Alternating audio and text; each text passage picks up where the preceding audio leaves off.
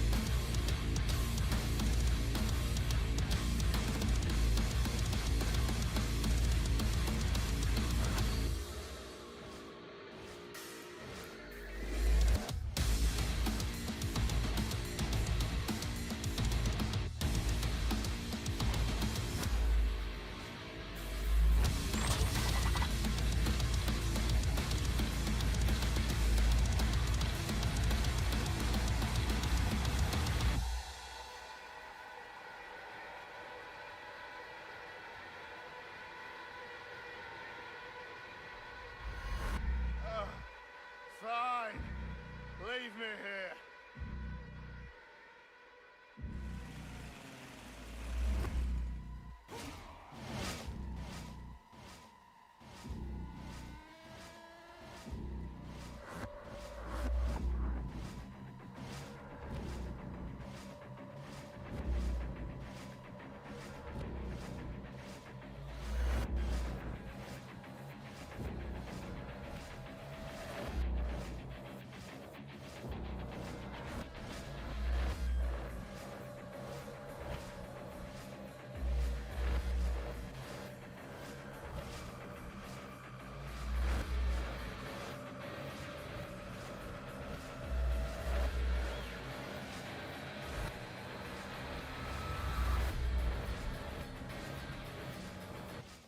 Whoops. Well, I accidentally hit mute just immediately right off the bat.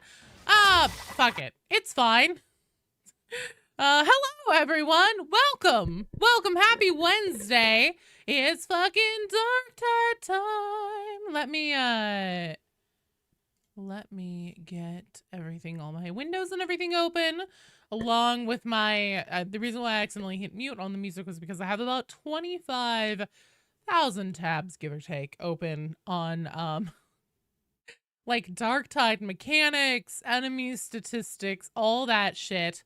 I've been working on writing the new player guide for Dark Tide, which hopefully will have some interesting information for those of you, or, you know, longtime veteran players. Maybe you'll learn something new. Also, let me say hello, Evan, Ty the Trapper, Rune Gorger, Dredge Nenvy? Am I saying that right? Hello, welcome. And then over on the Twitch side, Shovel Enjoyer, Shadow Dragon, Darling Blacksmith, Zombie Slayer, Steph, Bran, Beatty. Hi, Beatty. Hello, you guys. How are you all doing? It's fine. Everything is fine. That sounds like something that people say when things are not fine. You want 5 Havoc ranks? Fuck yeah. Nice job. Oh, it's a title for Destiny 2. Okay. Skitari release delayed for a month. Same as Hive Scum. No, it wasn't. And also the Skitari release wasn't, or the Hive Scum release wasn't delayed a month. The announcement was delayed like a week, but the class itself came out on time. It's not delayed. I haven't heard a fucking peep about that. Don't you try and come here, Johnsky, and mess with our emotions. Yeah, the Hive Scum trailer was delayed a week. Caught you mid F4 mod? That's okay. Right. Yeah, don't worry. Johnsky's lying. He's doing a Fibonacci. History, hello! Alright, friends. I just realized, oh shit. Okay, the requests are already starting. Hang on. I need to remember what the fuck my characters even are anymore, because I've been in low-level characters for hours in the meat grinder the last, like, 2 days. My brains are pretty much mush at this point. I in the Discord, I put out a call to you guys just like, you know, hey, helpful tips, things to help me remember that new players would need to know for Dark Tide. Also, Shadow Dragon, Shovel Enjoyer, and Ty the Trapper, you guys are up first. And, so, yeah, you know, you guys all fucking awesome in the Discord. You gave me so many things. I have pretty much compiled everything that I think will be the most relevant for a true beginner's guide. Like, if you were to take a crash course Dark Tide 101 class that's hopefully able to be done in an hour or less, what would you need to know? What would you need to know? What are like the literal just bare minimum basics that will help you hit the ground running? And I am 9 pages into this script, and I think I'm halfway done. Maybe I'm a little bit more than halfway done. Maybe I'm a little bit less. There's a lot of, I'm not claiming my penances. Fuck you, just to spite you, I'm not claiming them. Being in Havoc 2 isn't fun. Oh, no. Just about to call Cap. Ain't no way, not a word out there. Yeah, no. I'm working on veteran penances. You just need the crack grenade and the infiltrate one. Oh, you're fine. Will there be a new character slot for Skitari? I don't know. I don't know for sure. I am not planning on, okay. Right now, as it stands, how the new player guide flows is I talk about like literally what the mechanics are in gameplay. So we're talking about coherency. Coherency, your stamina and dodge bar, what those two mechanics are, how to read your HUD on that. And then that flows into blocking and push blocking. Then that flows into, because I talk at the end of that section, I talk a lot about the sound cues, and I plan on like playing the sound cues both isolated and then also in like live game demonstration and stuff. You're like, this is what it sounds like on its own. No, thanks for the sub. Hard for you. We're going to talk about the Emperor moving on the Golden Throne. I mean, we'll see. Oh. Claim the Karnak penances? Oh, claim the Karkin penances. Shablam! Thanks, you're awesome, Half Gnome. Yeah, I talk a lot about the sound cues at the end of like the blocking section because you hear, like you get the, you're about to get slapped sounds. And then from sound cues, I take that into talking about the enemy roster and what all the different enemies do, all the different sounds that they make, learning those, how to best like try to, in a very basic like 10,000 foot way, if you're just starting, how to best like deal with every enemy. Tagging. I talk about tagging in the enemy section because you can only tag specials and elites. Hello, Oops. The Biggie is awakened on his throne because DS4 was nerfed. Hello, Navir. Ozzy, hello. Rune Gorger, Dredge, and Bran. You guys are on deck. Rune Gorger, Dredge, and Bran. So if I fuck up a lot of stuff today, I apologize. I literally am in brain mush mode. Don't be afraid. Well, I'm also writing it, Zevery, thank you for the follow. Welcome to the stream. I'm also writing it with the assumption that people want to keep, like, essentially grinding up through stuff. Nothing's wrong. My longest video to date was, or is, the Battle for Tertium campaign breakdown.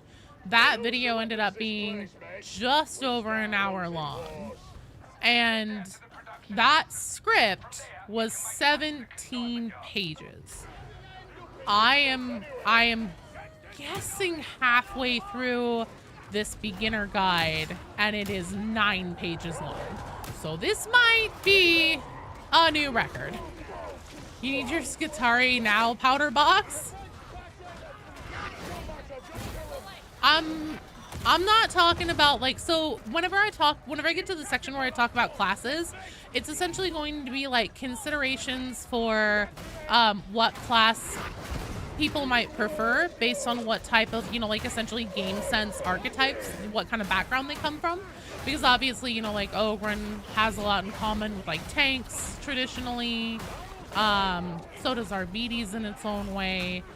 That if you feel most at home in like, Call of Duty, you are man with gun, man shoot gun, gun good, FPS type gaming, that's probably going to be for you.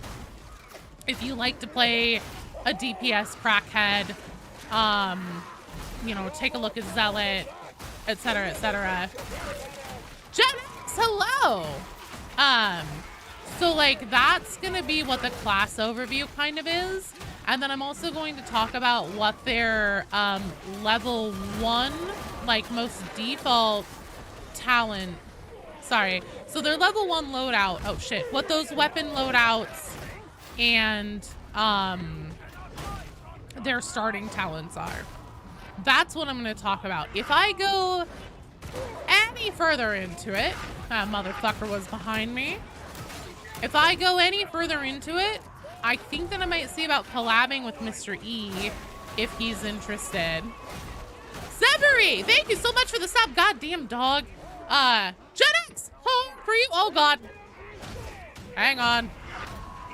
Yeah, if I get any further into talents and like go into an overview on how, or sorry, if I go in any further into classes and how they scale up as you play them, I might see if Mystery is interested in collabing on that, just to give like an overall just like feel for, you know, this is how this class typically scales.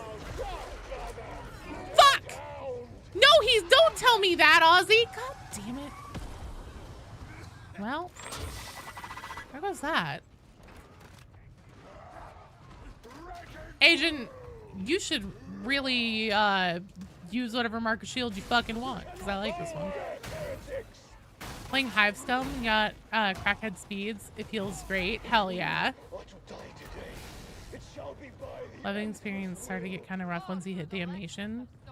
It just, like, as you scale up in the game difficulty, it really starts to feel it. Also, Gen X, home for you. Thank you for the sub. Let me pop you a party popper. Blink. And Zebery, home for you. Thank you for the sub. Shoop. Oh, that one didn't work. Shablam-a-blam. Thanks, you're awesome. I like that it's the shield that I leveled up and was playing with the whole time. But here's the thing, never tell me what to do. Never tell me what to do, or I will immediately, I have like fucking oppositional defiance disorder or something. If you tell me to do something, I will immediately dig my heels in and do the opposite just to spite you. Okay, oops, well, I'll go ahead and not do that because I know that you're trying to use reverse shotchology on me. Yeah, that's the other thing, JJ, is like, there are some awkward places in leveling. Hello, Goose. There are some awkward places. Oh my God, I forgot that I had dog.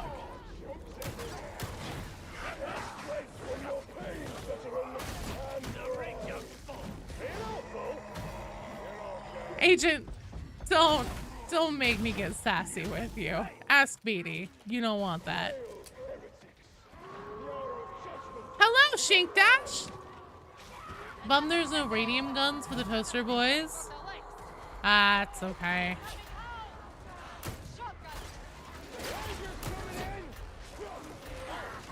Oh yeah, I turned off a bunch of the redeems because they were just like really getting overwhelming. I haven't turned them back on yet.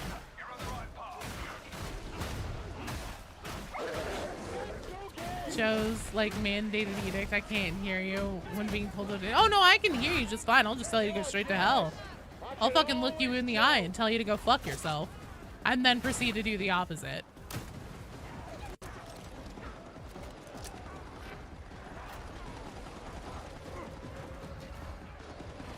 I'm glad, oops. Biggest struggle is to be lack of an armor pen. I mean, you always die for a reason. Unless something stupid happens. There are rare occasions where, like, you'll get one of those pox bursters that, oh yeah, I can use stims. I forgot. I'm so used to playing hard stim. You'll get pox bursters that, like, don't, even though, like, they're dead ass, like, by their tracking and everything, their pathing, you can tell that they're targeting you. They don't burst, or like sometimes I've had pox bursters fall down from the top of something, and then normally they are supposed to you know, continue ticking and then get back up as long as you're not directly next to them. And sometimes they'll just explode. There are some times whenever like the game gets janky and will fuck you, but for the most part you always die for a reason. Worst death involves barrels and what Fat Shark calls ragdoll. Yeah. Barrels are a bitch. I do plan on touching on barrels, oddly enough, in resources. because they can actually be helpful if used correctly. And then, let's see what else. Oh, sometimes whenever you get barreled and then, it's absolutely an edge you should grab onto and then you just fucking don't. That's always fun. How many days left until Skitari? 20?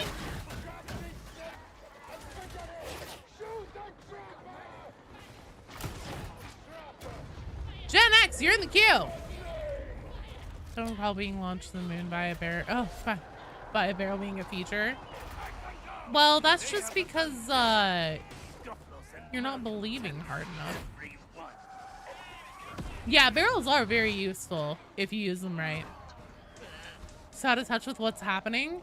Well, thankfully, oops, there's a series on YouTube. It's called, no, seriously, what the fuck's happening in Darktide? And, some hoe that's dead ass dumb as fuck. How dumb? I have water and I have Coke Zero. Caffeine? Okay, cool. That's good because I haven't had any today. How long is the queue? We have 1, 2, looks like 3 full strike teams right now in the queue. The one that is in right now has indeed been cleared. Blam.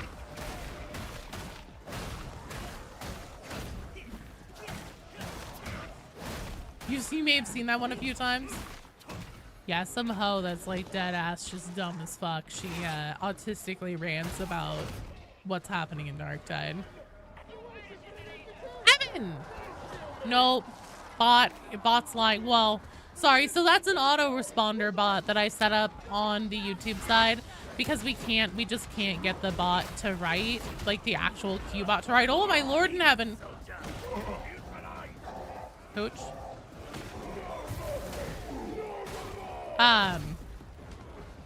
So here's what I'll do, Evan. I'll hop in the queue here in just a second. Let me just like take 80% damage reduction here.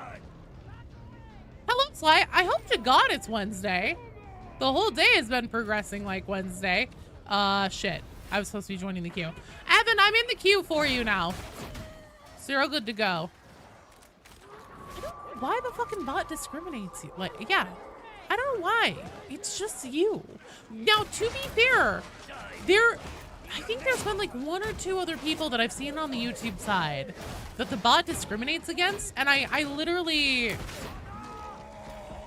Yeah, you don't have like any weird characters on your name or anything, so I have no idea. 120 stream streak! Holy shit, Gen X! Thanks for being here for 120 streams in a row. Makes me wonder what Beatty's is at now. Might have something to do with your name length? Oh, maybe the name length. I never even considered that. Possibly.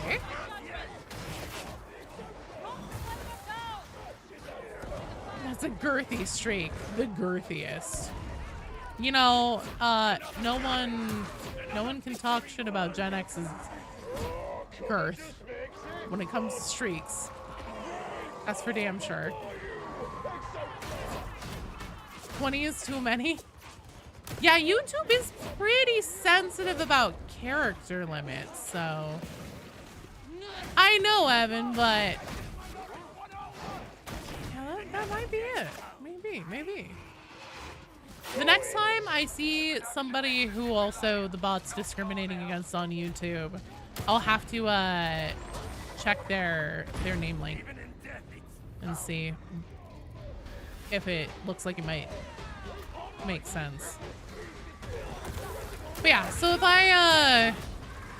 I'm particularly like stumbly over my words and everything like that, I apologize, you guys. My brains are just soup. Big soup.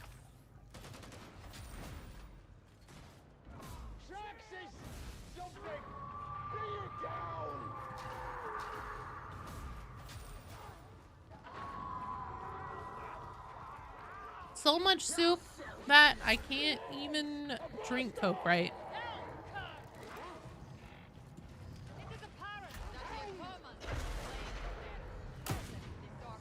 That's a bit judgmental. Oh, sorry, forgot who I was talking to.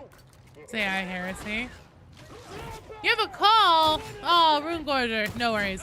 Do you want me to just leave you in the queue and then I can just cycle you down to the bottom? Like, if you plan on coming back, I'm cool with keeping you in the queue. It's whenever people disappear and, like, I don't know that they'll be leaving. But, like, you know, if whether or not you plan to come back. It's whenever you're just, like, MIA and I don't know what's up. And then I'll cycle you to the bottom and then eventually take you out if I cycle back to you. I say is the worst blitz ability for Scum. You know, that's a really tough one. Because I think that they all have their place, and I think that they're all decently solid. Like, I think that the blinding grenades get used the least, but they really do have a place. They can be quite powerful because they can temporarily stagger, at least to some degree, pretty much damn near anything. Yeah, all of them are awesome. I'll definitely say the one that I see get used the least is blinding grenades, but honestly, if you take pocket toxin, I think it is on that, so then it gives the chem grenade effect to all of your blitz, your grenade abilities, no matter what, and you take blinding grenade, then honestly, it's pretty dope because then you can just like regenerate your blinding grenades through kills. It's really good. Yeah, they regen. Yeah, blinders regen. Isn't it for like every 20 kills or something like that? Yeah. Blinders laced with toxins is really good. They're all, so basically like you can't go wrong with any Hive Scum blitz ability. The only thing is that even still, even after like 2 nerfs or something, chem grenades are still just crazy OP. So especially if you're playing like high difficulty level content or Havoc or something, they're hard to say no to. However, if you are going into a team where you know what your team comp is, and you know someone else is running chem grenades. Oh, there's a totem on the other end of the door? What?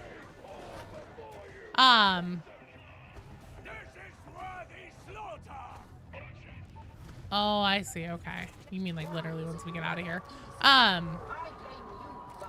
But yeah, if you know somebody else on your team is taking chem grenades and that they're pretty good with them and know how to use the resource wisely and everything, absolutely taking blinding grenades can be such a smart and clutch decision, depending on.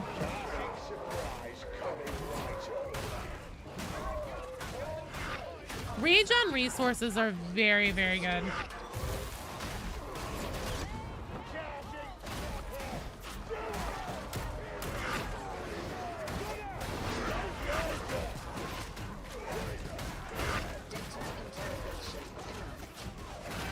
Impact toxin mines are a thing too. That's also true. Talking about Hive Scum's blackout grenades. Yeah, Mako. Blind grenades are the weakest in that they need pocket toxin to be damaging, but the crowd control they provide is huge. Yeah, even on their own, even if you don't have pocket toxin, they're still very valuable. Adding pocket toxin really kicks them up a notch as far as their value, and then especially with the fact on top of it that they do regen. Stupid good. Heck yeah, our bites.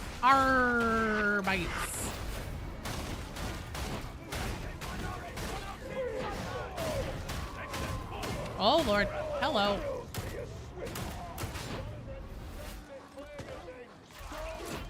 That was a scary man there.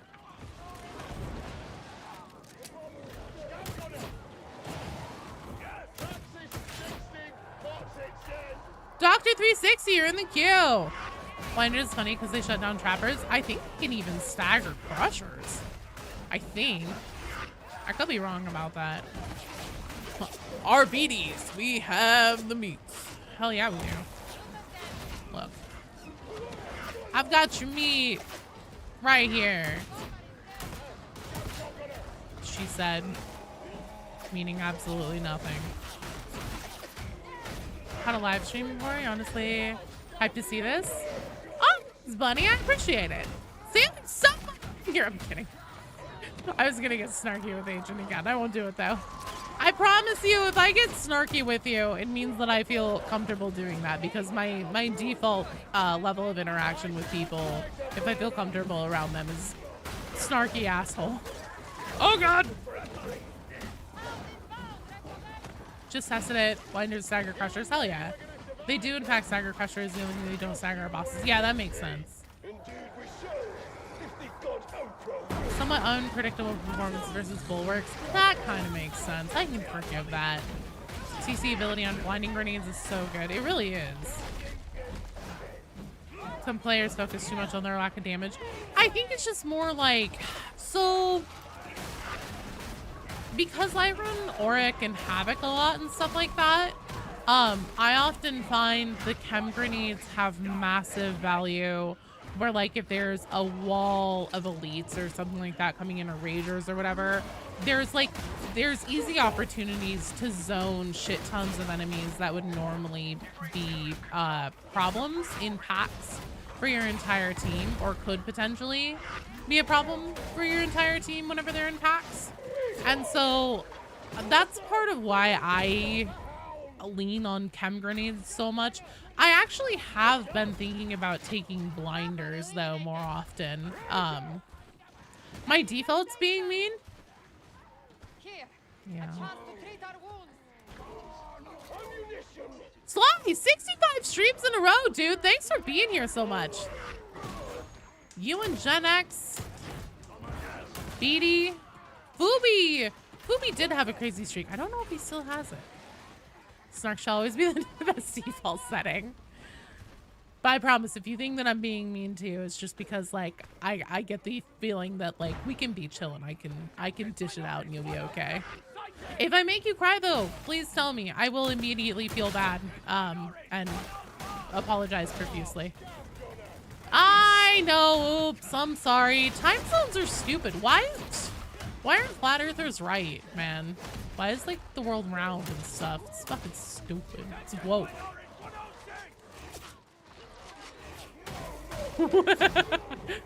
Vitriax, I've never actually made you cry, have I? If you were to tell me that I genuinely made you cry, I would be incredibly distraught.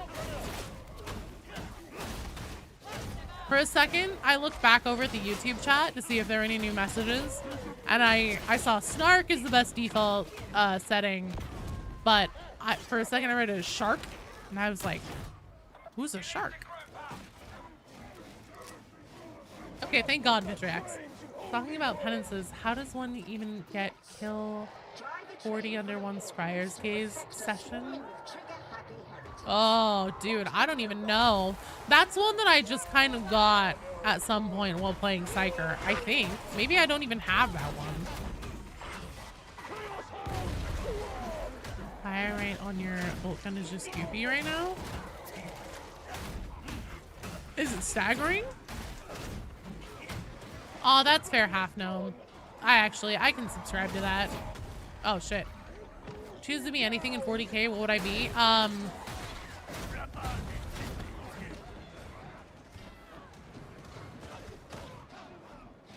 If I choose an inanimate object, do I still have to have my consciousness inside of it? 40k fucking sucks, man. Ain't nobody actually want to live here. You're so hyped for the 23rd. You're praying Skitty is fun to play. Oh my god. As a melee blender? Ooh. I don't know how much blending they'll be doing. Typically, with every class, Fat Shark does a really good job at giving every class like the ability to, you know, have like a light attack, spam dodge kind of option. Like, they have a whole bunch of different options you can lean into. But we'll see about what the different like class builds and weapon loadouts will be.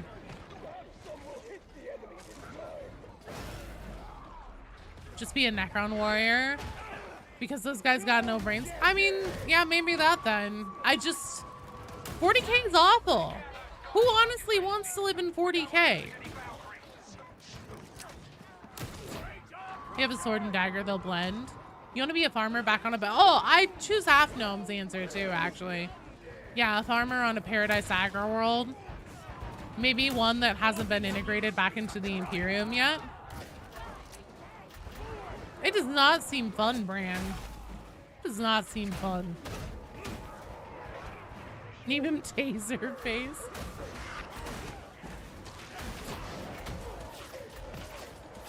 Where the fuck is that coming from?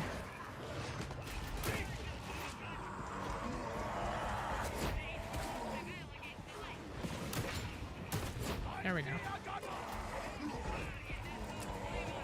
Oh god. You rat bastard!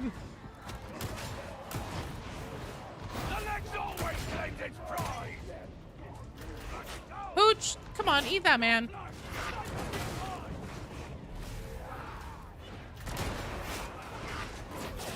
Oh, I did not get that fucking sniper. Oh, shit. Will be worse, 30k or 40k? Probably 30k.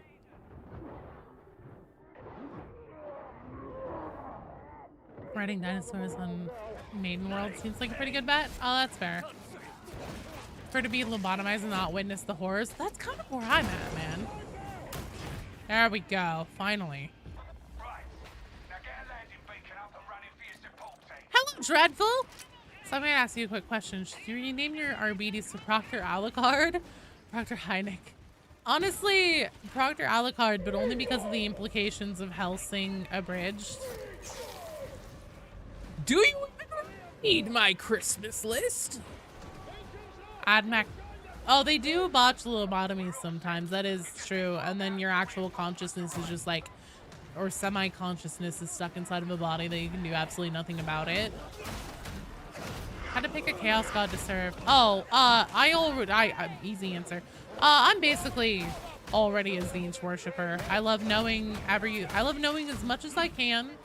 I like it whenever a good plan comes together. I'm always trying to get plans to come together. Yeah, and if I could spend eternity just harvesting knowledge across the universe, I absolutely would do that. So first and foremost, Tzeentch. Second, Slaanesh. I will not be elaborating further. Named your RBD's Hank Schrader? Oh, fuck, put all these dogs in here. Preference for chaos is lean toward purple. 1,000 cyber mastiffs, eat this man! Knowledge is a blessing and a curse. That's true. No escape, no quarter, no mercy! Walsa. Still decent, Sly. I just saw that. It's still decent. That fucking killed me. If I died, just remember that I was decent in Overwatch. Can you be the golden child? Medicaid servitors for lobotomies? Yeah, true. I'd like to live in Warhammer before AI rebelled. Oh, yeah! Good call. Can I pick, like, before the Age of Strife, during the Dark Age of Technology? Don't need to elaborate on the Slaanesh comment. Corn person, Slaanesh for raisins. I don't like raisins. They're coarse and they get everywhere. Yes, you are, Vitriax, for fuck's sake. I cannot be stopped. Oh, you fucker. Come here.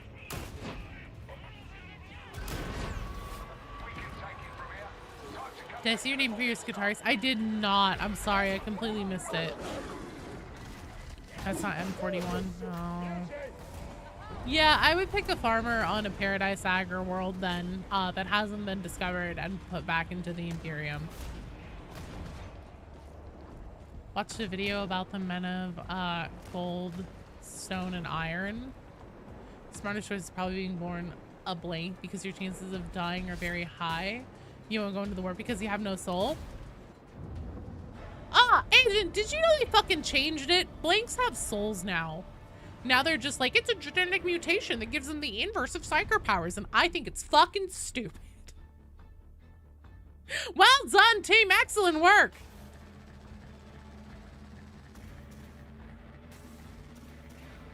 Yeah, Agent. It's true. It's dumb. It happened a long time ago. It's been a long time ago, but Being away from the Imperium is so much better, yeah. Can I live with the Tau? Like, I don't really care for fish anime titties, but I think they have it better. I don't know. I think it's fucking stupid. I hate it because, like, Blanks having no soul made perfect sense because the whole, like, the soul is a piece of the warp contained inside of the body, which is how it can, like, be in real space, which is also, like, the way that Psychers derive their powers and everything. Like, having a lack of that makes perfect sense for being a blank, and also why it makes sense that, like, chaos can't really affect you or anything around you and all that because, like, you don't have that energy that they need to sustain. Wow, it's fucking stupid. You got a Salvage Lord today? You hate expeditions? Oh no. You got the Salvage Lord title today, Boneless? Oh, I'm so sorry. Dredge! Dredge, Bran, and Ozzy Spitfire, you guys are up. Well, blanks still act the exact same way. They still do all the exact same things.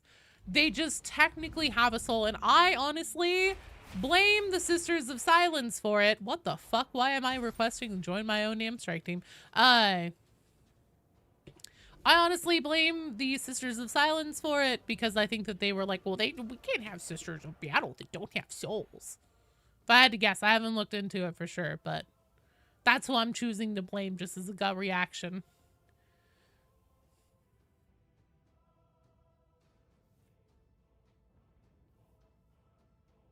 How couldn't be bad, not great, but it could be so much worse. Yeah. Wait, who was that? Bran, you were supposed to be here. It's Dredge, Brandman39, and Ozzy Spitfire. Oh, fuck. I haven't posted my code. Whoopsies. Sorry, guys. Game Peasant, you are in the queue. Yeah, I'm getting that right now. Okay, so the way that you join is, hang on, pinned to the chat. I think I pinned the right message there, hopefully. Once the thing telling me that I pinned the message goes away, there it goes. So pinned to the chat on both Twitch and YouTube is my Dark Tide friend code. And so what you're going to want to do is take that Dark Tide friend code. BD, if you wouldn't mind pinning that on the Twitch side for me, it is giving me the business about doing it. Go to your social menu, and then if you're on PC, hit E to find player. If you're on console, in the lower right-hand corner, it'll tell you what button to push. And then here where it says enter a Fat Shark friend code to find a player, drop my friend code into there, and then send me a request to join my strike team. Do not send me a friend request. I can't accept it.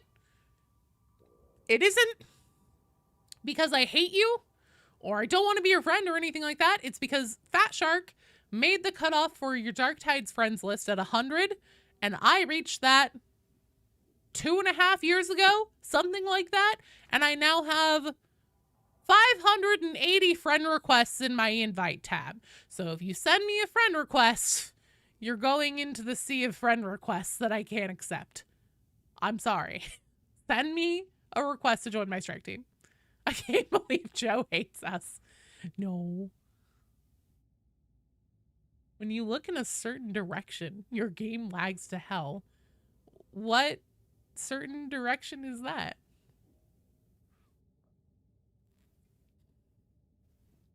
I do. I fuck with all you guys. I really do. But, literally, Fat Shark cut it off at 100. Ask Fat Shark. I don't fucking know. Who has better aura, Vashtor or Bellicor? Ooh, I'm going with Vashtor. Going back to where would you live if you unfortunately ended up in 40k? Serious answer. You'd have to say stay human immediately. Oh, if you have to stay human, you're immediately choosing Tau. As a non-serious answer, either Necromunda because it sounds fucking hilarious.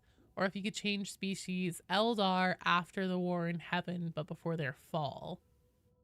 65 million years of relatively peaceful living. That actually does sound pretty good.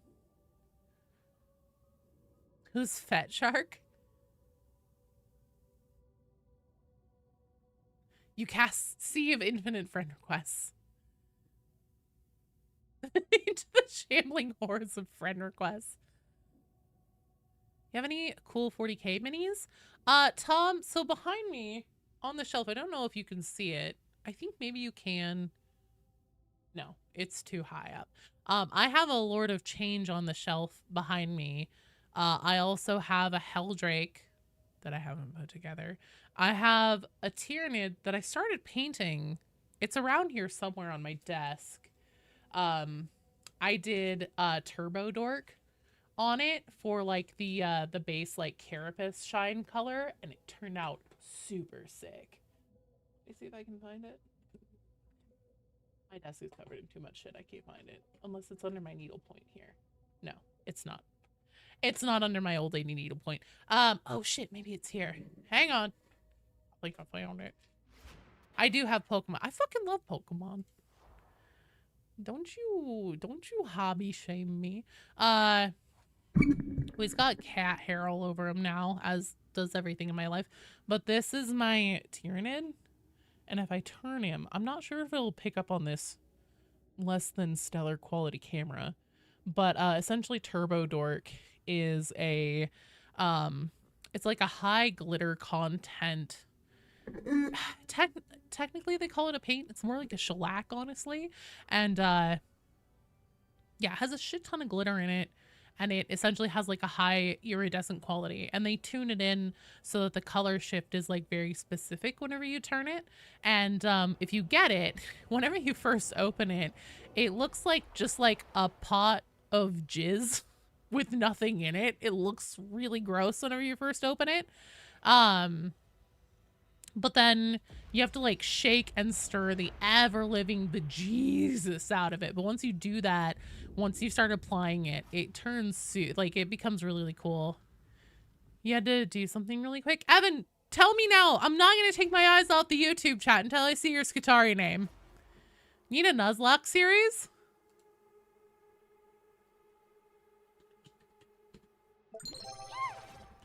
Lily the Juggling, thank you for the follow. Welcome to the stream. Yeah, Turbo Dork's super awesome. Naming your skitty, Claire. Oh, that's cute. Maybe for the 11th? Why the 11th?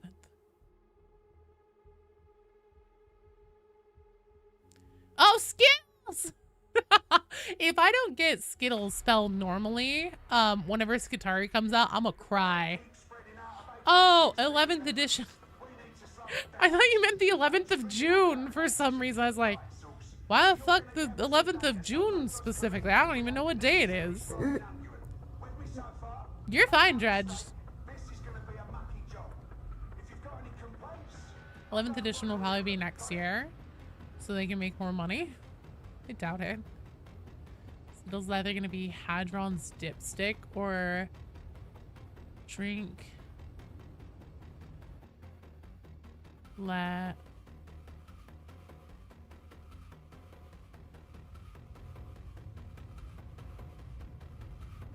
Dude, my elite speak is so rusty. I can't even tell what your drink thing is supposed to be. It's a Thursday? Yeah, probably not a painting stream on the 11th then. Hello, Beanie Boy! Joe, do you think Fat Shark meant to leave in the bit about being taser goads? That was the most misspoken description of arc metals. Honestly, I'm kind of wondering if it will end up being both in one weapon. If essentially like on its swing downs and everything, it will act like the arc maul to a lesser degree, and then its special will be a thrust that has a heavy taser element. That's what I'm wondering. I have no fucking clue.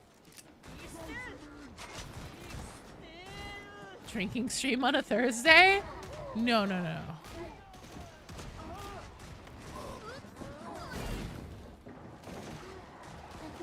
Would I be allowed to put the Roman alphabet in our names? Don't hold your breath for that. Can't bring yourself to get excited for 11th edition. You're so mad about losing the psychic phase? Oh, really? They took out the psychic phase? Just named your characters after female metal singers. Chelsea, Tatiana, Courtney, Alyssa, Lena. Ooh. Fernanda. Fuck yeah, that's a cool naming scheme. What do you think? Skitarii electro weapons with arc between targets? Maybe. Oh, Psychic Phase has been gone for a while.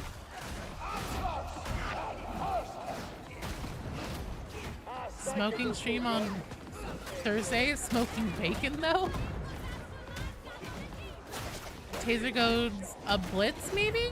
Maybe. I could see them giving it to the Servo Skull because I believe that the Servo Skull is going to be all the blitz options, if I remember right and or read right. But I think from what I read in one of the things, it was the Servo Skulls were the blitzes. Hope they arc between enemies. That sounds awesome. Maybe. I honestly have no idea. Be mad if I play with Joe's feelings. Wait, what? What are you doing? You're not gonna fucking leave the queue, are you? Because on deck we have Vitriax, Far Heavens, and Oops. Do I have a Skitarii name it? Yeah, Skittles. If I log in on Go Live Day, actually, you know what? I might just fucking wait on my PC until the second it goes live and see if I can just like clutch the name.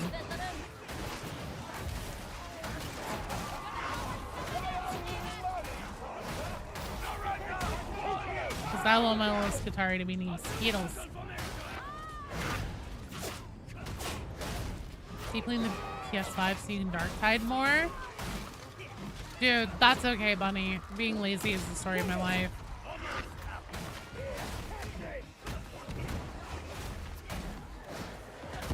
What the fuck are you guys doing? Wait, what? What's happening? Dahawasi, you're in the queue! You're doing nothing? What are you guys doing? What kind of bullshit are you two up to?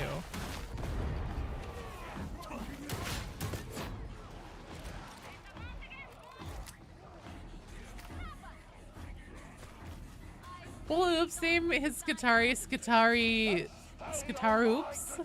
Skitarii, oops. You should get paid for eating and sleeping every day? Hell yeah. Names aren't first come, first serve.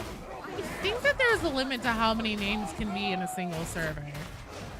Because there have been character names that I've named my characters, and I know that some people, so like right now somebody is playing a character that's like a clone of my Psyker Gertrude.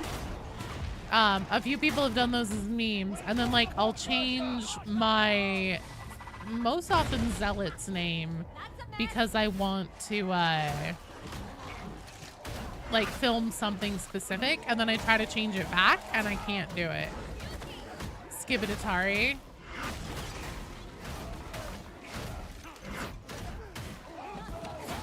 Skitty is gonna be broken as fuck. Yeah, Skitty will be popular. Lemonice too? Hello, you're in the queue.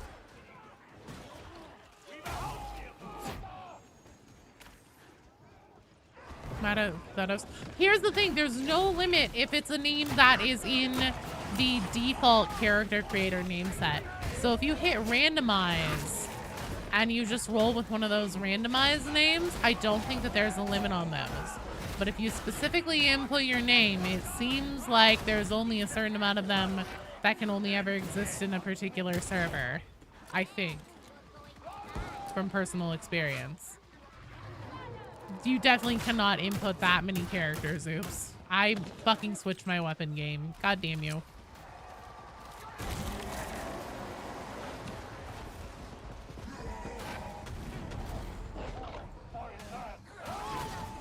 Well, you also probably haven't ever like changed your name and then tried to change it back.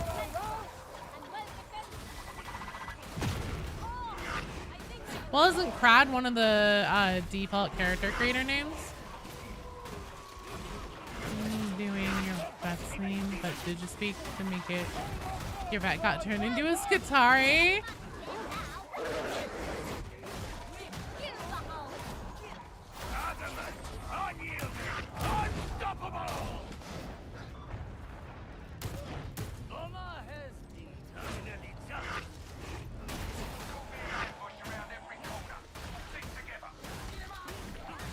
What's your least and most favorite enemy in Dark Tide? Most favorite? Plasma Gunner. I've never had a problem with them, even from the time they were put into the game. I thought they were easy as fuck.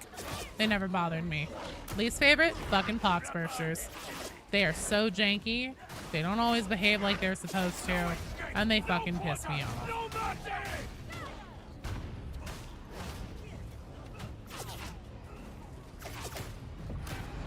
Oh my Lord in heaven.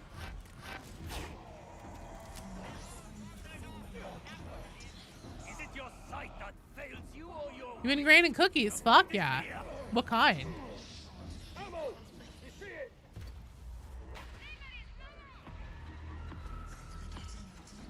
Poxbursters, the bane of your melee existence. I just fucking hate them. The does fucking nothing enemy versus evil Satan enemy.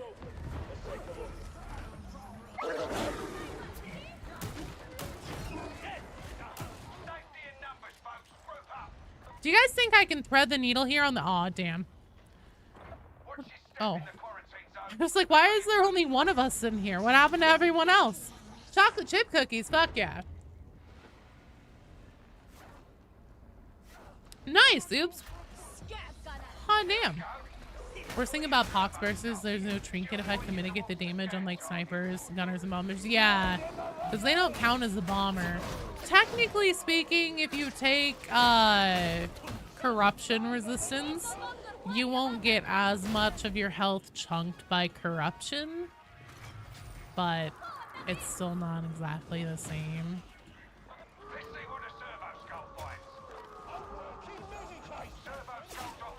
I say the dog swarms are your favorite because of how much trauma they put you through when you started. Oh god. Your most favorite? Because they traumatized you? Dude, you need to go to therapy.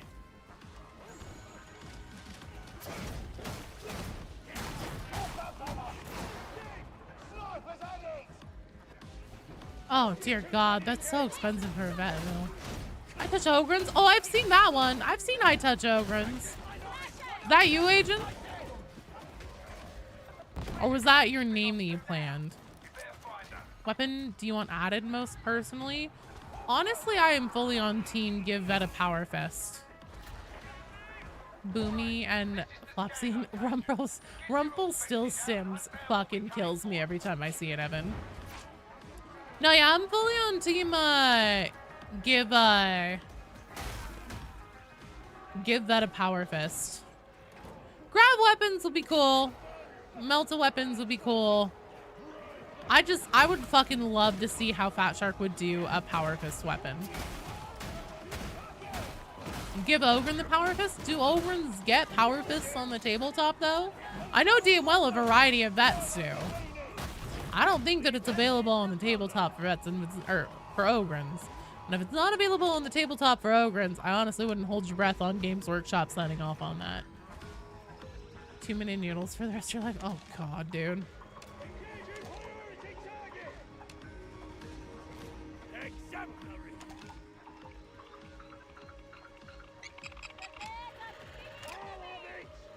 I don't think that Ogrins get power fists on the tabletop.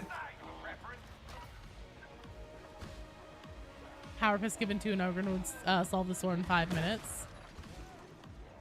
Brass knuckles for Ogren. I think that's a lot more likely because it's such an improvised weapon. Wildlife Will! Did I read that right? Yeah. Wildlife Will, thanks for the follow. Welcome.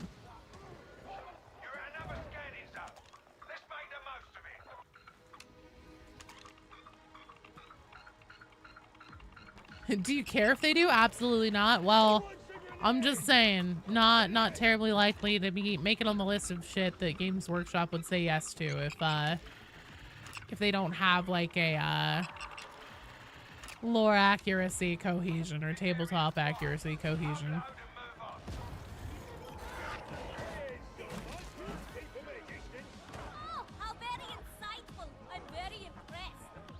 What the fuck is going on over there, chicken?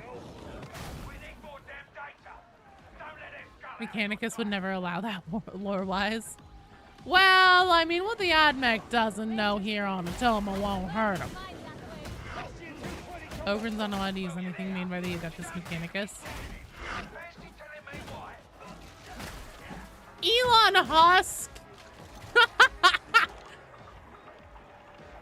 Elon Husk is fucking fantastic.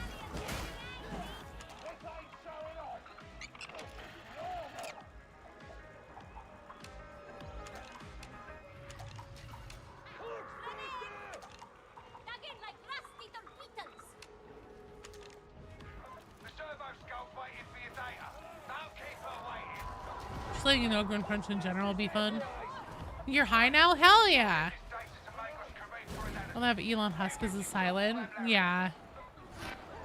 You know, that's just a fucking great name. There's a guy in Reginald's Discord who basically managed to reverse engineer the game and has made a functional set of Ogren Knuckles. Dear Lord.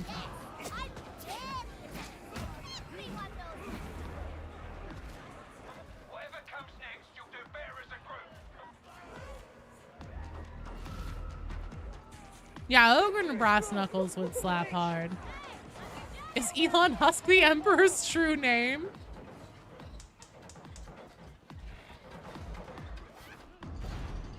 Ogrens have been seen using improvised power fists consisting of iron knuckles connected to a wrist-mounted vehicle battery, but those are rare. That'd still be fun as fuck. If it could get signed off on in some form or function, 100%. I think that'd be dope as rope.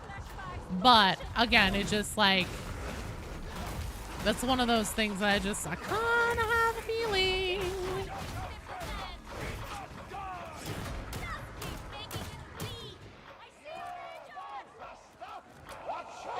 Whoever's the height you'll be joining shortly. Oh God.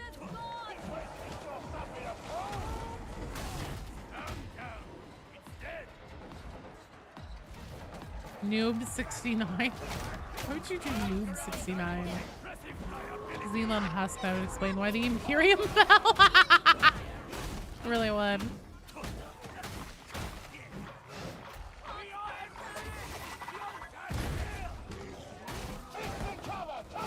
Brass Knuckles would not. Oh, wow. You know, I suppose if you don't want to have joy in your life, Albatross, yeah.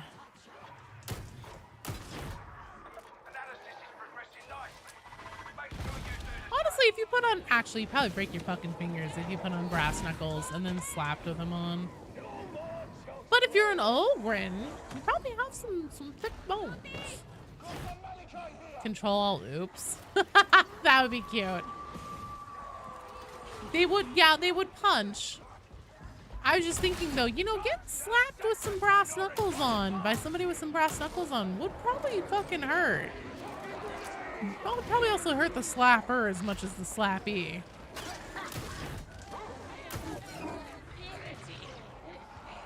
Who's next?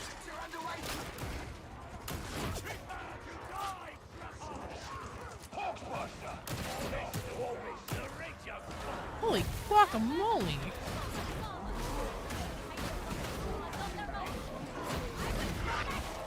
Every class on the hammer is a happy time. And sometimes the hammer is your own fist. I'm but a blunt instrument. Punching with brass knuckles does more damage to your hands. Seriously, am I stuck? I'm stuck. Oh no, and I just jumped down. Let me see if I can go back up.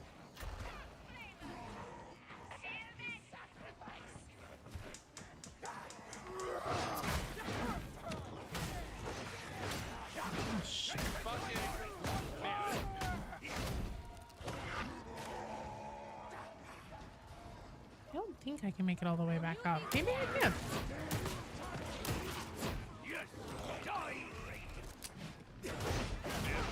The staircase of despair. Hooch! Eat these men.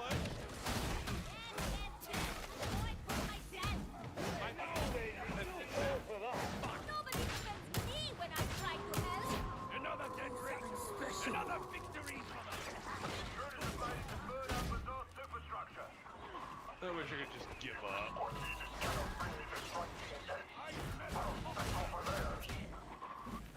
C3P, uh-oh. C3P, oops. Beetle names for your consideration. Hadron's oil filter, Hadron's pry bar, Foremost servo skull, Sapient toaster, Toaster enthusiast, plug into toasters, Hadron's strip pan, Hadron's lube tech. Good lord, half gnome.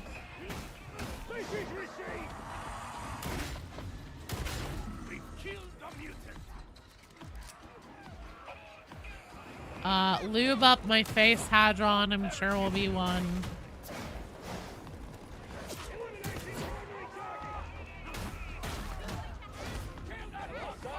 Hadron's ramrod.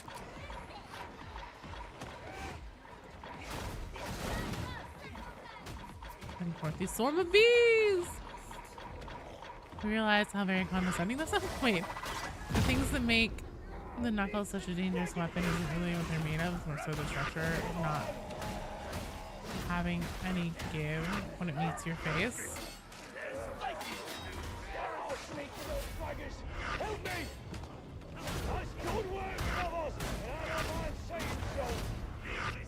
Hang on, I gotcha.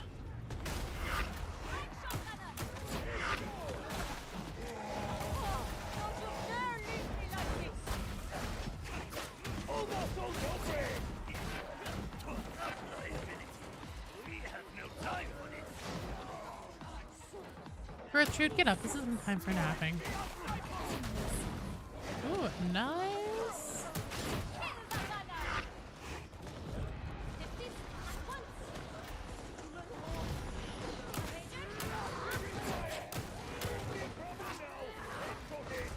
Coach.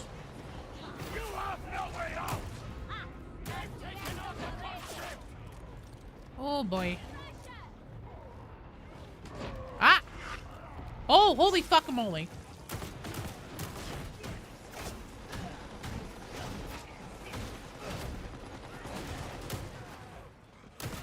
Oh, fucking crushers. Remember always that the Judge of Terror values your efforts. Then he has a remarkable way of showing it. Combat stem. Let me take this back. Psychic shield. Do you see the med station, simpletons? Would you please not stand in front of the demon host? Ranger's dead. I prefer his Hooch, go eat that man! Looks like a ranger. Hadron slide hammer. Tranquility comes a step closer. Okay, I'm gonna hit this while I can. Speed and And let's keep a moving.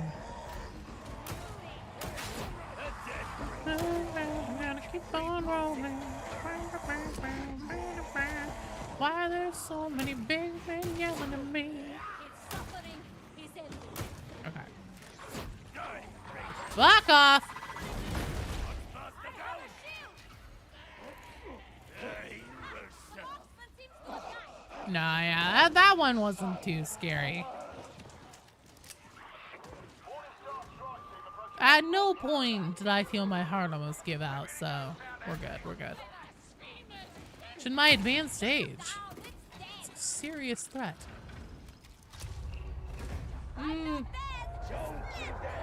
It's because I forgot to turn the channel point redeems back on, I'm sorry.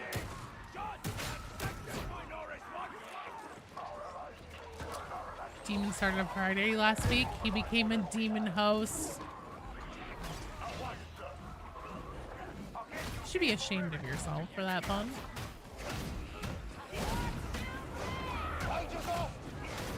You love ordering your hound like a medieval lord's guard.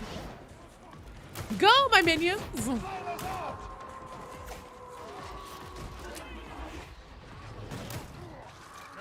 Good boy, Hooch. Hooch, a good boy.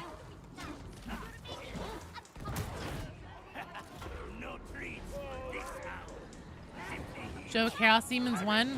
Fucking A, man. Soon? Question mark T? Maybe? I really hope so. Buddy? You okay? Oh, thank God. When you order the hound, it's just a clear kill.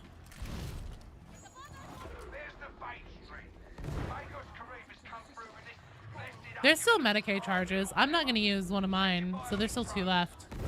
No thanks.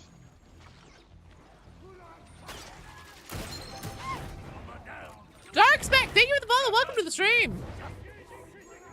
Oh, fuck's sake, man. Wait, is there still one down here? Yes, there is. As soon as everything stops being on fire, Gertrude. Oh, shit. Oh. Okay. Let's go. They have Nurgling models in Vermintide too. Yes, they do. They only use them though for Geschheimanacht, or however you say it. Geschheimanacht, Stielenacht, Heiliganacht, Alles Schleiftein zum Wacht. For some reason we had to sing Silent Night in German in choir a few years. It's weird. Anyways. Yeah, they do. They have a Nurgling model from Vermintide too. Doesn't do anything though, just like sits there and does a little dance. They aren't actually enemies in any capacity.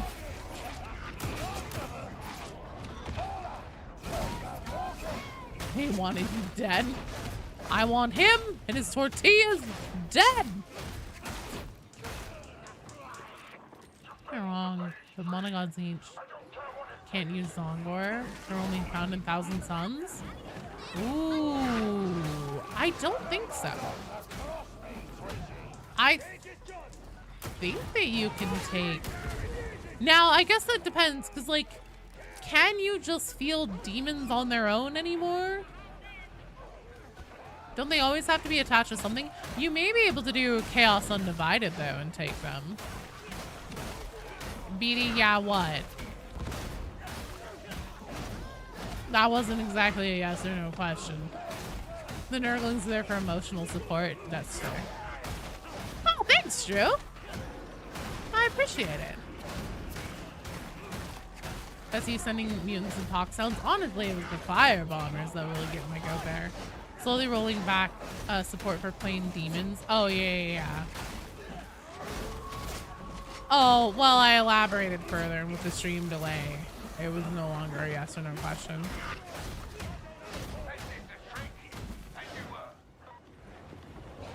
So you can take demons on their own.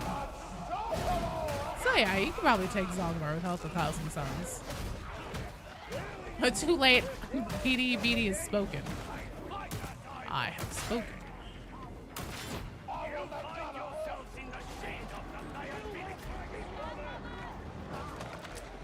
Bolgun 2 demo was fun. I haven't played that. Do you think they're out there is an Emperor's Children that's Chaos Undivided hiding? Zongor probably need 1,000 Suns and we can field a full army of them, short of like a small skirmish. Okay. Well, could you take them in a like Chaos Space Marine army with demon supplements? Like what I'm saying, you don't have to have specifically the 1,000 Suns. Oh, you can't.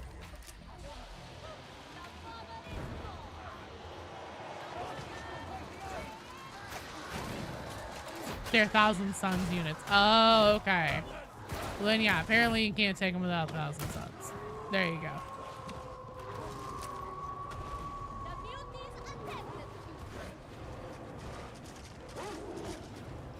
That seems kind of wonky that there's a limit. Like, why can I take a Lord of Change? I guess because it doesn't have keyword 1,000 Suns on it. Feels a little arbitrary, if you ask me.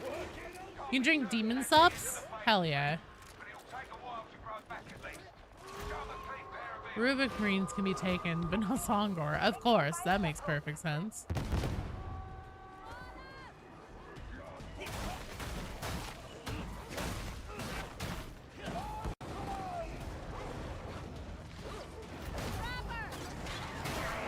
They're cult Marines. Yeah, but like, can you take pink or blue horrors in a, you know, just Chaos Space Marine loadout? Also, Vitriax, Far Heavens and Noobs, you guys get ready.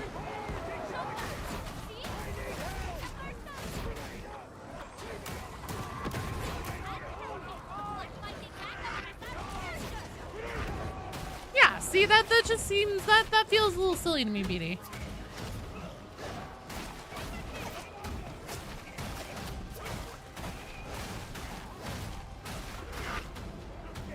Limu, Emu, and Tug. I'm gonna change Boomy and Flopsy to I'm the Lex and Tug.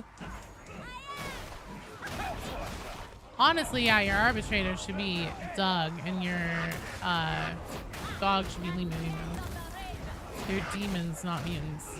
Oh, were Zongor just mutants? I thought they were demons. We don't leave a man behind around here. That's not what happened. Oh, they're beastmen. Okay, my bad. I always think Zongor are demons. Where's the...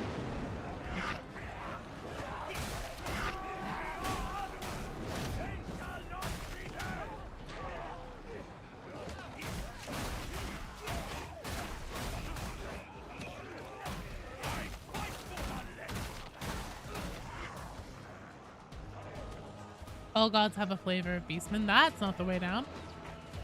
Isn't it like all the way down and around here? Yep, it is. They're made by chaos, but they're not demons. Oh yeah, that makes perfect sense. I mean, it kind of does in some ways, but in other ways it doesn't. Pestigor, Slangors, whatever the fuck horn ones are. Gorgors? Gorgors. I really, god damn it, if it isn't Gorgors, it should be.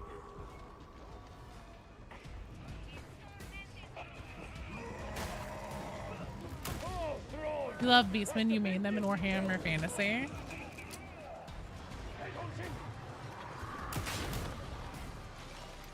Post Pre-Servitors, Post Malone. Well done, team. Excellent work! You guys fucking rocked it.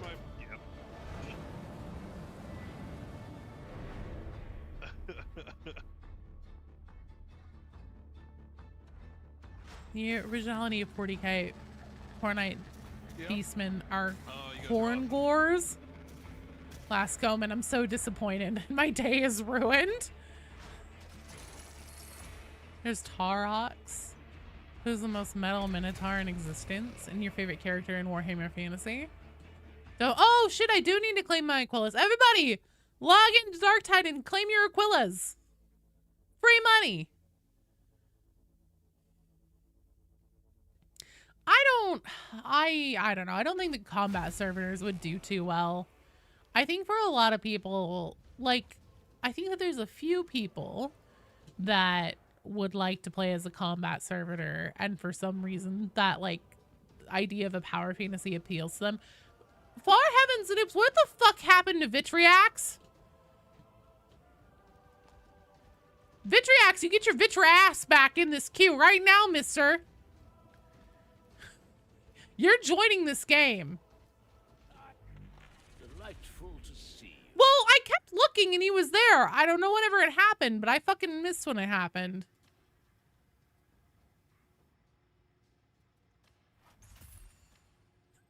Okay, and the last one is 300. So we had 5, 15, 25, or 40 or something. 60, 300. What the fuck is that? Skitari this month, Mayhem. Espion, you are in the queue. You're getting in on this game, Vitriax. You and Oops.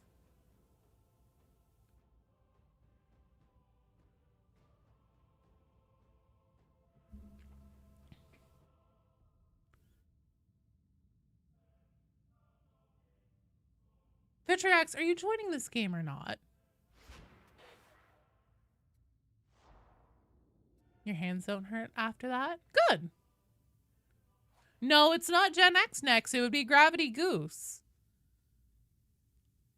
All right, fine. I'm skipping Vitriax. Gravity Goose. How do you get the free money? You go up to Sire Milk's. Did you miss? Miss your turn? No. You go up to Sire Milk to get the free money. You go up to Sire Milk, you go to events, and you go to open data decoder. And then you have to click on all these to claim your Aquillas. So click on them. Dredge, you did great. Excellent work, all of you. Oh, I wish I could go. You killed it. You're totally ready for Auric.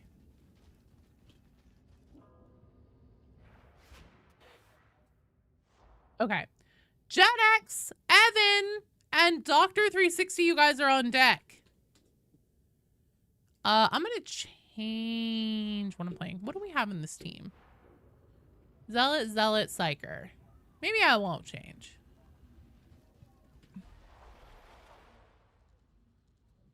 Look, whatever conspiracy is going on in the chat, I'm not paying attention to it. No, you guys are fine. I was just thinking I wanted to switch it up for myself, but I won't because it would be good for team comp.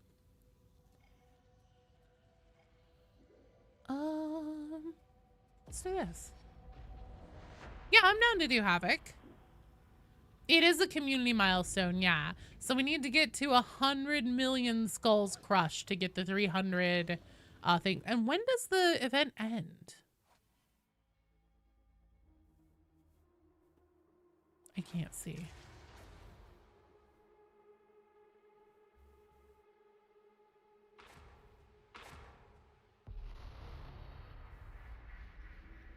You're off to Sector Peripherus to crack an excise vault and get me a sample of the heretic's latest contagion.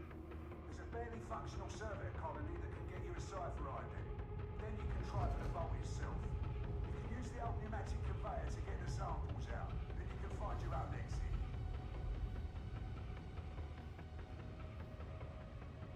Your favorite Primarch? Oh, Corvus Corax?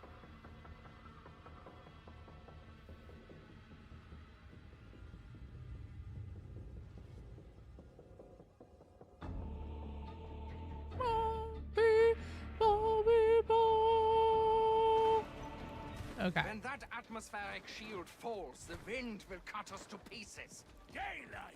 Excellent! There are fewer shadows to hide the scufflers! These out beyond the high skin. Guys to kill for. And I have. The way she said, and I helped. It's totally that like shake and bake commercial, the old school one.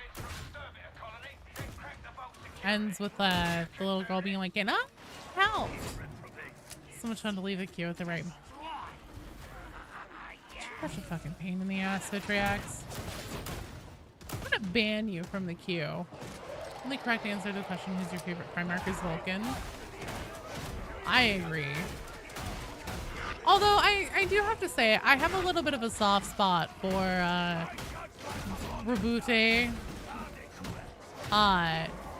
Because of all the memes about him being like super autistic and loving spreadsheets and data collection and stuff like that. That appeals to me in a lot of ways. Crow is underrated. Dude, nothing. As far as like funny fucking names in Warhammer, nothing to me will ever be funnier than Ferrus Manus being the leader of the Iron Hands and having iron hands. Because it reminds me every time of that bit from Harvey Birdman, Attorney at Law, where Harvey's like questioning a lizard man on the stand, and he says like, please state your name, race, and occupation or something like that. And the guy goes, lizard man, lizard man, lizard man. And I just like every fucking time with Ferrus Manus, I just think of that. Iron hands, iron hands, iron hands. A furious Omegon, because you're an... Oh, that's cool. Okay, fair. That's a very fair reason, Kronk. Yes, Vitriax, I would, for being a pain in my Vitriass. Brent, you're in the queue. You're gonna head out for tonight? Good night, Shovel Enjoyer. Thanks for playing and for hanging out. Can't play Hive Scum or Arbitrator in Havoc 3540. You needed, user cover? What? Also, you wanna fucking watch me play Hive Scum in Havoc 35 to 40? I'll make that Havoc mission my bitch. Aw, shit. The game heard that and took offense. Could you piss off? Gilliman would play Stellaris. Should I play Stellaris? It's something that old Bobby G would play. Sounds like maybe I should play Stellaris.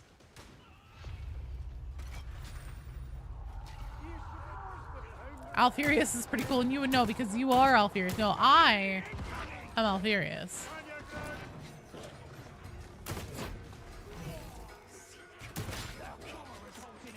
Only person who fully believes Alfurious and Omegon are both still alive and Dorn killed an Alpha Legionnaire.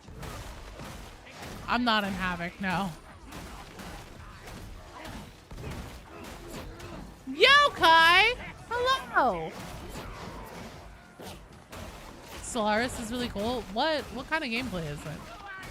Fun strategy game? Lots of watching numbers go up? Oh, fuck, I love when numbers go up.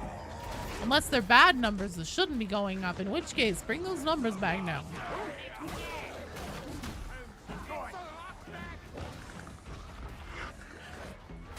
The amount of time I had to spend staring at that fucking message, Navir. Honestly, if we do get one, not until the end. I need definitely, well, I don't think it'll be something that we fight head on, a Great Unclean One. It'll be something that, like, essentially we either help, oh shit, I'm so sorry. That was entirely my bad.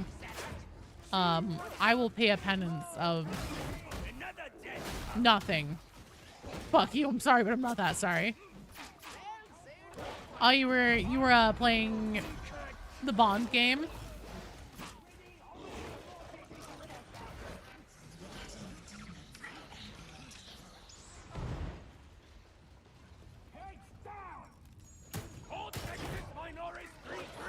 Oh, jeez.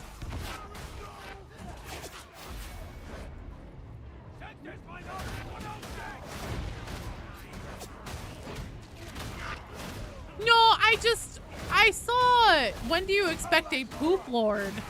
And I was really trying to process that mentally and emotionally before I moved on with the rest of the sentence, and then suddenly it made a lot more sense. Game's fucking fantastic. That's what I've heard.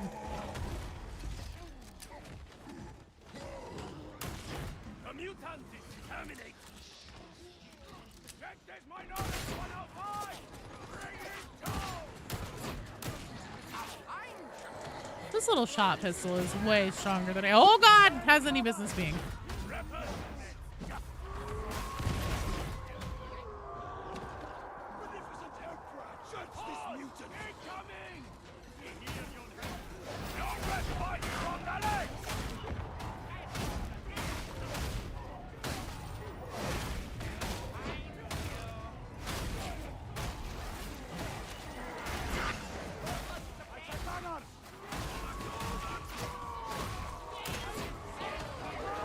Oh shit.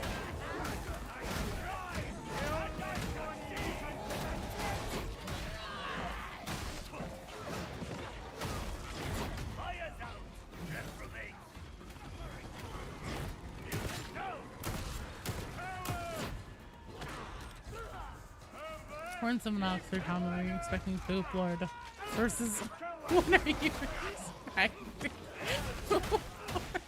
Oh my god. But a Joe, will you eat lunch? Hell yeah, Big Hat Farmer. Where are you that it's lunchtime though? Currently air frying hot dog salad. Oh my god. We just got an air fryer yesterday.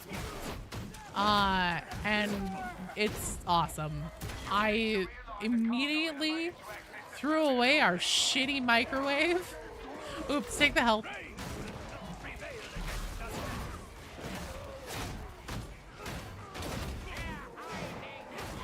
New niches for your channel based on your game dev background. Do you think people would watch videos investigating dark type map applications and why Fat Shark designed them that way? Or the way they did lighting, choke points, etc.? Oh god, yeah. I mean, people who love Darktide would. But you have to understand, so if you do that, you absolutely should, because that sounds like a banger idea. And people would absolutely watch the hell out of that. Make sure that you don't restrict yourself to only Darktide, because the thing about Darktide is that it is restrictive on its total audience size. This would be a great time to do some Darktide content because everybody is stokey malokied about Skitari coming. And so, you know, it's really popping off right now. Like, I put up a couple new videos, but like one of my older videos from earlier this year about why the rejects could totally waffle stomp a space marine has been popping off again like crazy. So there's some things that are like evergreen and just doing really well. It's a really good time to do Darktide content right now, but if Fat Shark doesn't absolutely like capitalize on the moment and keep it rolling with like, you know, maps and stuff like that, the kind of like real meaty content that people have been missing for a long time, things will be exciting even to new players and keep them into it, then Darktide's gonna fall off again as far as like how popular and searched for it is in the algorithm. And so I really highly encourage you, as somebody who went all in on Darktide on her YouTube channel, and I don't regret it, but I do see some room for different business strategies. Don't go all in on it. Air fryer's so peak, crispy chicken forever. Oh god. The thing is that video does so well all like just year round. It's just I think it's my most watched video now by far. I think it's almost up to 250,000 views at this point, which is crazy. That's absolutely my most watched video, hands down. But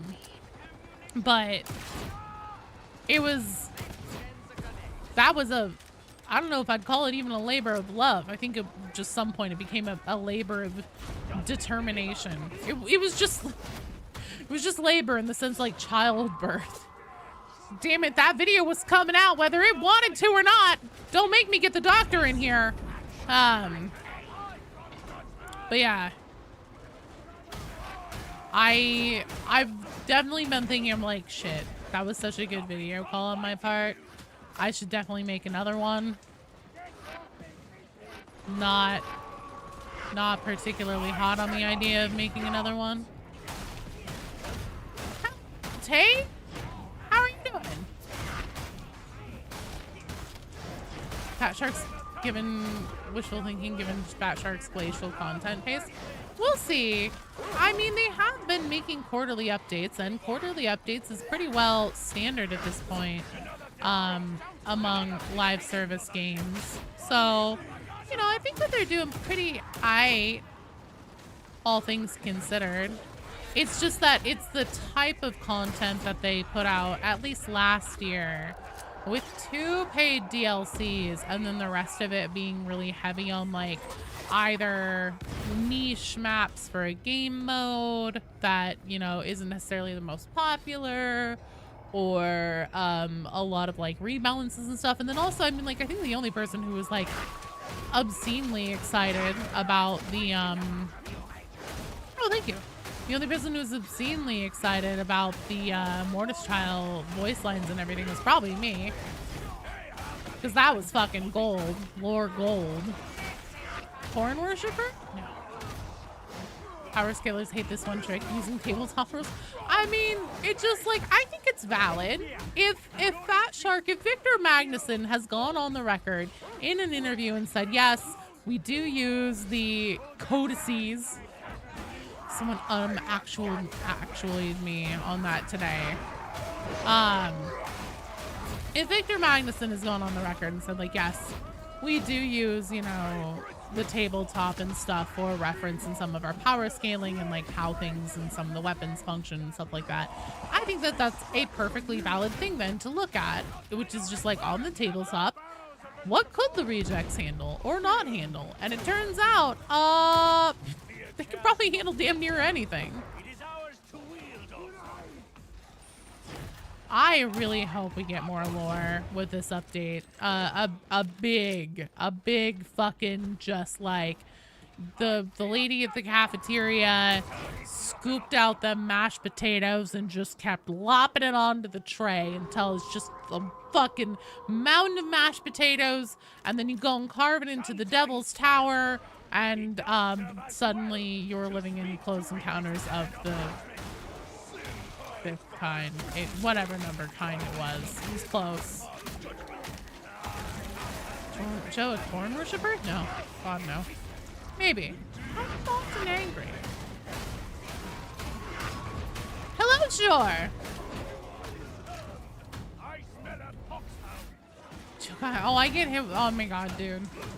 You have no idea the amount of people in various YouTube comments every day. They're like, you're wrong about this. And like, you know, sometimes like, yeah, all right, you got me there, but you know, ain't nobody gonna be saying things this way or whatever, or I'll have chosen to say things a particular way because it helps give a better frame of reference for people who might not know what I'm talking about otherwise. And then there are some things where I'm like, yeah, fine, you're just right. And then there are a lot where I'm just like, you're wrong. And also, I said exactly what you're saying in the video. You just clearly don't have ears. Eduardo, you're in the queue. You got it, Best of Fruit Cup? Man, Cheese Zombie Day was the day. That and Pizza Day. Best day of the week.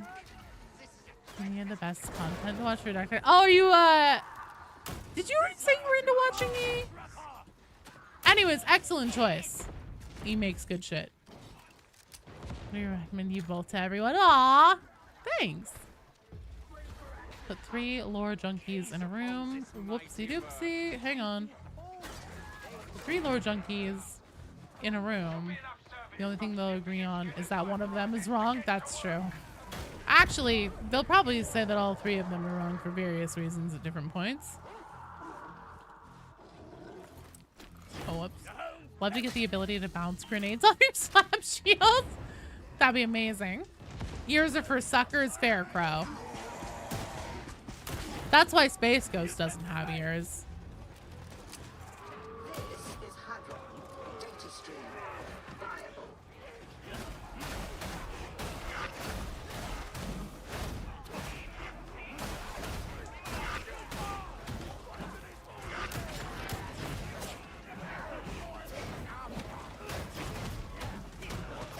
Streams. Like how quickly he talks when he's covering mass amounts of info. Does he? He doesn't constantly stop and stumble over his words and go, oh, dude, I'm so fucking impressed how he doesn't, I'm pretty sure he doesn't script. And that is a quality that I'm so envious of, because for videos, there's no way that I could just sit in front of a microphone and raw dog it.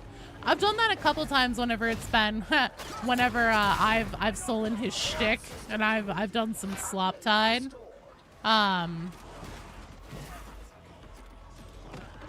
I've done that then, but for like long videos, there's no way. I would fucking lose the train of thought. I'd go off onto a different tangent halfway through a topic. Then I'd try to go back to the other one, and then people would be like, the fuck is going on?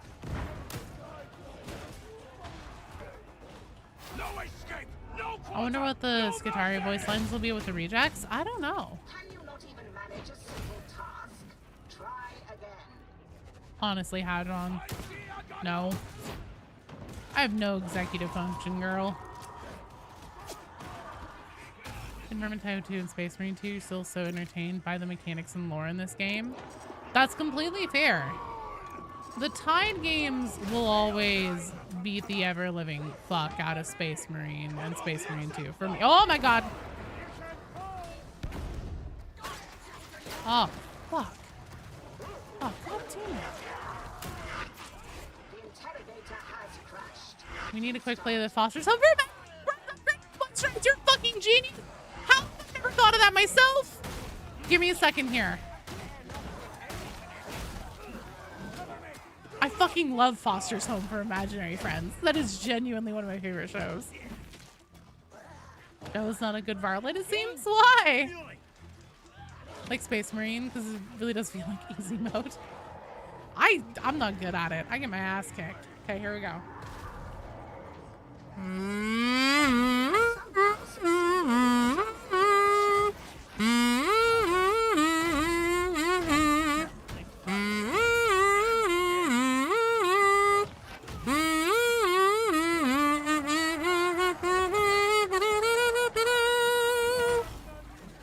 I think it's like something like that, right? I know, right? Sounds like your early childhood. I was in high school when that show came out. Okay. Ouch. Feels like easy mode compared to Dark Tide to get pummeled in this game.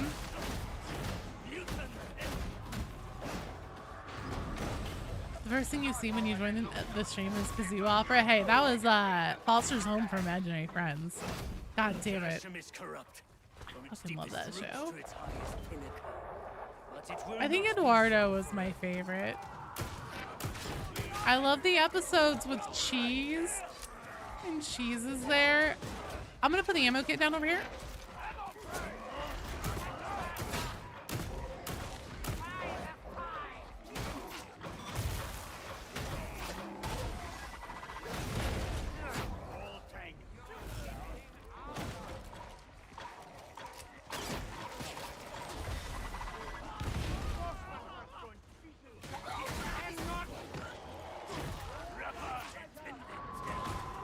Rare immediately. Yep, I'm trying to switch it up off Skitari more often. Or Skitari. Off Hive Scum more often so that I'm prepared for Skitari. That's what I meant to say.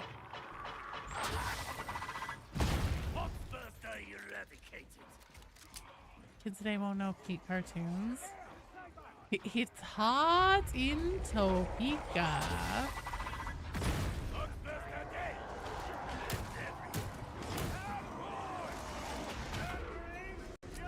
Yeah, the ones with Cheese and he and Eduardo are like having a conversation.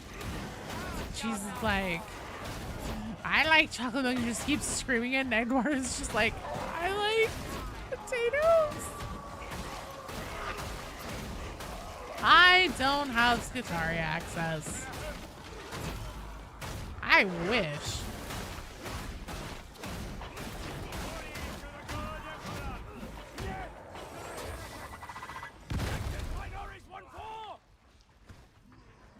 Scribbles.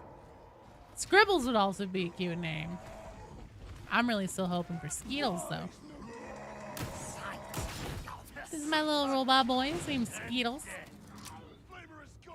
Crazy, the voice of Eduardo is also SpongeBob. What? Really?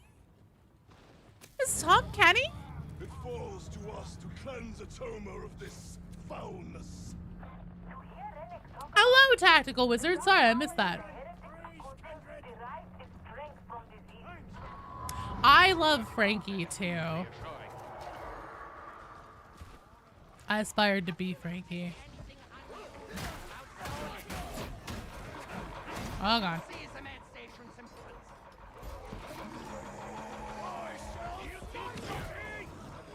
She has bullet that shark. I do not. Oh, fuck. Well, thank God there's a Medicaid station here. You take it.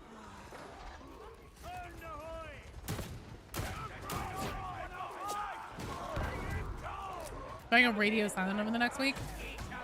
I mean, maybe.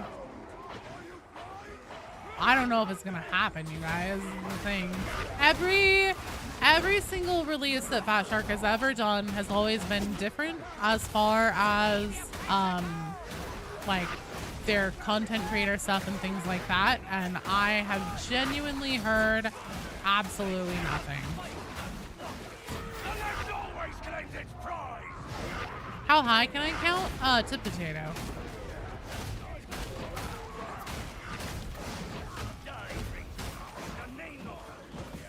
Memories of Foster's is so fuzzy. You were too little to properly remember it. Were you young? Sorry, will either be home tutor, Keeg Abbott, or random memory. These are the wages of sin. You're headed to Hangar Delta 175. Fun about voice actors get around. They can make such unique voices. Except for Mr. Krabs. You can always tell that's fucking Clancy Brown.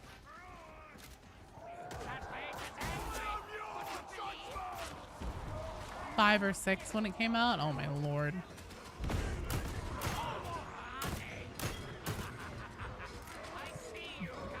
He's definitely cute. She was the best. I liked her a lot.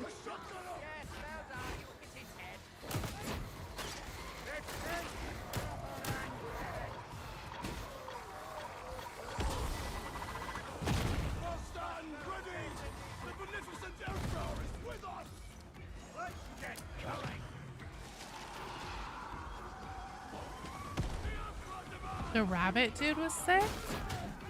The rabbit dude? In Foster's? Oh, what was the rabbit?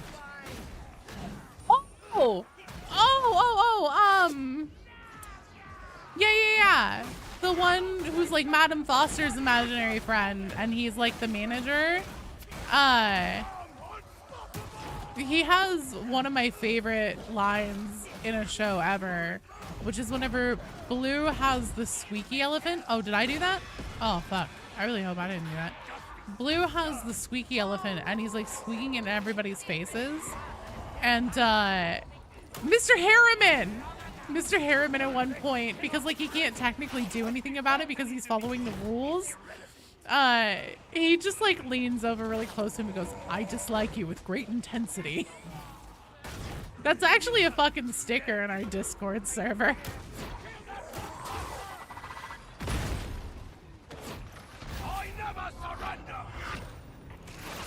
Oh god, get out of the tube. Get out of the tube of death. Get out of the tube of death.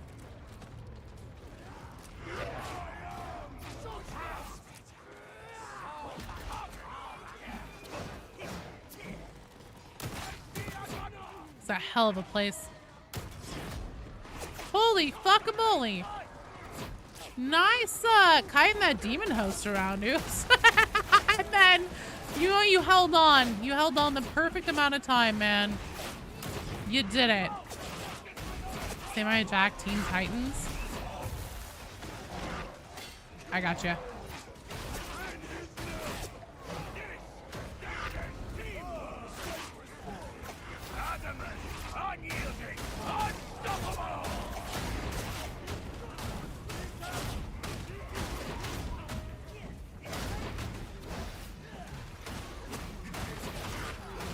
That was your favorite line, and Mortis potato line, and that line specifically, yeah.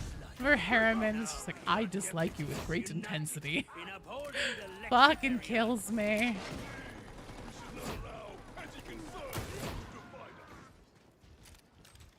Hangar Delta 175 should be below you. Find a way down.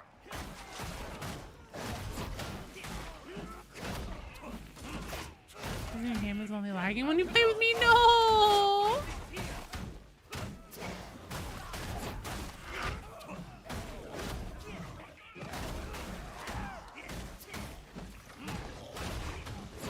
Coach, you keep those men busy.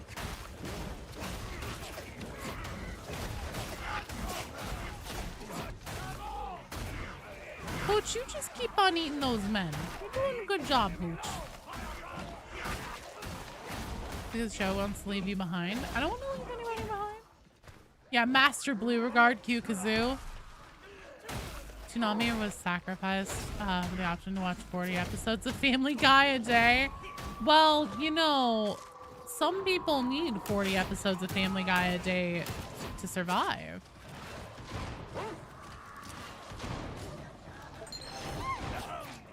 Doom 4114. Thank you for the follow. Welcome to the stream.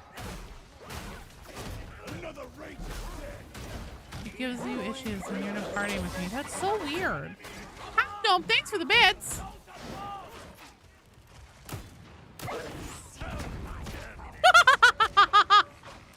That was amazing. Wish Dark Tide made more earnable cosmetics. They have a pretty good set for expeditions.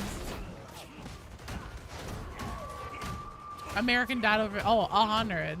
I totally agree, Gen X. I'm just saying, you know, like it's a medical need.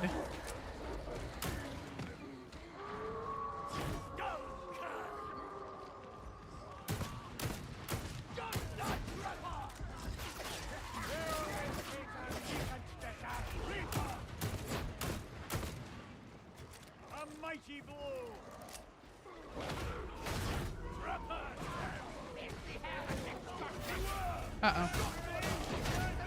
Why is everything... Oh, I hit that fucking barrel.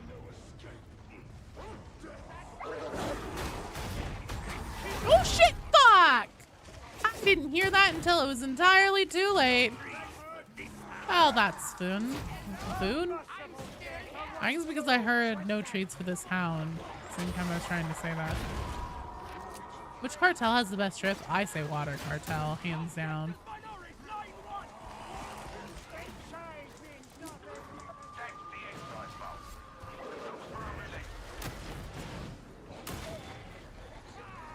Water Cartel are the drip masters, I would say.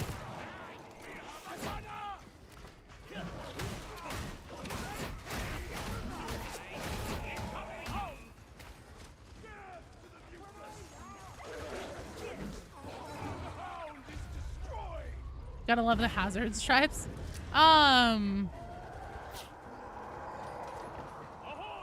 God, the show is so fucking ugly. Their pants are ridiculous, yokai. Their pants are utterly ridiculous.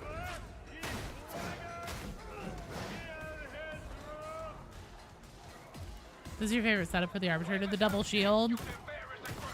The fucking shot pistol is just so ridiculously overpowered. Very classic, very demure.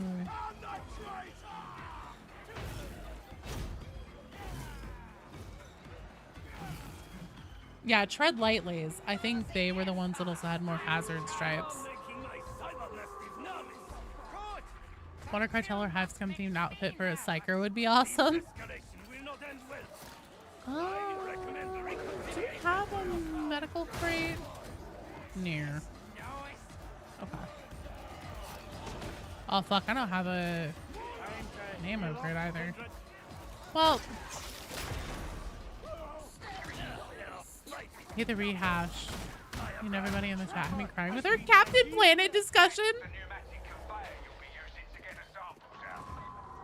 The Water Cartel can't afford gold pants. They're half gold, half green, and then they have like stripes and diamonds or something janky like that. They legitimately look like clowns.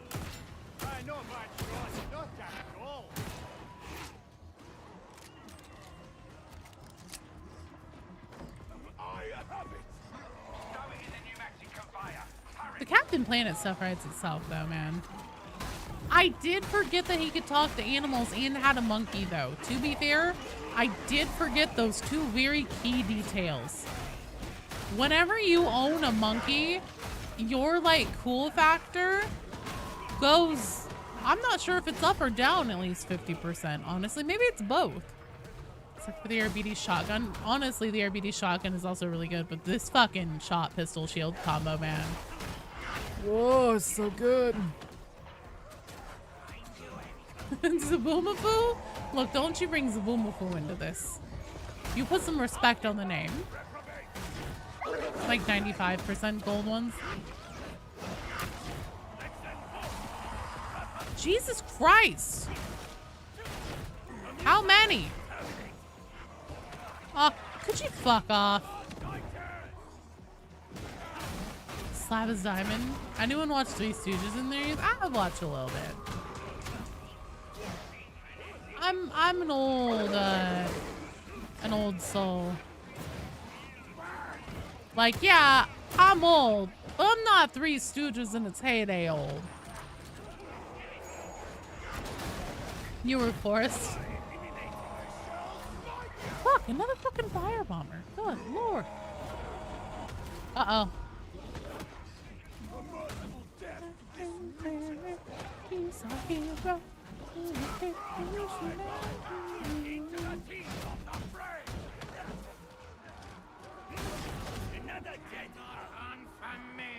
It's so funny to me whenever you literally knock something's head off. Where the fuck is this supposed to be? Is it down here? It's probably down here. Sword and board and tie games. Addams Family old? Oh yeah, we have the whole Addams Family on like DVD or something like that. The other thing too is that I watched way too much Monty Python's Flying Circus far earlier than I should have been able to.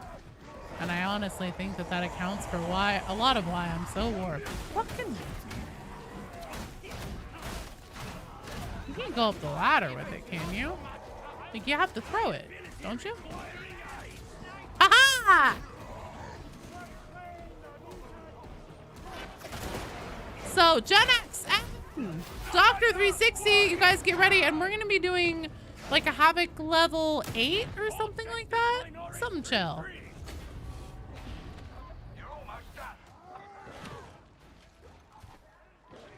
Had a ton of tapes for being a 99 baby. Tate, you're so young.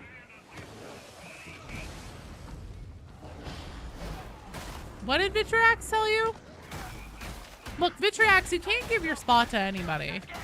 I go in queue order. If you're not gonna get in the game whenever it's your turn in the queue, then I'm just removing your ass and then we're going to the next person in the queue. I'm not fucking around with like, I, Vitrax, on my deathbed in a sound mind, but maybe not body, do bequeath upon yokai my spot in the queue. Like, that's okay.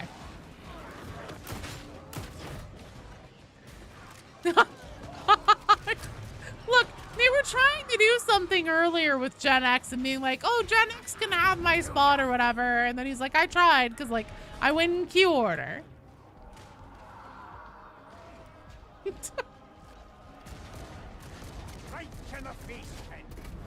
We're the Planeteers. You can be one too. Trusting in the Emperor is the thing to do. Vitriax. You do that, BD selling spots. Good job, you guys. Well done. Gen X. Evan Solomon. Dr. 360. Gen X. Evan Solomon. Dr. 360. That's who's up next. Ooh, are you gonna have a burger, Victrax? You did really good, Oops. Excellent job on kiting that demon host around, especially for that long. You lasted a lot longer than I would have. Phrasing. Vitriax. Calm down. BD black market stocks are going up. Yeah, BD's black market Q spots. Gen X, Evan, and Dr. 360, you guys are up. I need to really quickly step away and go get the kiddo some bedtime gummies. Good night, Goose. Thanks for playing and for hanging out. Can we get the wambulance? Okay. I will be... Oh, what's the command to see the queue? Brent, it doesn't work on YouTube. I will have to manually pull it. But I can do that as soon as we get... I saw that. I saw it, Gen X, and I was disturbed.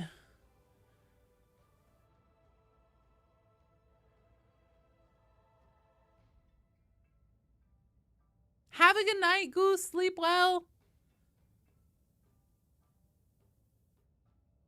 Annie's full of gravy is so upsetting. Yeah, you should have time, Brent. Yeah, you definitely have time. You're a couple out. Okay, let me clear the queue here. And then I'll throw this over onto YouTube. Uh-oh. There we go. Okay, that's the queue standing for you guys over on YouTube. I will be right back. I need to go get the kiddo his bedtime gummies and stuff like that. So everybody sit tight and I'll be right back.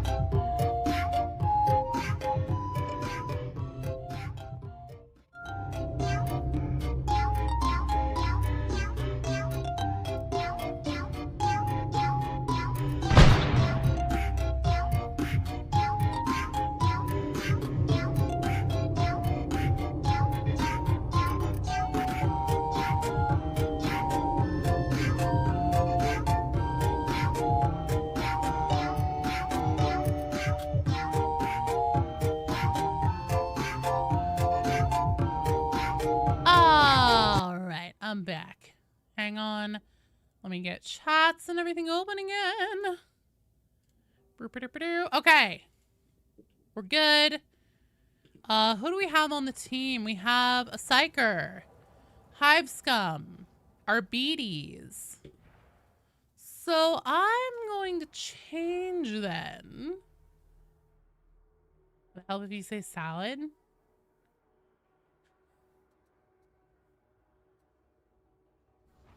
I'm gonna play some Zealot.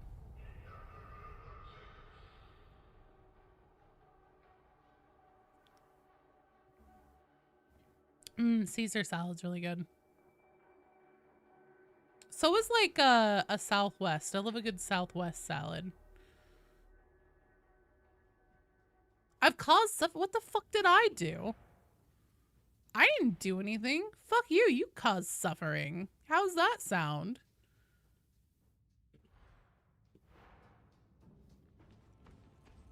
Okay. Let's get this going. Sorry, everyone. Oh, right. And we are doing... I'm ready. Oh, wait. I mean, I need to... We all may need to go up to Duquesne and clear our notifications.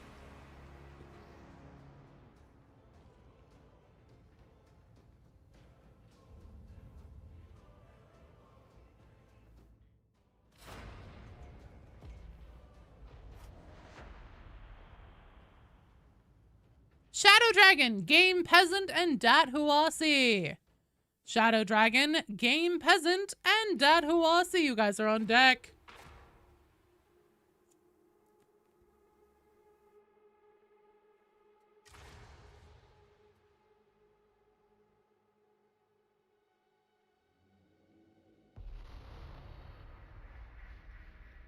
You know the drill with this one. Splice into the auto scheduler, redirect a train, and give an arch heretic a good Cereal is a better dessert. I really need to try air frying some pineapple with cinnamon on it, then putting it on honey Greek yogurt.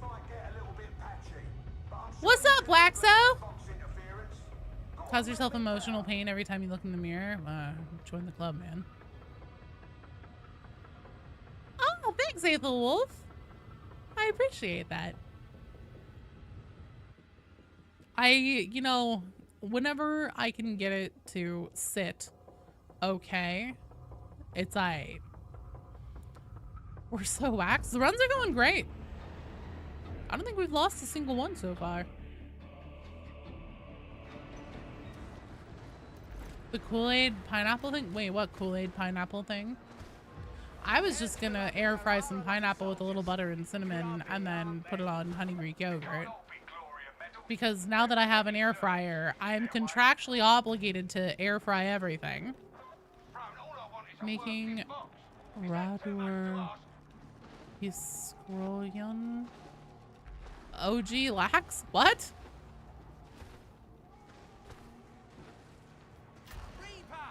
Dude, you know that it's something that's gonna happen in this stream at this point. What, an air fryer? Wife says you don't need one. Honestly, you need an air fryer more than you do a microwave. Fuck microwaves. Yeah, we're 0 losses. We're doing really good. We're fucking killing it tonight.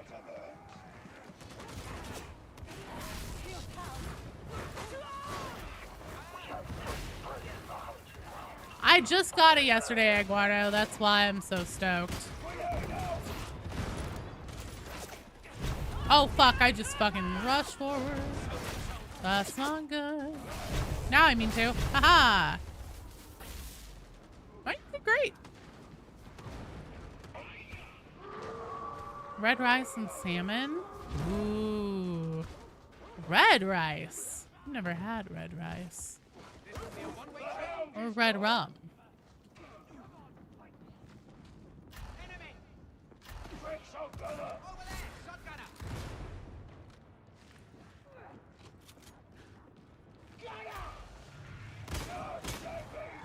Oh. Looks like you say you need an air fryer more than a wife. No. No, as a wife, wives are certified dope.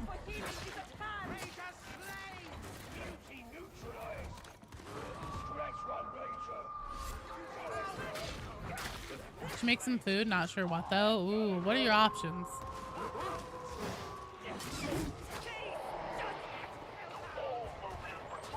Between pink, blue, and yellow. Wait, what is? The cheddar cheeses and show is on Zelly. Yep. Look, I'm a. Oh shit. I'm neither a gentle nor predictable woman. Never get comfortable around me. I could change it up in any second. Get back here, dog.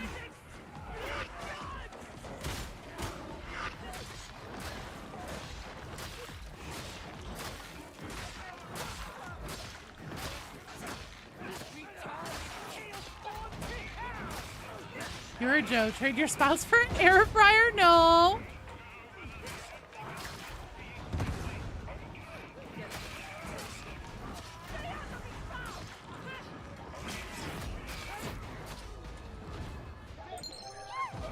Scott the Fool, thank you for the follow. Welcome to the stream. What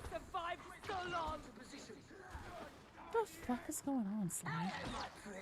What is one? Join the queues then? Exclamation point join in the chat. All together is one word with no caps, no spaces. Just like it should hopefully show in the stream title. That'll put you into the queue. And then once you're in the queue, you'll need to sit tight and wait for me to let you know that it'll be your turn. Because right now we have two strike teams, 2 full strike teams, and then most of another one. Zen, you are in the queue! Vitriax doesn't need to show how to join the queue.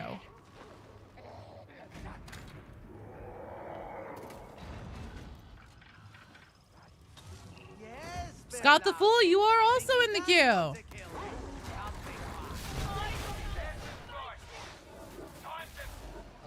Current options are bananas and water. Okay. I don't really know what your options there are for cooking other than banana soup, but that kind of sounds like a questionable life choice, if I'm being honest. Yeah, you guys take that.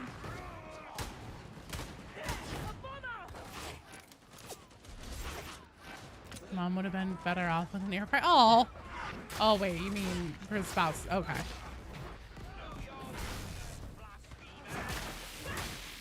Dateless painting is making me dizzy.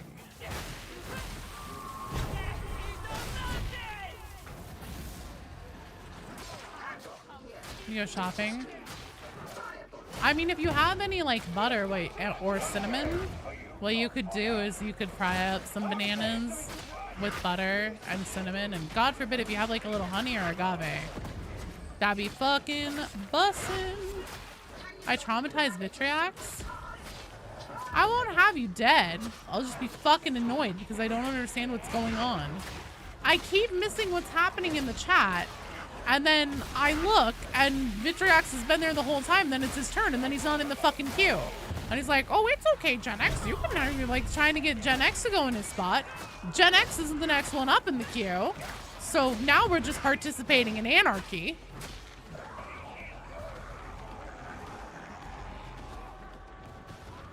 I'm in chocolate chip ice cream. Oh my God. I would love some fucking ice cream. V is just very nice. Too nice. Yeah, V is just trying to help so much that it hurts me.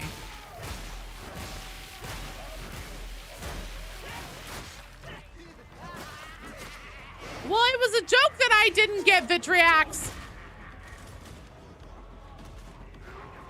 I told you, my brains are mush.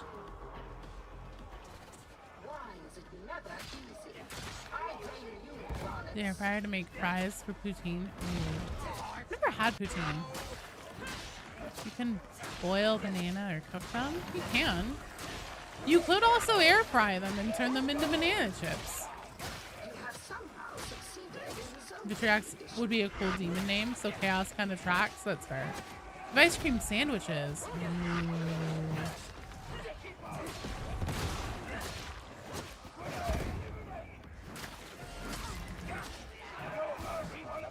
Fuck you, Sly. Here's a joke for you. Knock knock. Since you, well, I guess I could wait for you to say who's there in chat. I'll just wait for you to say who's there in chat.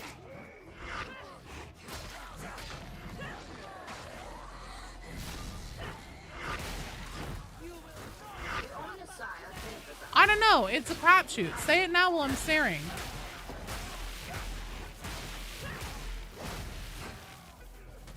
Like bananas with plantains are so much better. Thanks. Who is there? Fuck you! Shut the fuck up, Sly. How's that for a joke? You want a joke? Go look in the mirror, you asshole.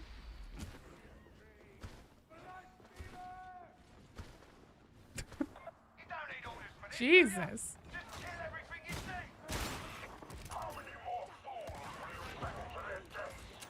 Have yours picture hacks? To me all day. Oh God, please don't all change your color to purple. I won't be able to tell any of you apart. You are sentimental.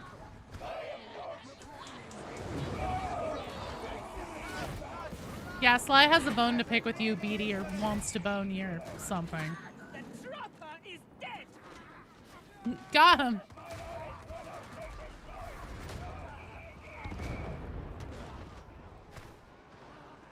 Probably slightly less cordial than he's used to. He deserves that. He knows damn well he does. As the beneficent emperor wills.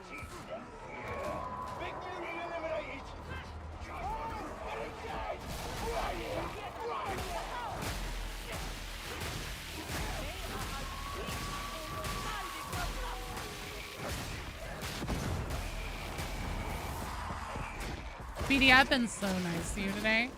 Don't even start with me, mister. Is the trapper running away? I think so.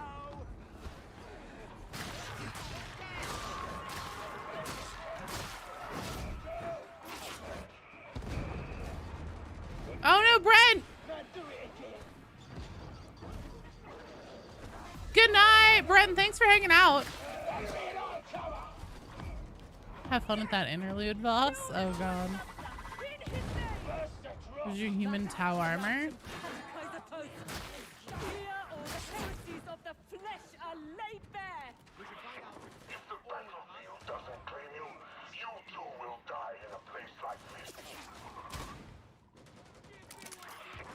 Waxo, you're in the queue. Let's see. Shadow Dragon, Game Peasant, Huasi, you guys are up next. Could you guys please give me a sign of life in the chat that you're here? I'm like all limbered up and ready to go.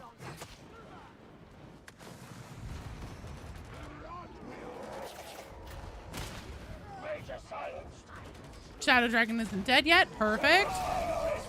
That's what we like to hear.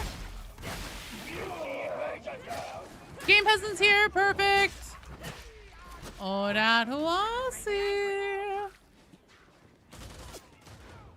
Human Tau class and tail. Probably nothing that's safe for work.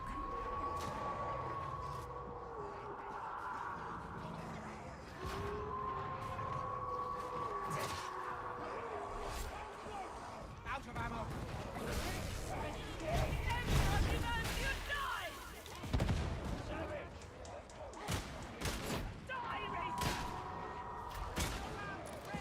Damn.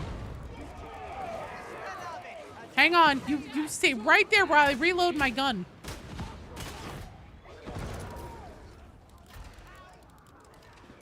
Yeah, who else is here? Perfect. Okay. Gang's all here.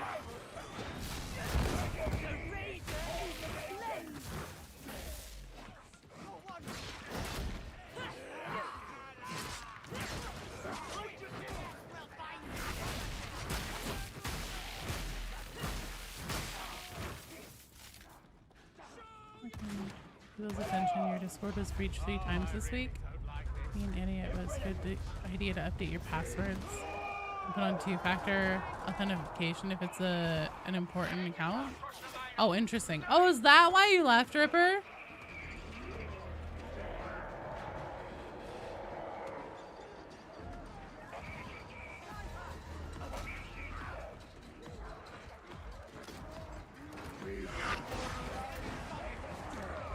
No, lore-wise, I don't think the Tau would work for Darktide at all. Far other end of the galaxy.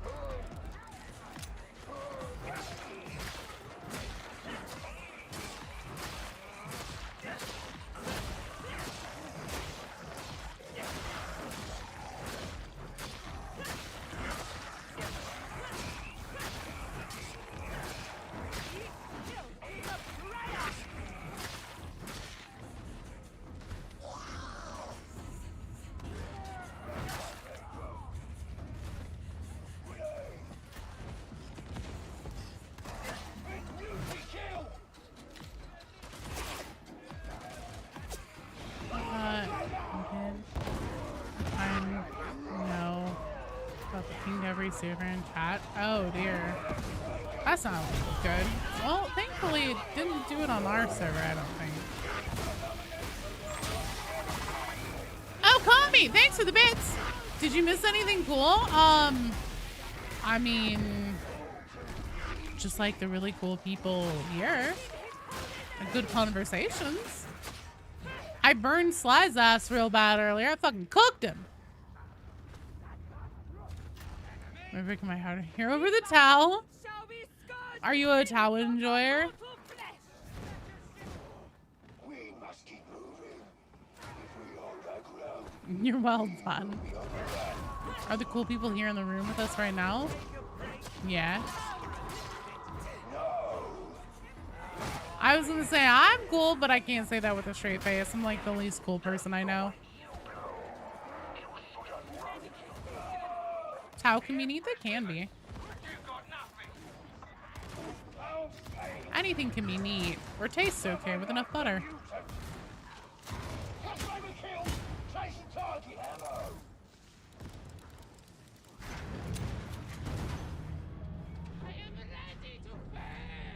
Everybody can occasionally make allies with the Eldar.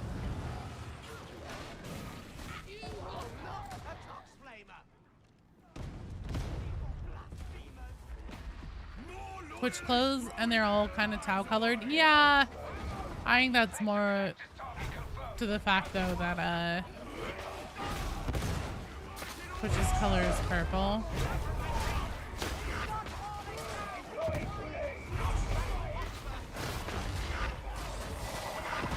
Ah, shit.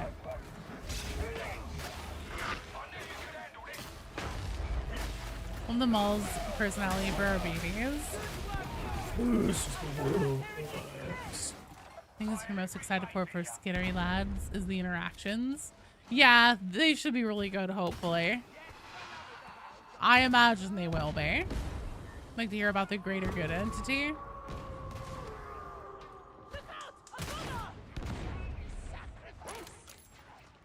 Pulls the other side of Phil. Aw, Sly. Aw, after how mean I was to you, you said something nice to me?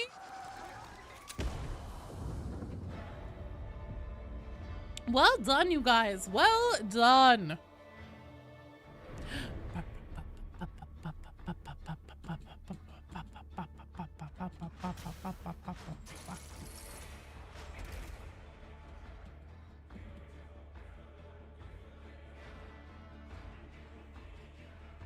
Yeah, well done. Timmy here, greater good. Do you think of Hot Fuzz? Yeah, the greater good. Tau seemed like they'd see a Hype City run. What? All right, Shadow Dragon, Game Peasant, Dat Huasi, you guys are up. Would you be interested in playing the Helldivers whenever they do the crossover? Probably, yeah. Whenever I'm going to be able to aim down sights with the art gun? Possibly. I'm pretty sure that there will be an ADS for the galvanic rifle, which I am so fucking excited for. 40k tourist. Half-cooked ideas most of the time. Oh, you're fine.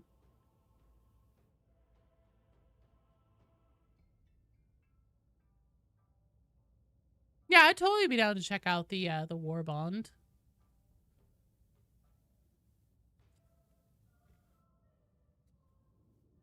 For 40k. Super Earth needs me? Oh no. I don't know if it does. Playing your Psyker? Hell yeah!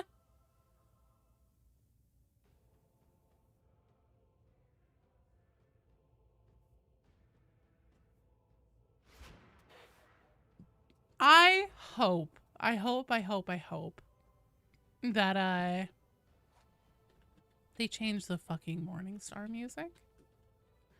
I'm doing my part. All right, Lemon Iced Tea, Espion, and Eduardo, you guys are on deck for after this one, and we're about to go on. We'll do an event mission. Ugh. Our choices are kind of dildos for event missions. Oh well. Lemon Iced Tea, Espion, and Eduardo. You guys are on deck. After this one, I will need to take another break and go put my kiddo in bed. Can you re-queue?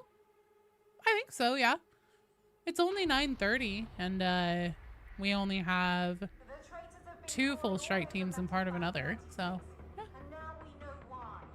They've disabled the power matrix's cooling system. Losing that facility's tank production might cost us this war, so you're going to get the coolant back online. Head for the control room. You get a fancy the Helldivers crossover isn't going to be as good as people think. It might be. We'll see. Maybe maybe Games Workshop will demand a higher quality of standards than Microsoft 343 did for the Halo one. I don't fucking know. How often do I stream? 3 times a week. Wednesdays from 7 p.m. to 11 p.m. Pacific time. Fridays and Saturdays from noon to 4 Pacific time.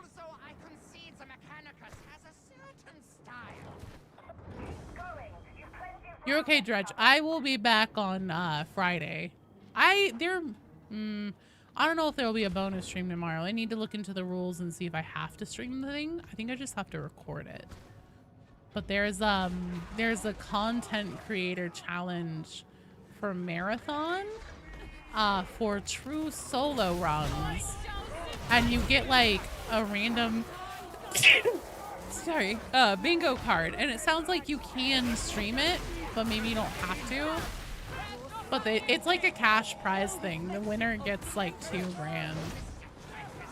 It's just a content creator thing. It's a challenge specifically for the content creator community, but it seems pretty cool.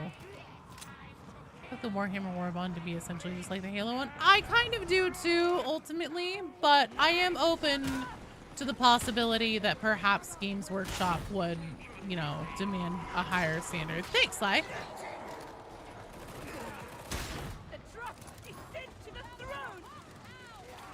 ODST Warbond is better than Killzone 1. I have no dog in the fight of Killzone. I couldn't tell you if it's good or not.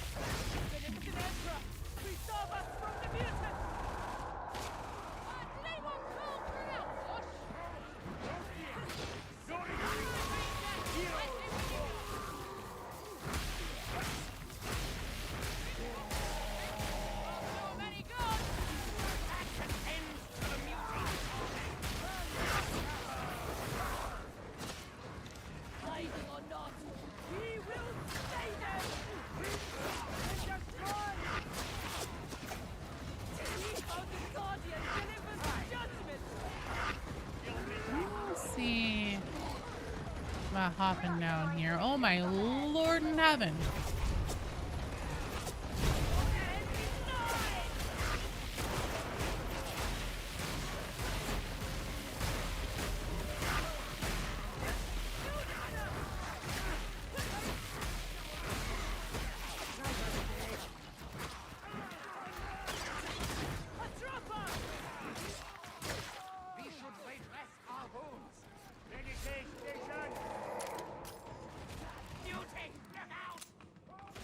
It's still pretty strong. Game workshop is already restricted for Steam. You just seem the kind of demand Arrowhead do good on this Warbond. Yeah.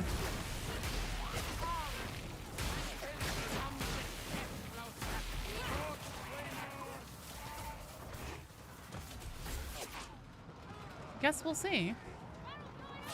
Stop procrastinating on food. You need breakfast or dinner? Fuck yeah. Quality choice! Quality.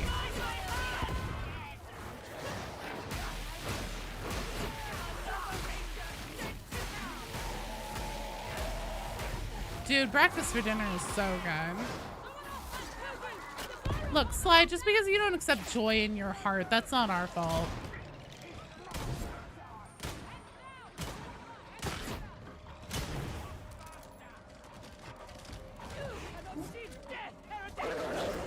Hero for dinner, breakfast. No. Breakfast for dinner is like, Hey, Crumbs, thanks so much for the raid. Welcome. Breakfast for dinner is like waffles, pancakes, omelets, something like that, man. The good shit. Democracy for the greater good. Nerd, you're in the queue. Crumbs, are you guys playing some Darktide? Oh, Vitriax is having cereal for dinner? Well, hey man, sometimes that's legit.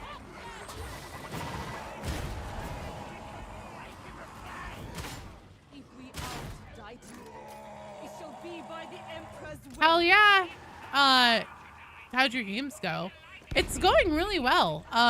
Knock on wood, which I just did. We haven't lost a game yet. We've been fucking killing it. Fucking costing them in Nutella? Wait, what? There's nothing wrong with cereal for dinner.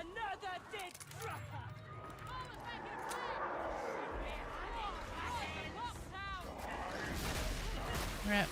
And Heckle just took a first time Havoc player through 40. Oh, really? Nice job. Man, I still need to get to Havoc 40 someday. Oh, I got fucking smashed. There's a lot of shit going on right now. Holy fuck.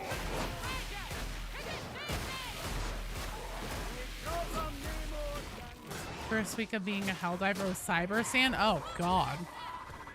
What a hell of a first week. Squid Diver, Regal Sector is your home. First deployment was on Fort. Oh, I've been playing since the game started.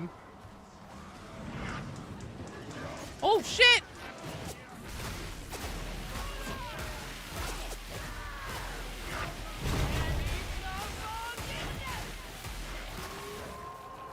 Yokai, you ever have that cookie butter? Tell me to 40 if you can? Hell yeah.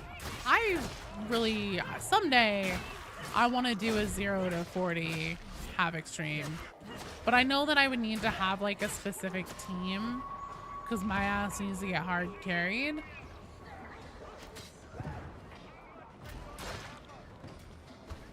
That's the conveyor. Follow the production line to the overseer's office. Haven't touched Havoc. Is there any special rewards with it? Yes. There's the, yeah. There's the Mobian 53rd set. You guys okay?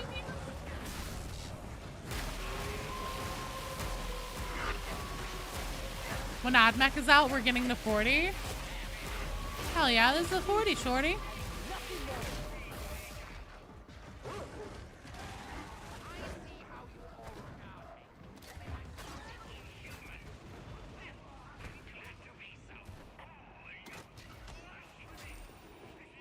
Is there a thing over here?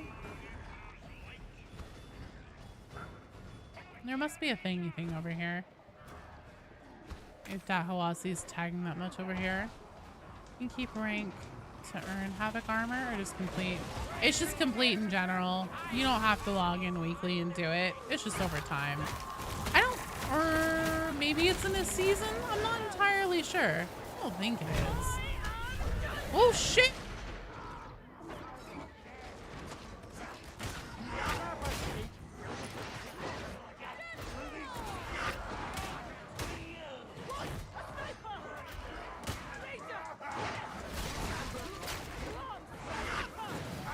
Oh my god.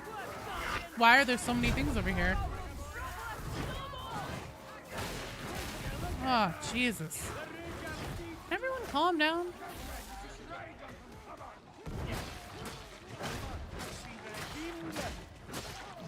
I'm going to put out a bolter as a special weapon instead of a primary.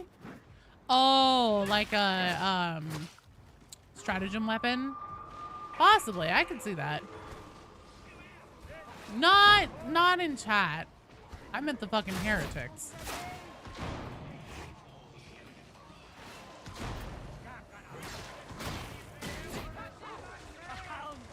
Oh fuck! That's not good. Ugh. Fuck you, buckaroo.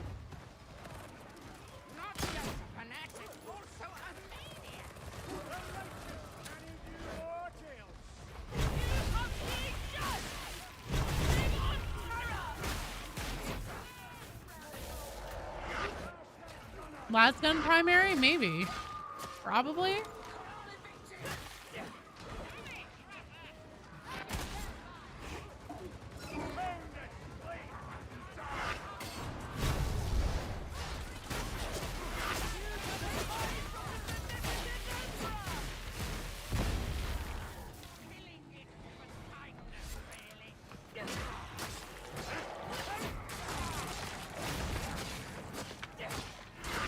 Stratagem. Would the Exo shoot this game? Yes, it would. That would be insane.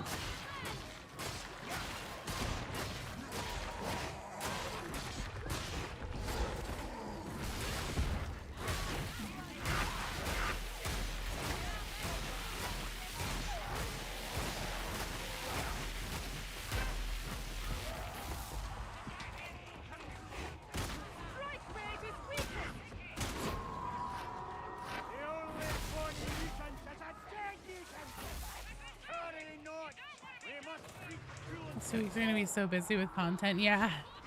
Dude. You're telling me. Cause like what I got from the Discord response on beginner guide stuff was the stuff that I'm working on now in this video. And then hello Rogue Zero. The stuff I'm working on right now in the Discord. And then, or sorry, the Discord response. Most of it is in this first one. And then the rest, like the other big thing was weapon crafting, like upgrading weapons and everything and how that works. And so that's just gonna have to be a separate video on its own. There's no way. I really want to meter order or something.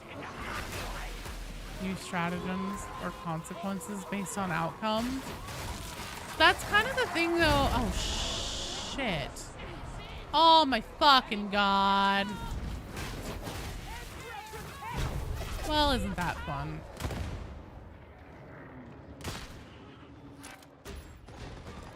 That's the wrong way.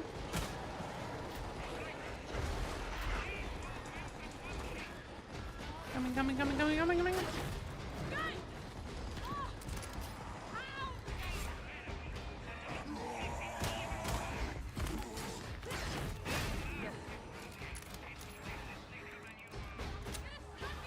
Oh, that's the thing about Helldivers too. That's what I was saying, is that based on what Arrowhead has said about how they want to handle it, it just kind of can't really ever have weighty consequences, because like Super can't ever be put in actual danger because they've said that they're not going to reset the Galactic War map at any point like they did in Helldivers 1.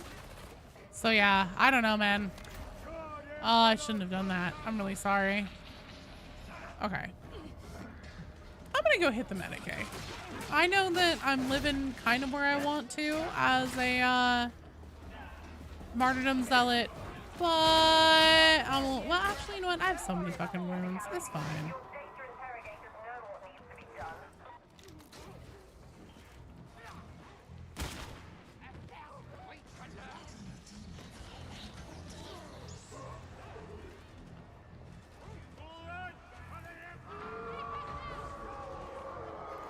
Massive arrow kill? Oh, could you maybe you could drop a tarantula turret? Maybe. I mean, who knows? Honestly, I'm kind of expecting them to do the most like basic and universally appealing thing for sales. So that means Cadia and Krieg.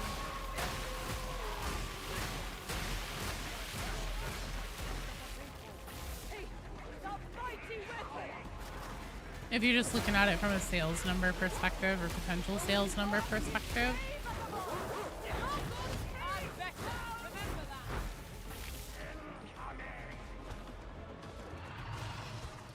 Alright, Acadia. I mean, that's fair, but you know, that's what people recognize. This major order had hold Kate in it that you can't land on, and Lori can't understand why robots would want a molten rock planet. Oh.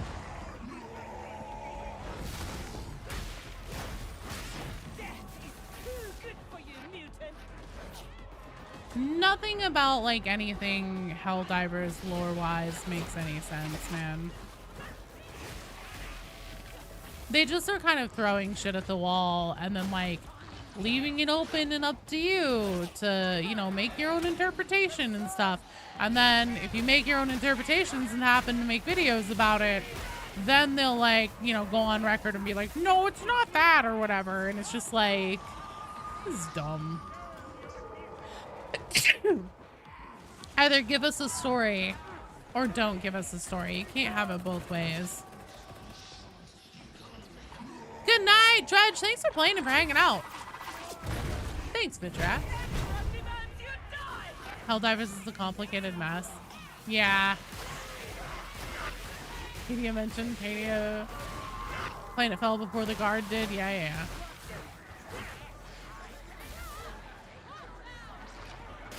I mean, but then they also aren't communicating with the community. Oh, I see what you're saying.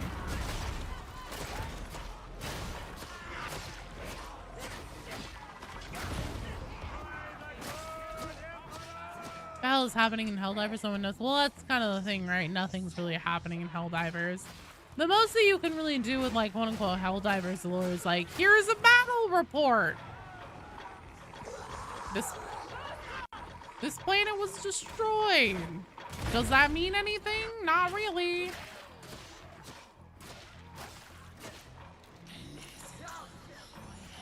Amazing PlayStation brand after all the news came out.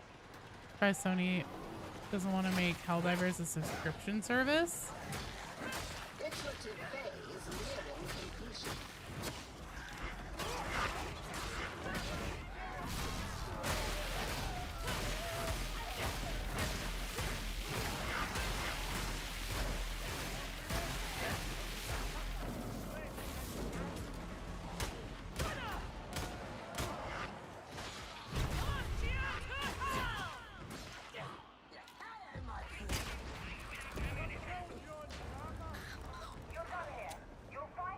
No, that's fair, Sly. It is annoying. It really annoys me how, like, the whole what's happening in Helldivers story and everything is very open-ended. And then, you know, like, maybe? Wouldn't this be interesting? And then it's like, no. Nothing interesting. No interest for you. Come back 1 year.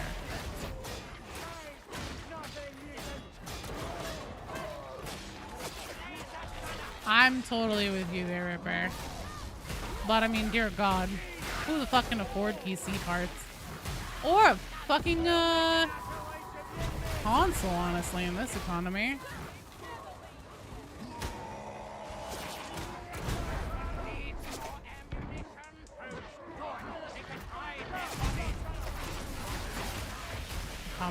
Making an episode of one problem is the accountability, lack of roadmap or ideas.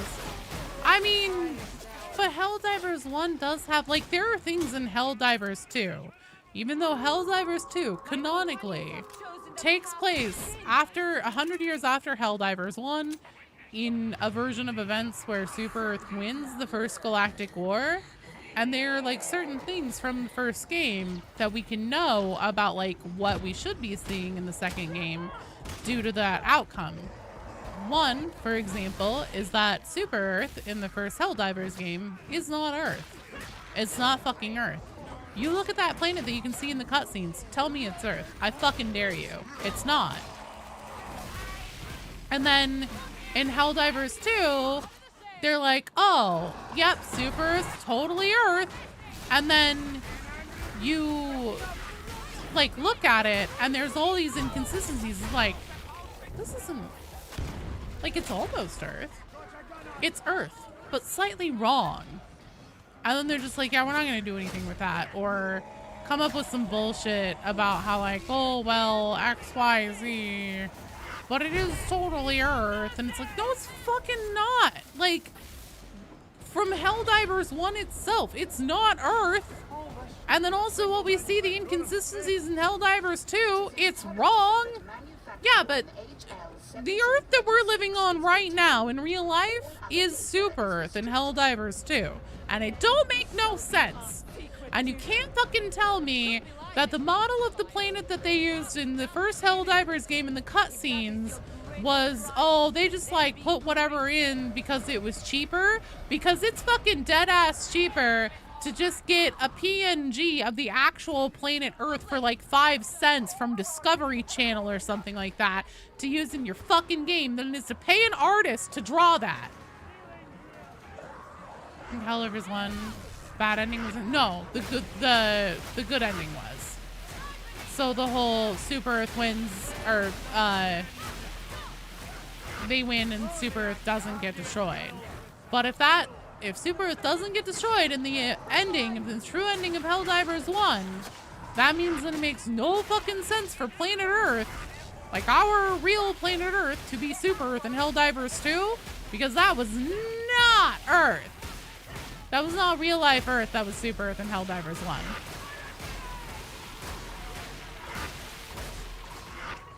Parody of Helldivers Galactic Wars, just psyop to keep the economy of Super Earth strong. Yeah, sure, whatever, but, like, for fuck's sake, make it make sense. Maybe they moved?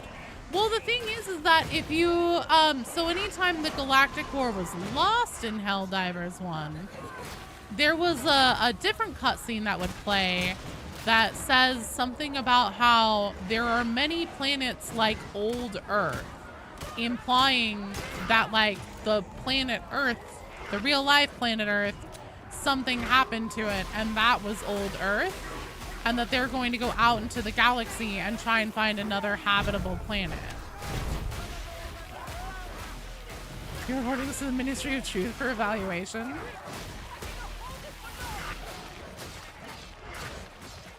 Actually, because there is a really interesting story there with it, with the inconsistencies.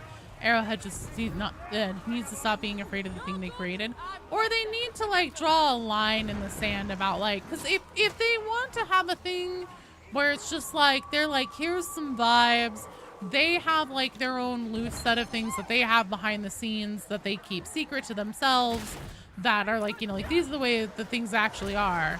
Calaxian, thank you for the follow. Welcome. Shit. You know, and then, but then have it be like, you know, we're never going to give everybody actual answers. It's all very open to interpretation. You bring your own, like, you know, truth because it's all a psyop. And so whatever you believe in, you know, service of Super Earth is what's true. Fine. Great. Do that. But don't have this fucking have your cake and eat it too bullshit that Arrowhead does. Where they're like, well, this, you know, it's just like there's shit that's very clearly black and white, either logical or not logical. By the way that it was demonstrated in both Helldivers 1 and then what we know about what the canon ending was supposed to be and the sequence of events leading up to and including what we see in Helldivers 2.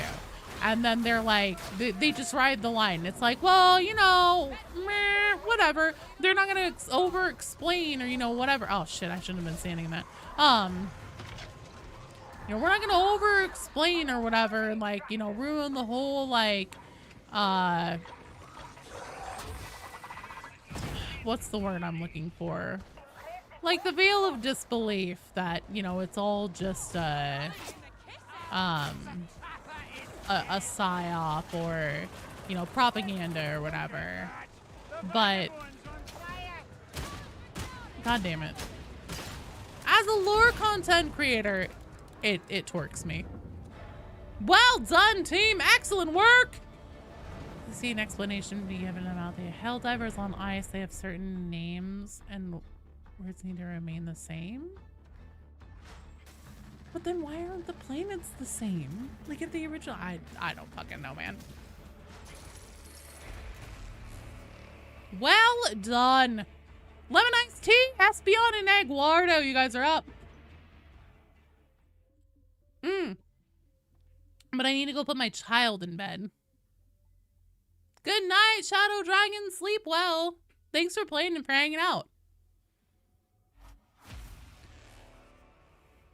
All right, let me hop out of this strike team. We were speed freaks in there? Fuck yeah, we were.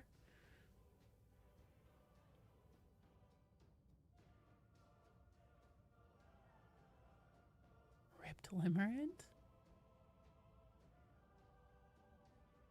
So right now we're looking for lemon iced tea, Espion, and Aguardo.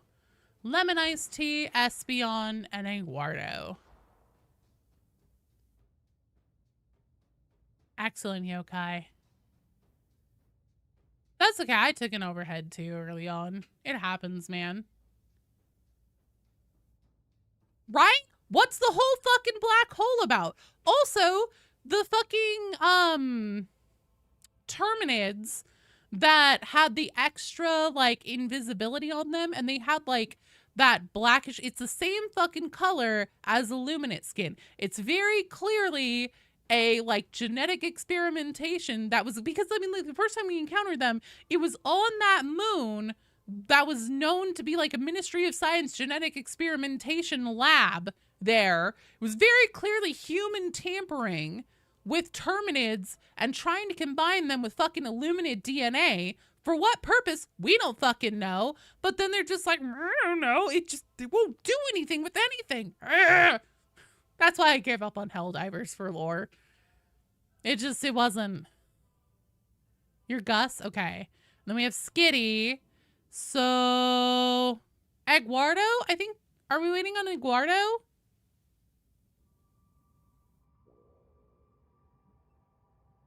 Oh, my Tamagotchi's going off.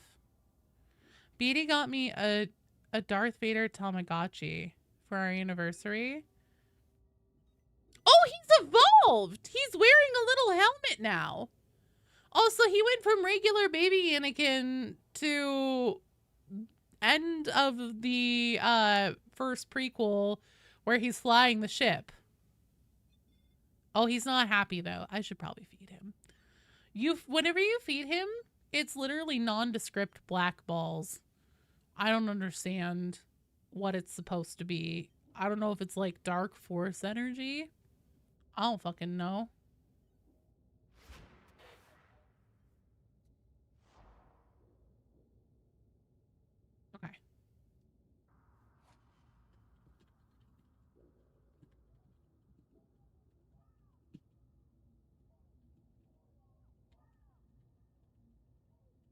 All right, I have to go put the kiddo in bed. So everybody sit tight for me really quickly, and I will be right back.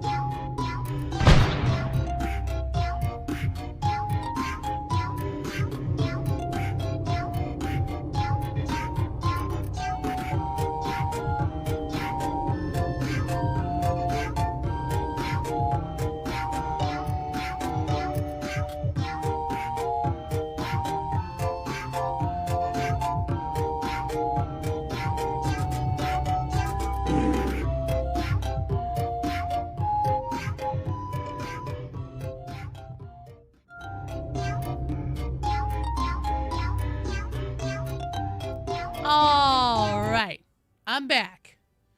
Give me 2 seconds to get the chats open and everything again. Shablama-blam, we're all good. Let's see. What's this strike team made up of? All right, you know what I'm gonna do? I'm gonna change my operative. Why are there Smurfs in the chat? You wanna Planet Side 3? Meatballs of the Tamagotchis that came before. Oh no. Snurf, snurf.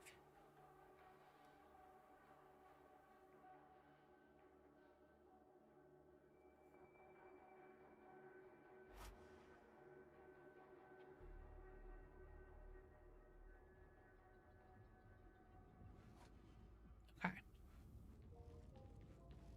Honestly, if you've never tried Marathon, if you're looking for something that scratches an itch of like a good Bungie crafted story and everything, Marathon's actually got really interesting lore. Like super fucking interesting lore. Let's do it. Do it, do it. Yokai, Zen, and Scott the Fool.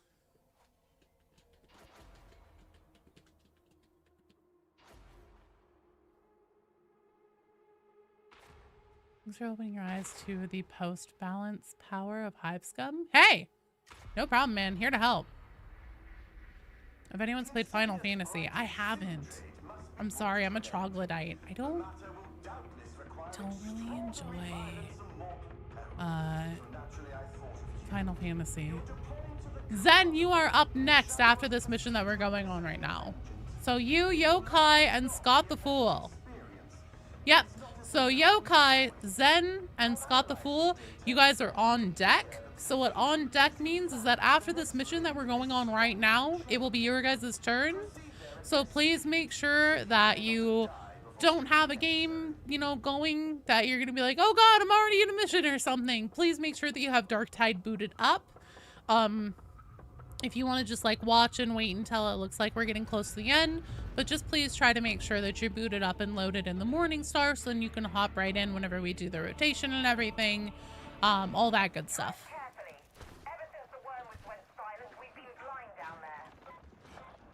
Found out The shooter extraction games, you lose interest since there's no like directed objective or goal. There is with Marathon, actually. It's very lore heavy. There is like a direct story thing that you are trying to accomplish, and like it continues and builds on itself and has like a narrative direction. It's very good. It's just such a shame that Bungie decided to make the game that's like for lore nerds, sci-fi lore nerds, an extraction shooter, because boy oh boy, if there's a genre that doesn't really jive with lore nerds, it's fucking sweaty extraction shooter.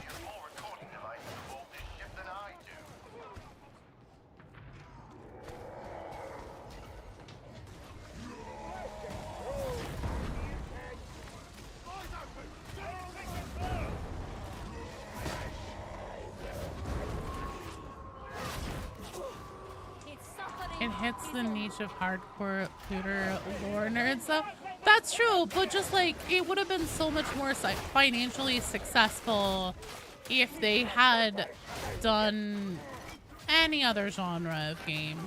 Even if they wanted to keep an element of PvP in it, it still would have just been so much more successful financially.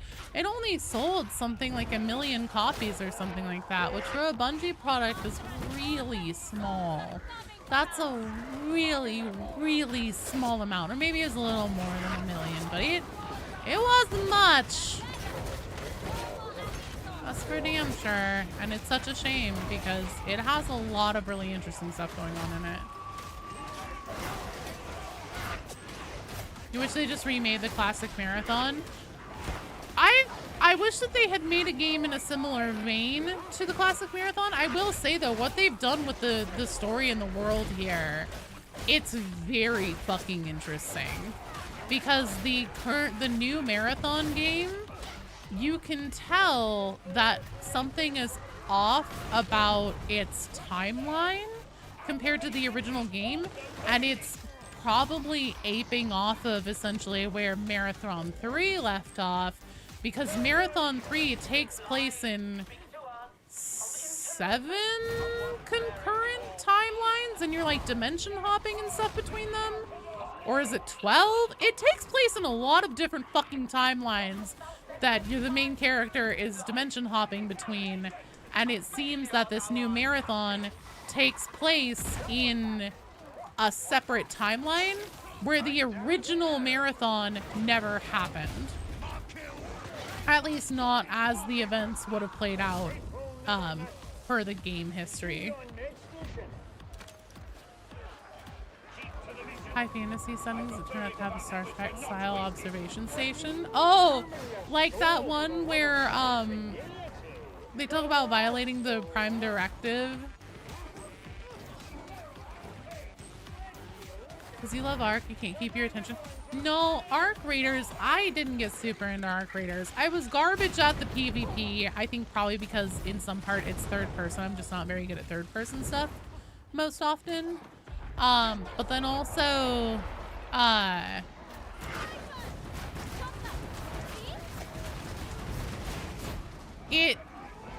Raiders is very like, here's some vibes. And then like the PvE was just brain-numbingly easy. So the game just didn't kind of like fit together in a cohesive package for me. And then as far as like story or anything, they used a lot of like AI voices. I kind of suspect that they used a bit of AI writing in it, just because everything is just very like loosey-goosey, like, oh yeah, go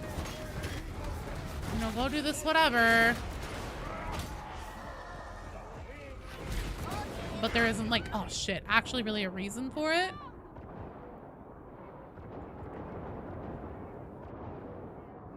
Psyker was a mistake.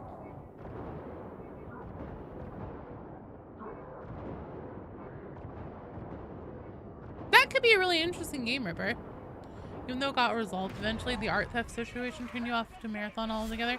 That's fair, but they also gave the gal a job in the end. Like, I can definitely understand and appreciate that, but then also, well, and also I guess it's debatable on like who really knew or whatever, but as far as like, I think court findings and even what she said was that like the higher-ups just genuinely didn't know, and it was just some douchey, lazy guy who did that shit and then kind of ruined it for everybody.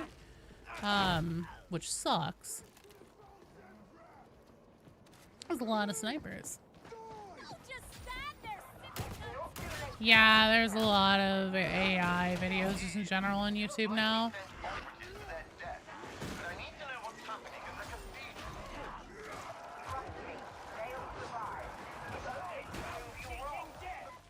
You should see Half-Life game with character creation?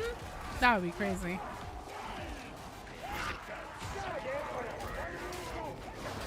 Yeah, I was gonna say abiotic factor is totally your jam then. If you want a Half-Life inspired, like, it's not Half-Life itself, unfortunately, and obviously, like, nothing can necessarily fill that void, but abiotic factor is definitely very heavily inspired by Half-Life, and it's very good.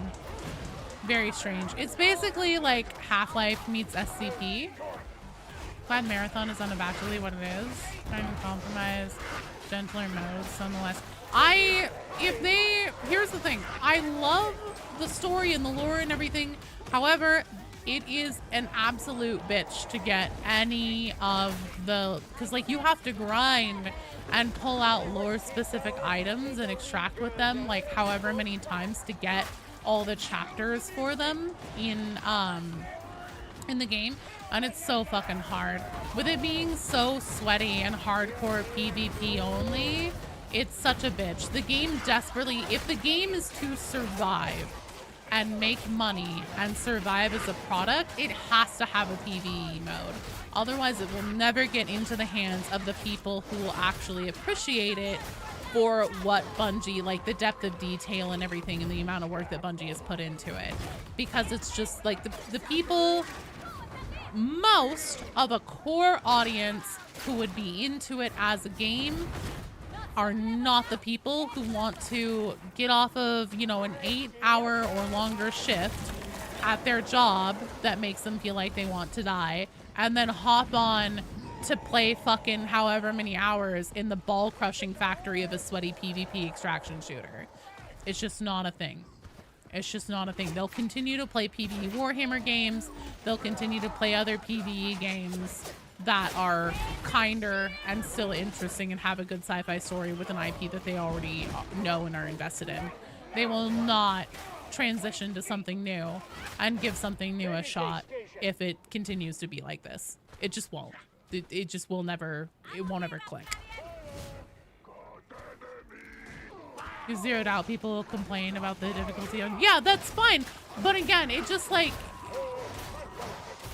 there's a certain amount that then feels like it's more under your control to like level up and increase your skill in response to like the difficulty that you're having, instead of like, there's just such a difference. And I say this as somebody who enjoys PvP and who plays Marathon and enjoys it as an extraction. Fuck, I play Tarkov. You don't talk about the ball crushing factory, but objectively, as somebody who like makes lore content and who sees what the demographic of people who enjoy lore content and what they like to participate in and what they make clear that they do or do not look for in video games, they are very PvP phobic. They do not like PvP, and I can understand why. Especially whenever like you want to experience something that you want to get the most out of it in terms of like story and understanding and depth of like world building and everything like that. And then you're always having to live in fear of contending with, you know, is my entire game about to get wrecked because like I'm up against, you know, some fucking god tier sweat lord who just never goes outside or talks to anybody? Or, you know, am I gonna go up against somebody who's fucking cheating? Like, these are all things. And then with a PvP extraction shooter, like, your dependency on being able to clear that mission is then hinges upon what kind of encounters, like, are you going to be able to stand up to the unknown skill level of other people that are out there in the wild that you don't know what they're going to be bringing to the table? If they're going to be cheating, if they're going to be insanely good, if they're going to have 5 crayons stuck up one of their noses and have never played a video game before in their life, and you're going to be fine. You just don't fucking know. And whenever your entire progress is tied to that unknown value and you just keep getting your fucking face shoved into the dirt over and over and over again, it's not fun for a lot of people. It's just not fun.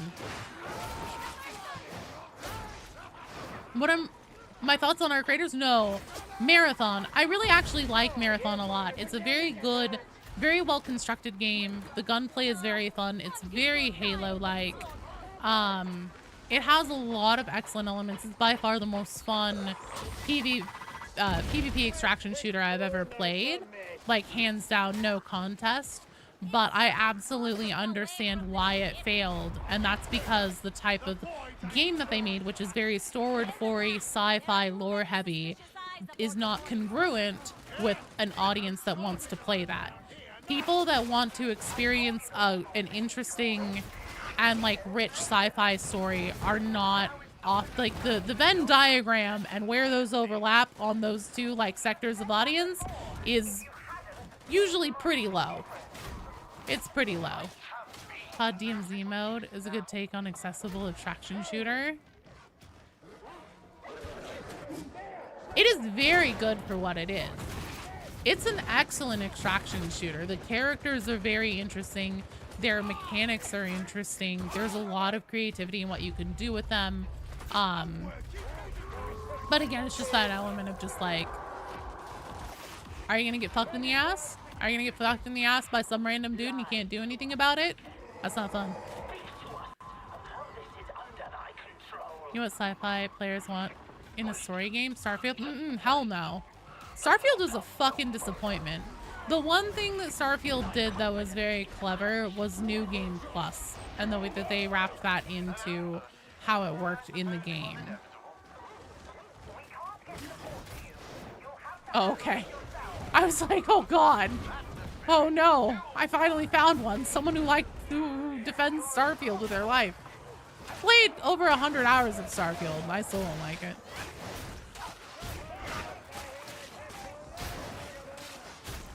Well, yeah, okay, I'd play.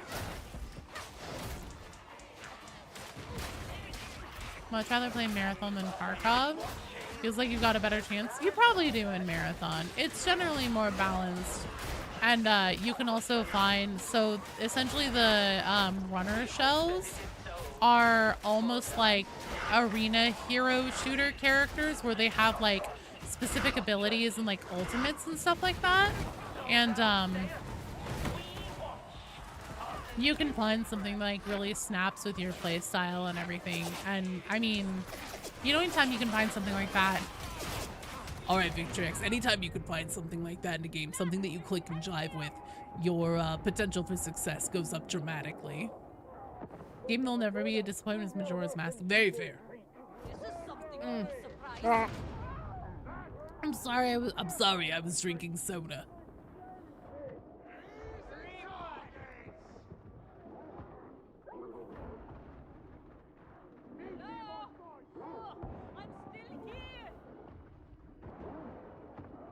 I don't know why I'm holding down block.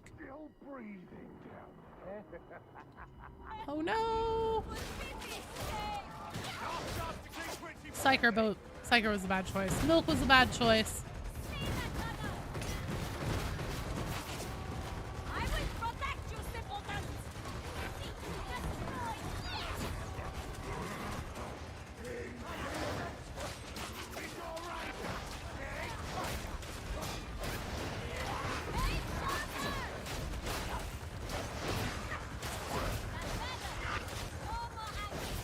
Oh god. Oh Jesus, please die.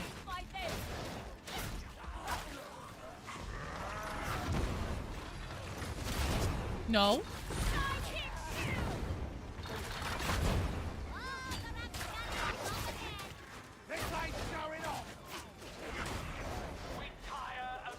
I haven't played this season yet, no.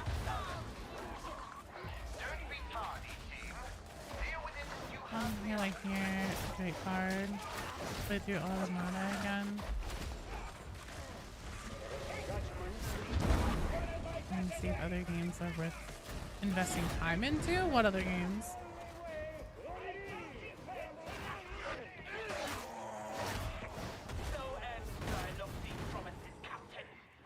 But like a month trying to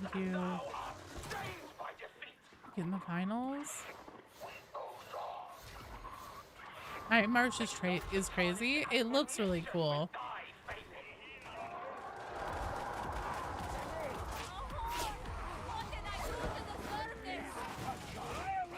Yeah, I can't imagine what's taking so long with Elder Scrolls 6, especially since, didn't they say it's just gonna be in fucking creation again? Which is such a dumbass idea. By the way.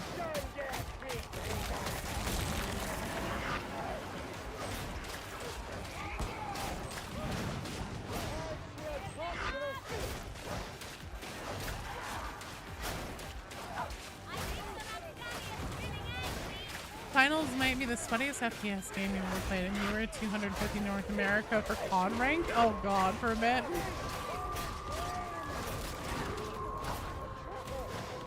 You menace with a sword. UI is rewarding. The finals is pure vibes. I don't know, man. That's not what I've heard. Well, yeah, I mean, that's also because ESO isn't a modern game. It's pretty old. Thank you. Cult name themselves Admonition.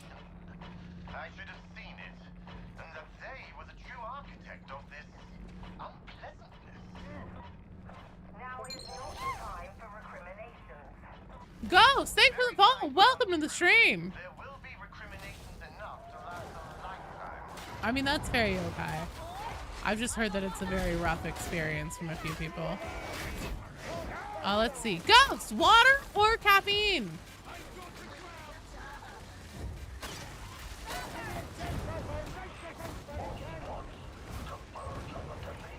Oh, out of all the times to not have brain burst on.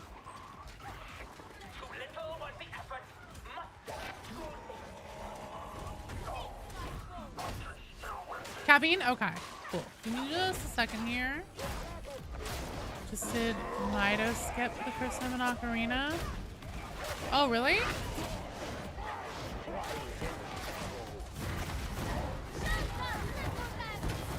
Oh, what's the Mido skip? Oh dear. Okay. Yeah, it is free. To be fair, I've never played it. I installed it once whenever it first, like, I think came out. And I thought about it, but I just never did it. Attack flipping over child. Oh! I didn't know you could do that.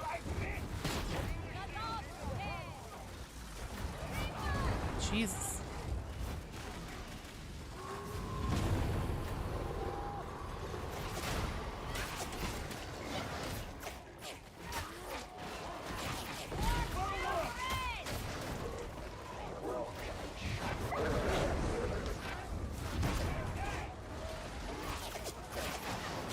Oh, Jesus. Holy fuck. Okay. Jesus. Fucking game directors turned up to 11 on this one. Oh, no. Yeah, they're just like, you just started this game. Any tips? Stay tuned, because this Saturday on my YouTube channel, I'm going to be putting up a new player's guide on Darktide, and it's going to be robust.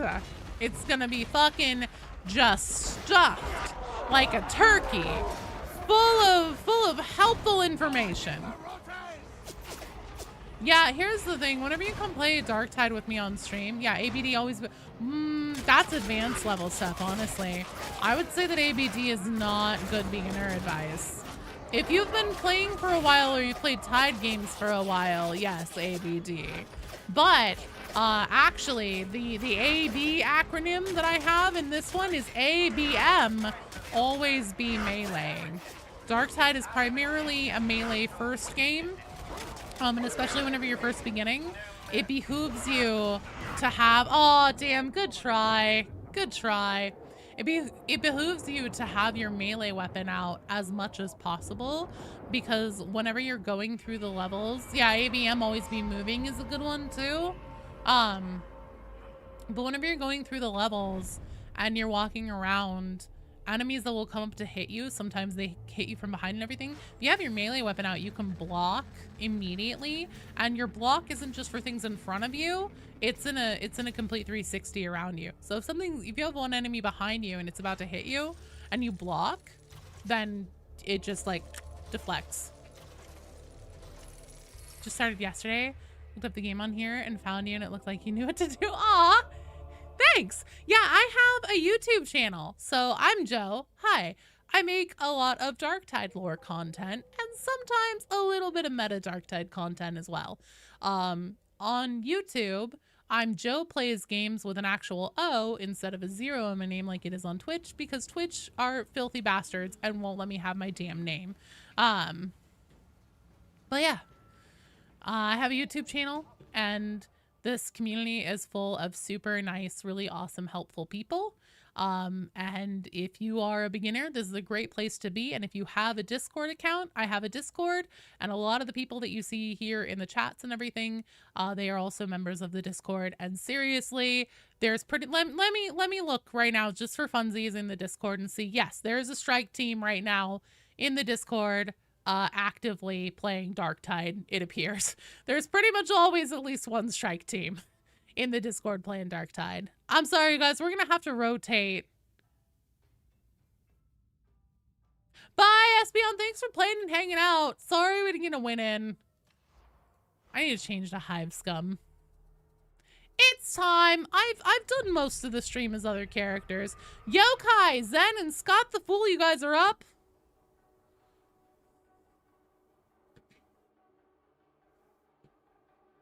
Give me 2 seconds here.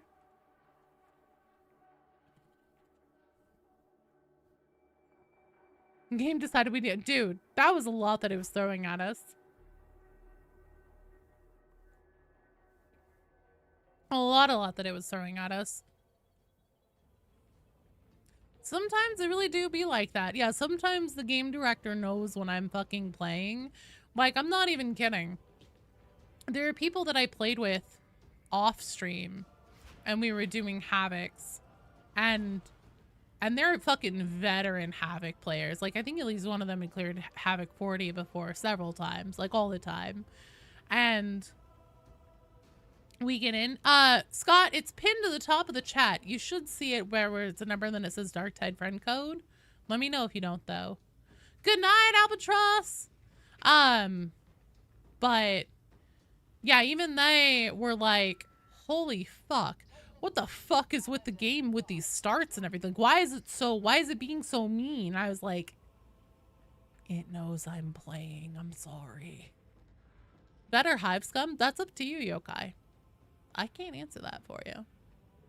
Only you can prevent forest fires.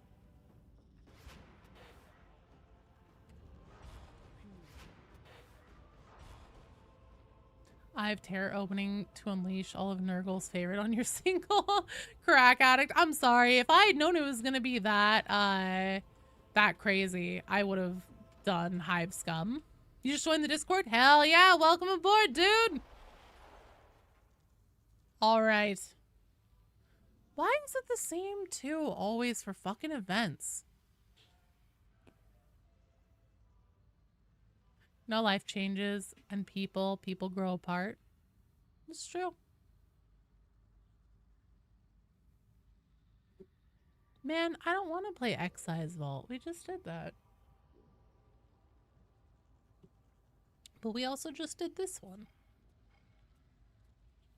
Give me some variety, Fat Shark. Oh, maybe one of you guys has a different... Hey, what are your event missions for Auric right now that you see on the mission board? Because mine are two that we've done really recently. I was gonna do Auric, if you're cool with it. Are you prepared? Good night, Vitriax! Something greater than yourself. Your cheeks are sore from smiling. Okay, good. That's the thing. I don't have Auric. Oh, okay. Well, and we can do Excise Vault. Unless you guys don't want to do work, in which case I'm totally fine. But I have my Hive Scum, so. I'm good for Auric. You'll be fine. Excise Vault and the ice one. Why don't you queue us up a Gloriana on Auric, please? Change it up a little. Shake things up, Beyonce. Hell yeah. Oh. Oh, this is what you meant by ice one. Ah, fuck it, it's fine. Waxo, Evan, and Nerd, you guys are on deck, and then will be our last game of the night. Waxo, Evan, and Nerd.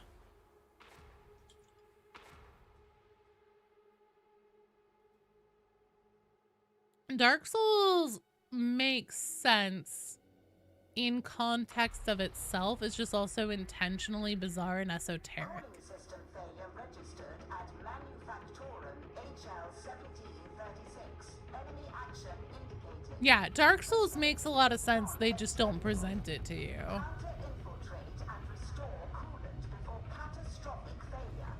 Deploy cryonic rods in matrix core. Here we go.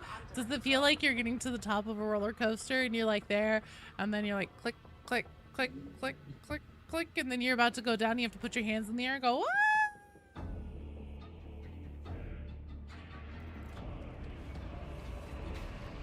Gave my friend his father's Facebook, looked at my dad's page, and said I'm going to pretend I don't remember him. Aww. I would extend my sympathies, had I any.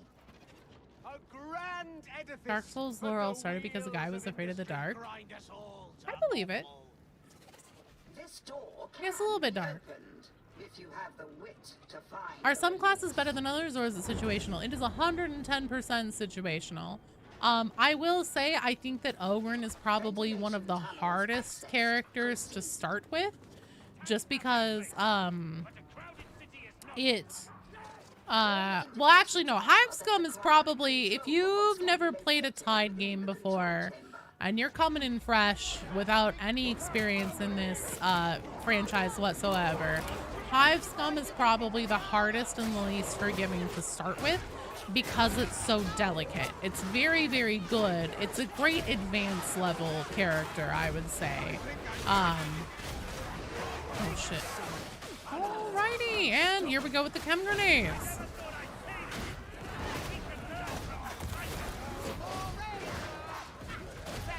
Out of the base classes, the free classes that come with the base game though, I would say probably Ogren is the most difficult just because he's so unbelievably big and unwieldy and his hitbox is so large.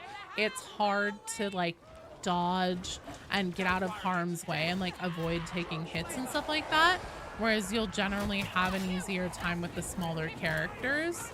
I mean, he also has so much like toughness and toughness regen and stuff like that, that, you know, he's fine, especially if you enjoy playing like tank archetype characters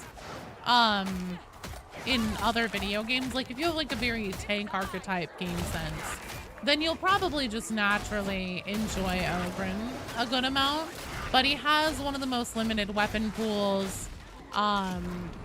He's difficult to maneuver around and avoid taking hits, which is something that is a big necessity for Darktide, because like whenever you think about managing your resources in Darktide, somebody, and it might have been Dahuasi or Half Gnome, but somebody in the Discord called HP your most valuable resource, and I was like, that's really fucking clever. That's totally a way to put it. Oh, fuck me. Are you kidding me? That's totally a way to put it that will, like, resonate with people in terms of, like, why is it so important to use your melee? Why is it so important to do these things? Because you're going to avoid getting hit. For new players, Ogre, as long as it's really one of the stronger classes for lower difficulties. I don't know, man. I have been poking my nose in some new player games that are just completely full of, like, you know, level 1, 2, 3 level characters. And the ones that I see struggling the most are the Ogrins, because they're not focusing at all on not taking hits. That's just my 2 cents, though. If I had to say one of the original base 4 is difficult, I do recognize that Ogren has a lot of toughness and a lot of HP, so you can take a bit more punishment, but I think that it's potentially a little bit of a trap to recommend that people start with that, because you're going to set yourself up for a situation where you're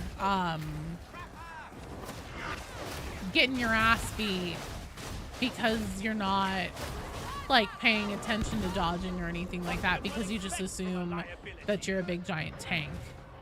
That was the hardest to play leveling. See, I think that, and again, it all depends on, like, where you come from game wise. I think Psyker is probably one of the hardest to, like, scale into. I don't know, man. It depends. I clicked with Psyker really hard and it was my favorite class. Good night, Eduardo. Oh, shit. You're a good little fighter.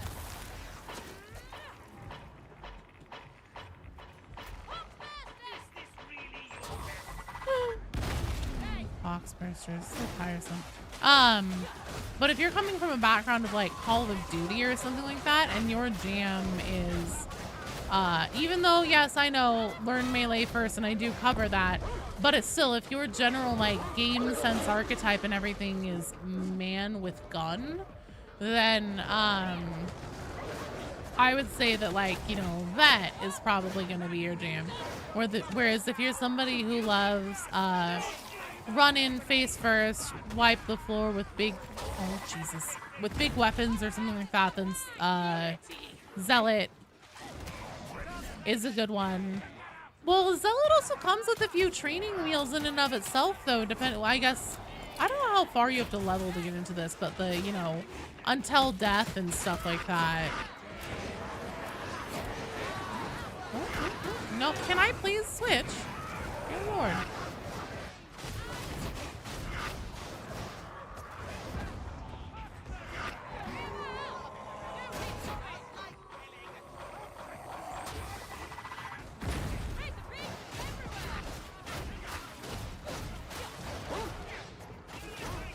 You want trial by fire? Go Psyker.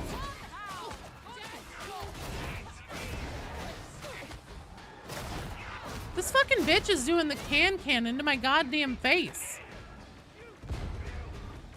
I don't know if I've ever seen a flamer just continue to kick like that.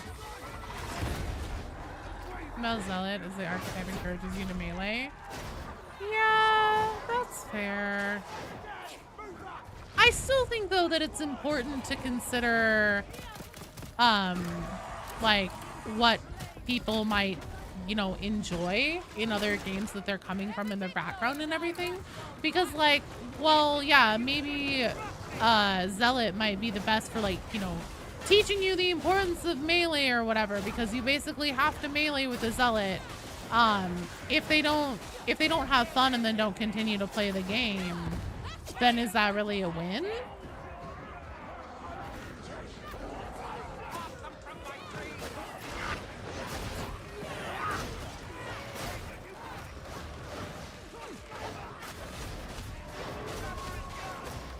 Well, it has a flamethrower. That's pretty cool. Oh, thanks, Ghost. I appreciate it. Dark Tide is free to play on this place. Well, that's, yeah, that's wise, Zam. That and also people are coming back for Skitarii and stuff, or coming to Darktide for the first time.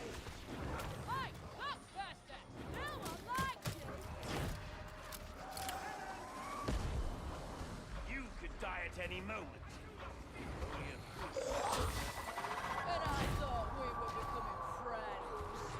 You like the Zealot Flamer a lot? It's a good one. And a big boy training wheels. Pick up. Actually, that was going to be, so I was going to say, if you are just now into Darktide, and if you're okay with like paying for a DLC class right out of the gate, Arbites honestly is my top pick for beginner friendly classes, because if you take dog with Arbites, if you get pounced and stuff like that by other dogs, it's very forgiving, because your dog essentially can act as a fail-safe for fucking up stuff like that.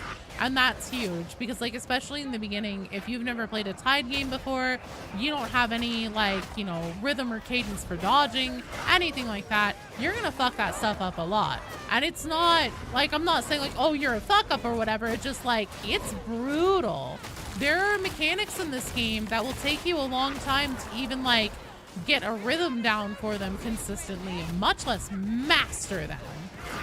So Arbites is honestly a great choice for a first character, but you do have to pay for it. Dog is an instant +1.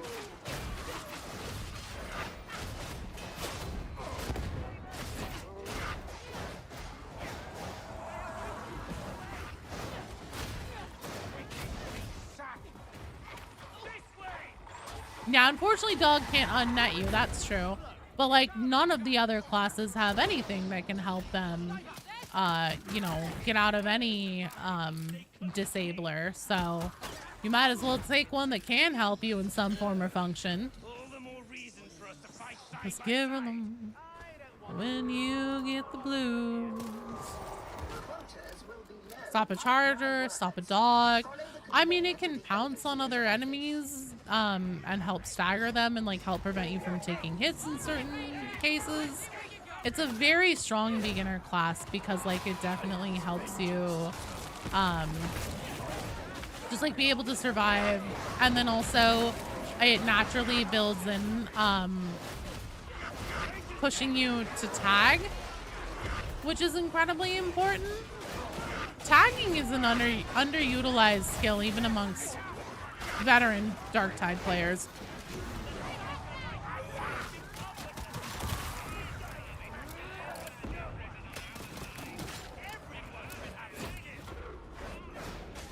Hello, Lava. Yep, I stream as well. I stream 3 times a week.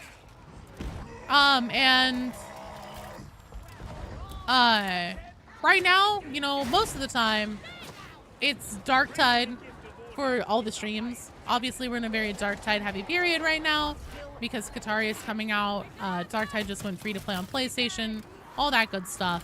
Well, PlayStation Plus, I guess. So, you know, it's in a big swing right now. So we'll be doing a lot of Darktide on stream. And then most of the time whenever I stream, it is open to join for the community. So if you come by whenever I stream, yeah, you can hop in, join the queue, come run a game.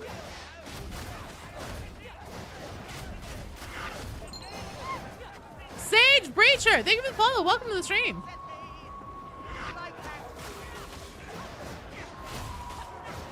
Hello, no. What, Darktide being... Wait, what's huge?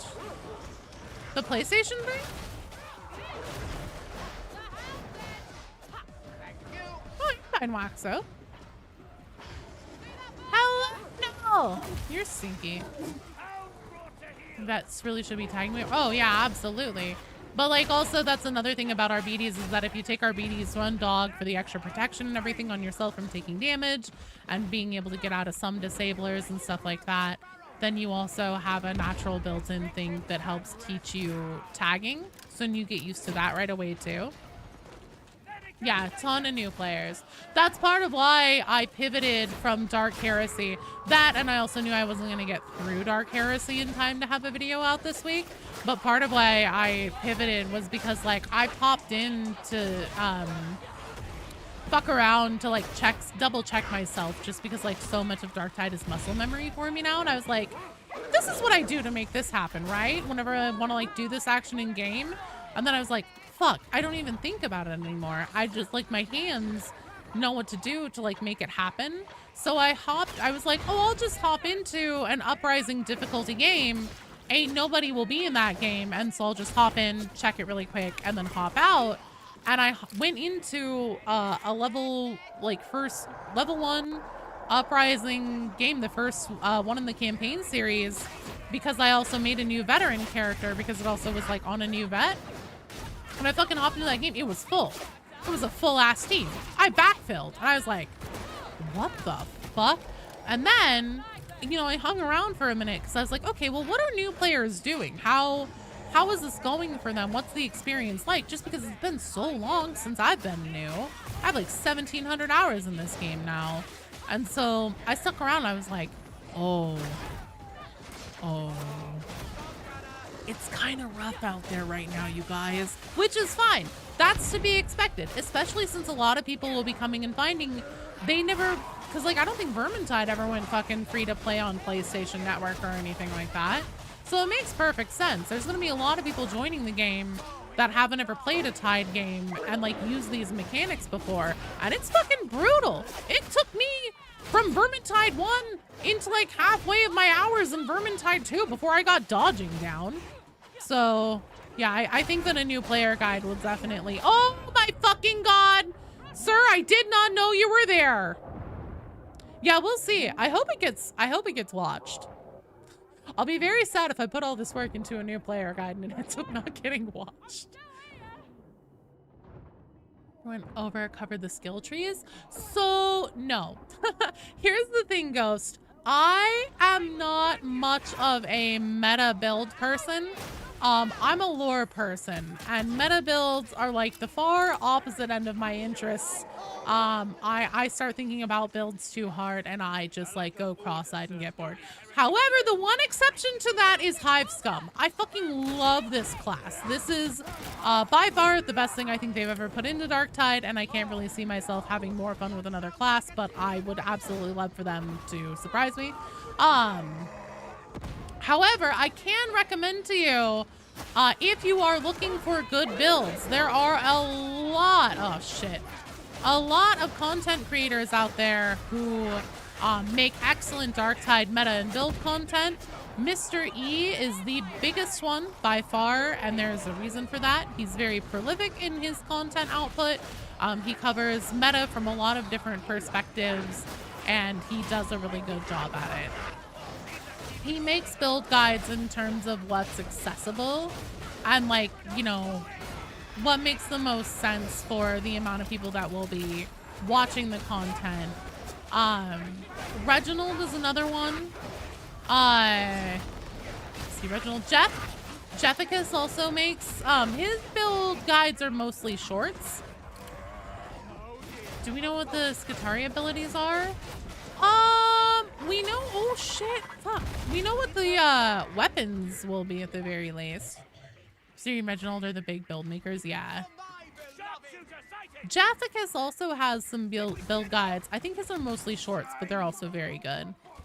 First time Cat, I've been too scared to play the game without your friends, and after years of waiting, all of them are now interested in playing, so a new player guide would help a lot. Hell yeah.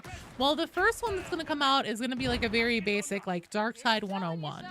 Like, if you were to get a crash course in how to hit the ground running in Darktide in an hour, hopefully, no more than an hour long video, what would you need to know? The beginner guide is going to cover, like, just base level mechanically whenever you're in a mission. What are the most important things for you to know and be aware of as far as mechanics go? And then a guide on all the different enemies, the unique sounds that they make. All the unique sounds that they make, because Darktide is very heavy on sound cues, and you get a lot of information by your sound in this game. Oh my lord in heaven. Like, for example, there's 2 fucking pox bursters stacked together there. Could you fucking burst, please? And then in that, you know, section that's essentially like the enemy breakdown and guide, a very brief overview on how to successfully handle all the, you know, the different types of enemies in a general sense.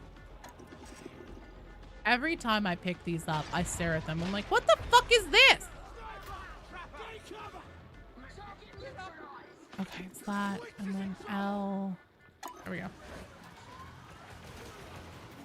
Took me a long time to notice when a player gets pounced. You hear growling over the radio? Yeah. Don't shoot the demon host? Yeah. Are they on YouTube? Yes, Mystery and Reginald are both on YouTube. Absolutely. I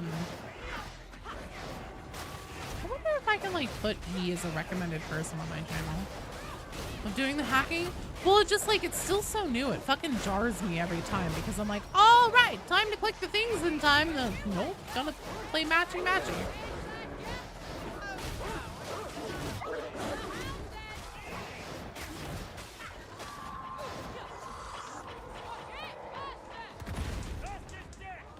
Let's see, this gets good mobility skill like a jump. They probably won't do that because Darktide already has some issues with the current mobility and like environmental climbing that you can do in the game. It already has a little bit of a problem with being able to skip entire sections of certain levels, and that's something that Fat Shark doesn't really want.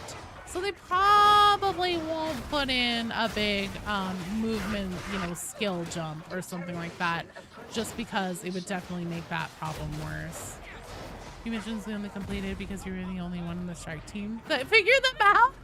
Oh, hell yeah.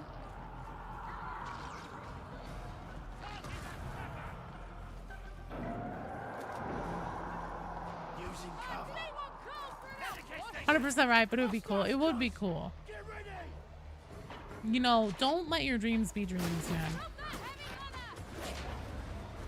But yeah, from the stuff about, you know, like the enemy roster and everything like that and all the different sounds they make, etc., etc., I'm going into the oh, I covered tagging in the enemy section as well because you can only tag special and elite enemies.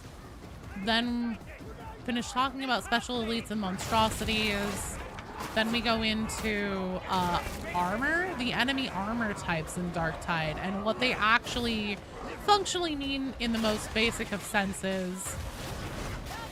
Yeah, it should be out this Saturday. I still haven't even finished the script, but once the script is finished, all I really have to do is like clean up my audio. Oh shit. So I'm just the cat. Thanks for the raid. Welcome, welcome. Cat told you to tune in and let him watch you play. Oh, thanks, Sergeant. Took you too long to realize no mods were running. Yeah, fear me. Thank you for the raid. Welcome. I live in fear. Thanks for doing the shout out there, Beanie. Welcome. I'm Gay Fear Me. Thank you for the follow. Welcome. Unyielding is still kind of weird. So here's the thing about most of the types of quote unquote armor that enemies have. They aren't actually armor. They are in the fact that like they do offer actually like a real damage reduction value. But for the most part, it's just a way that Fat Shark decided to try and balance the game. So they have so many different categories of enemies that not every weapon can be made to be functionally like extremely strong against every category of enemy. So infested, unyielding, maniac, all that shit, it's functionally just a category title for the most part. Do you have to restart if you make a new class? Yes. It does actually affect your damage a little bit, and BD and I were like doing some of the math on that and stuff because I was like trying to find this information today because I was like, right, but what does that mean? Like, what's the damage reduction? What's the actual armor value here for it? And I couldn't find anything. I couldn't find actual numbers and stuff. And so BD and I started playing around in the Psychonium and like doing damage values and stuff like that and like noting them down. But that's definitely stuff that like it would only be most applicable for advanced level stuff. It's definitely not what you need to know for beginner stuff. What you need to know for beginner stuff is there are different, essentially, quote unquote, enemy armor categories, and what it means is that it's a way that they categorized it so then you can build out your weapons to functionally be better against enemies that are giving you the business and causing you problems, without also allowing your weapons to just be able to be made generically strong against every category of enemy.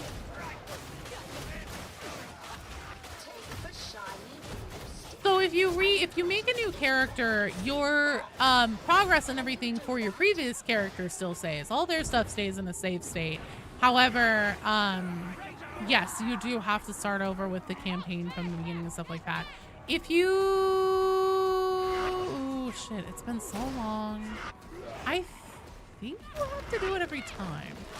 Realize BD's name is like BDW. Yeah, and isn't a reference.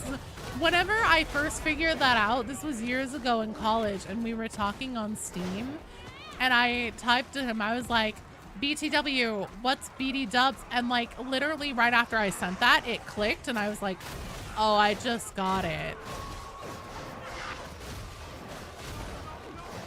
You need more, look more, yeah. You need to learn more about the game. It's really cool. Yeah, and then once you get the mechanics and stuff down, just wait until you start hearing about the fucking story, man.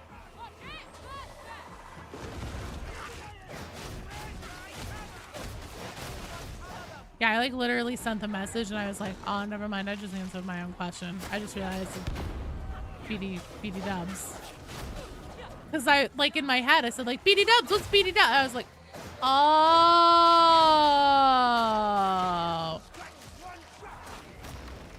Where the fuck are the stairs, man?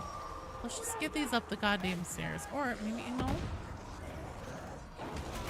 If I jump that right, ha. Yeah, Darktide has a story. Have you been watching more videos? Oh god. Well, please let me know if you still have questions or if anything doesn't make sense. Because I would love to know that, especially from the perspective of like somebody who's new. Do you have like a background in Warhammer at all, Ghost?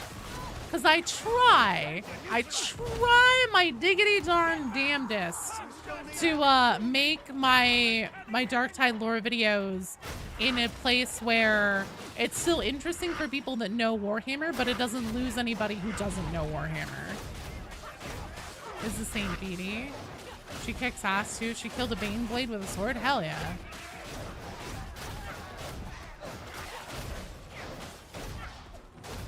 If only someone would tell you what the story was.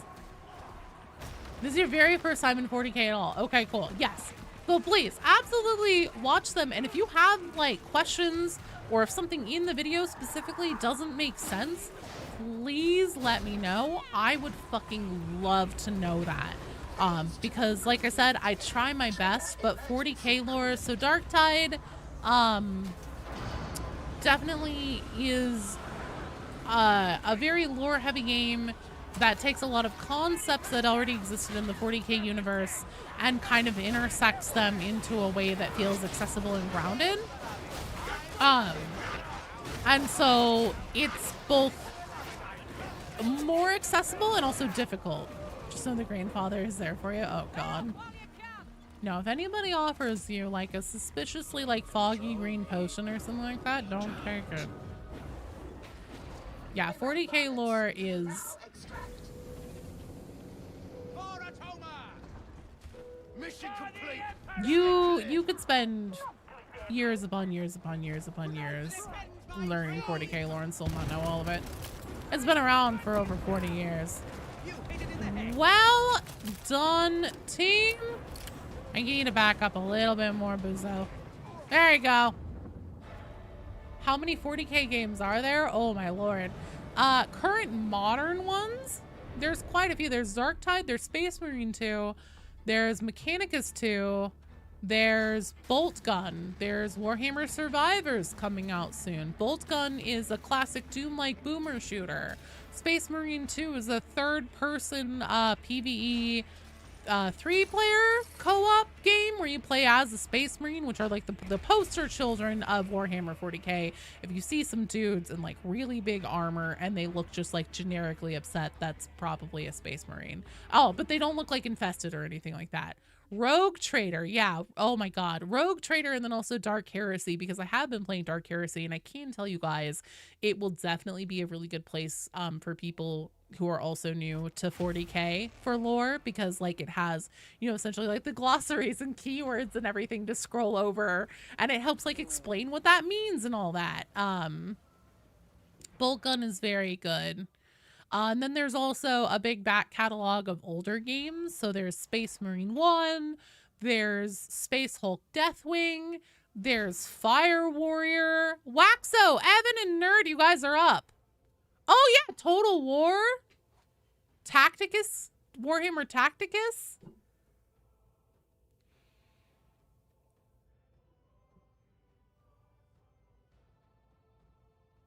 There's so much to the video game world outside of Call of Duty, and especially in Warhammer.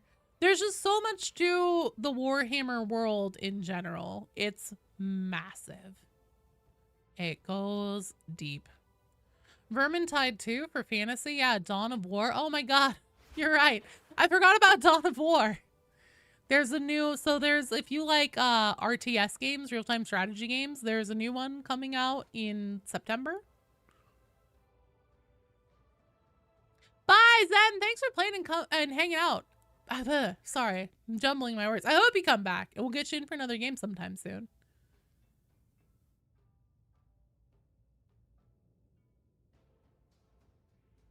Let's see. Waxo's here. Evan! Evan! Hello, Tachyon. I'm assuming you are Nerd. Correct? You're playing... Yeah, I see that now. Thanks, Nerd. So sad that both Legions and Warpforge were shut down.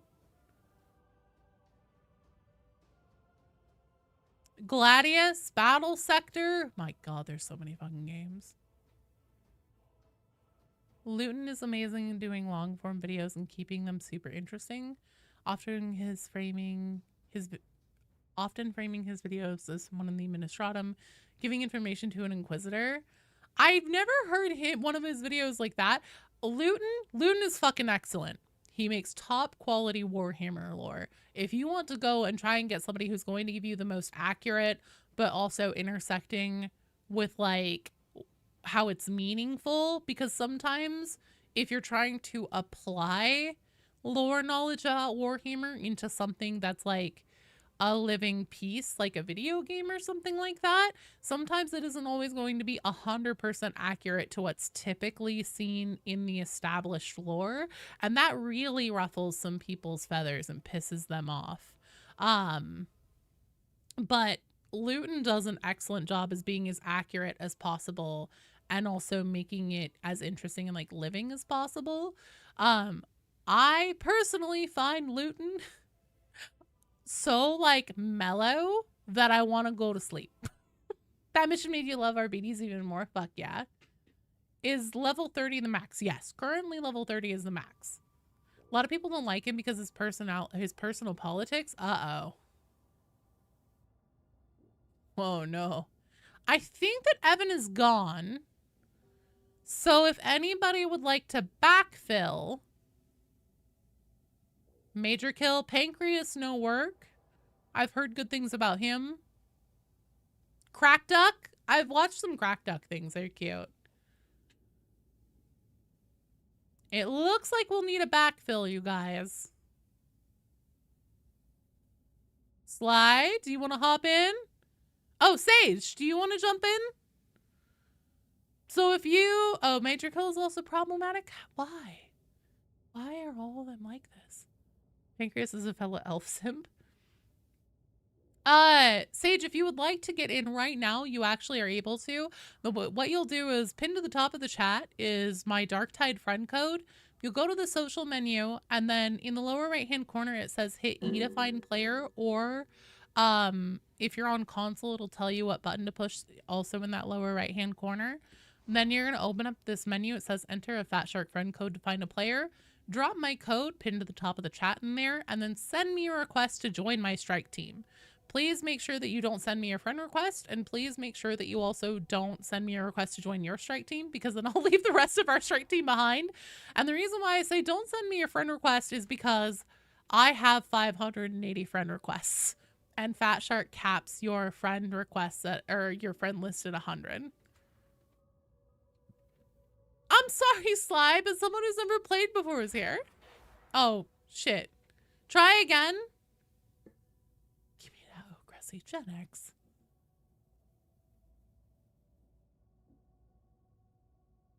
And then there's Joe. Joe does mostly dark type lore, at least at this point. Can't take Arch seriously. You still have screenshots from his old Discord. Uh-oh. After Skutari, what class would I want in the game? Ooh. I don't know. Let's do it again. Jakaro? Honestly, Jakaro would be so funny. I would fucking love that.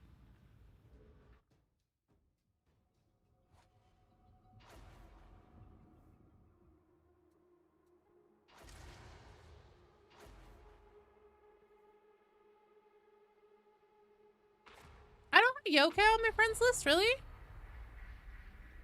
The insidious blighted stim trade must be brought to an end. The matter Return to monkey. require extraordinary violence and mortal peril. So naturally I thought of you. You're deploying to the carnival in the shadow of the cathedral of Who is this? Crack Duck Beatty? Is that who you're talking about? be a pleasant experience, but it's not as though you have any choice. I've analyzed the data, and it would appear that the cathedral is in fact the next link in this squalid little chain. Major kill. Oh. I think Fat Shark didn't do well. Pop-ups can easily be mistakenly rejected on accident. Yeah, that's true. Well, also, like, they also just, like, pop up and then disappear right away for me a lot of the times. I don't think Dark Tide is a great entry to Warhammer. It's true, yeah. It's very true.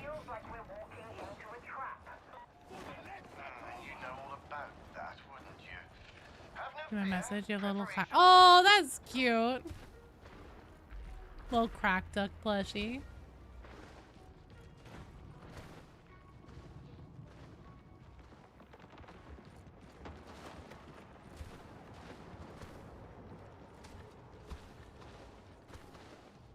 Those videos explain how strong the rejects are.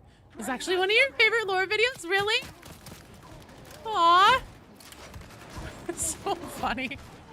I was so in the depths of insanity when I was editing that video because I had to keep running those fucking simulator things and like at the end of the video when I'm like, we laughed, we cried. Well, you guys probably didn't cry, but I did when the fucking thing insisted for the millionth time that a beast of Nurgle needs a ranged attack. And I literally would have to like fucking fake it and put in like it don't got no ranged or something like that is what I did. I was losing it when I made that one. I was like halfway through that edit and BD would come in and be like, how's it going? I was like, I'm never fucking doing this again. I'm never making a fucking tabletop video ever again. But now, like, not only does the video do numbers, but I've gone back and watched it since. Actually, I went back and I watched it not too long ago. Just because now that I'm getting back in the swing of it, I've shaken off my, Fat Shark hasn't given me any fucking content to make videos about depression and all that.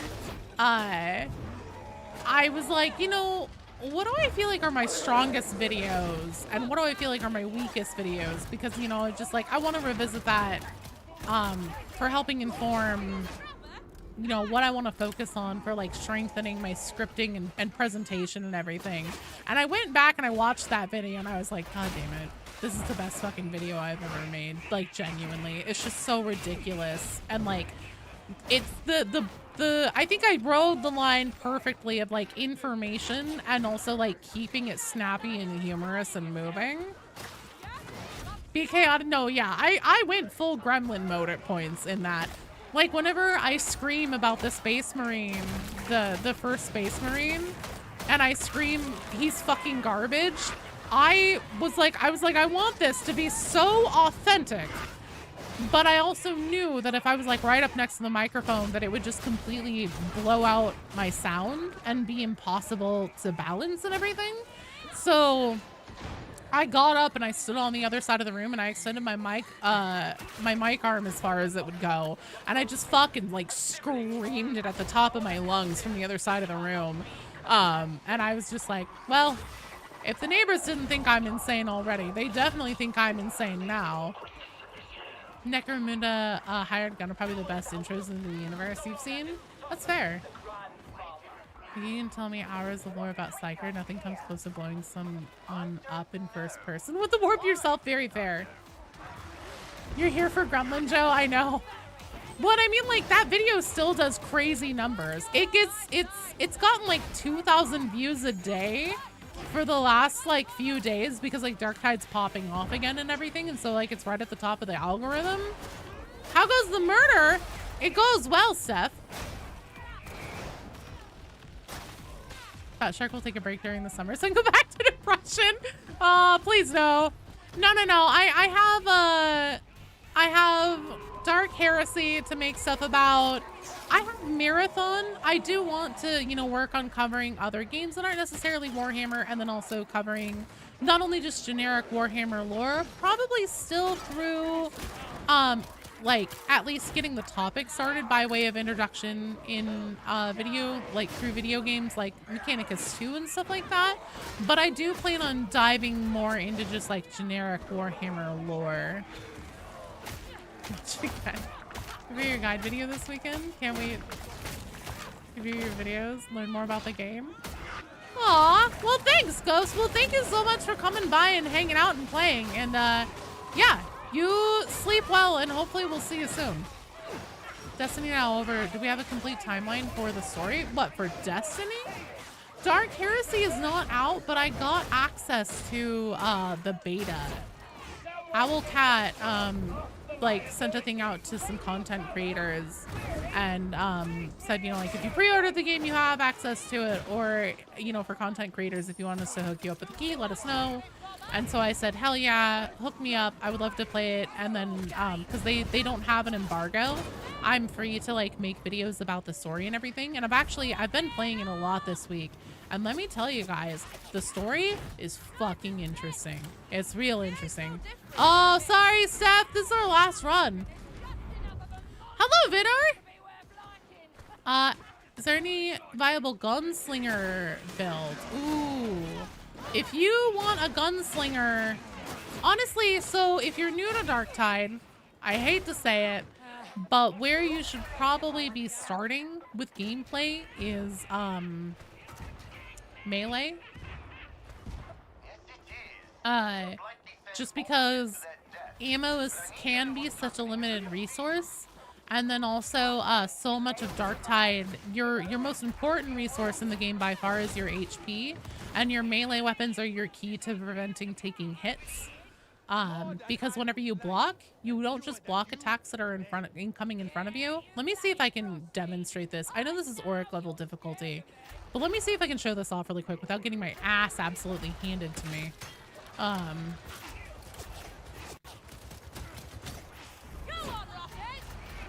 Okay. So if I turn around, there we go. So those attacks were coming in behind me, and I still blocked them with my back turned to them. Will you play Dark Heresy on stream? Yes, I will. So my game plan at this point is to play through what I can of what the access is for the beta and Dark Heresy, play it through to completion, make a video about the story, and then have a stream scheduled that I can like shout out in that video to let people know when to come watch. So then if you want to like see the game live, if you want to participate in making like gameplay decisions and stuff like that, you'll know when. Leveling Zealot now. So Zealot is a great choice. We were just talking about this in chat across both Twitch and YouTube.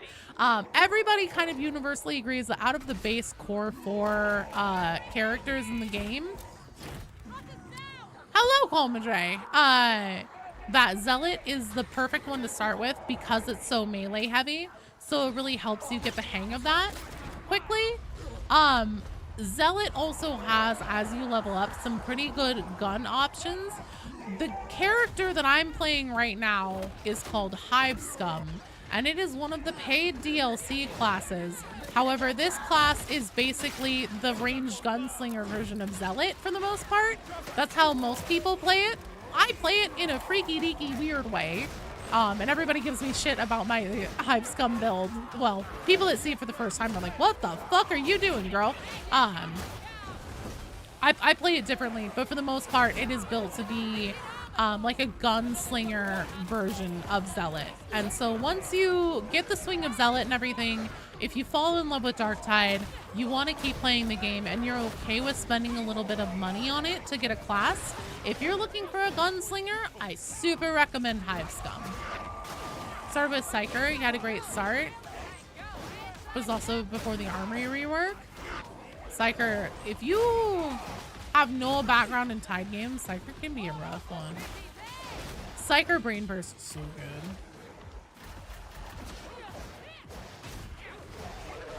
Everyone equals BD. No, I mean lots of people were agreeing, saying Zealot. Been a Psyker main since beta, hell yeah.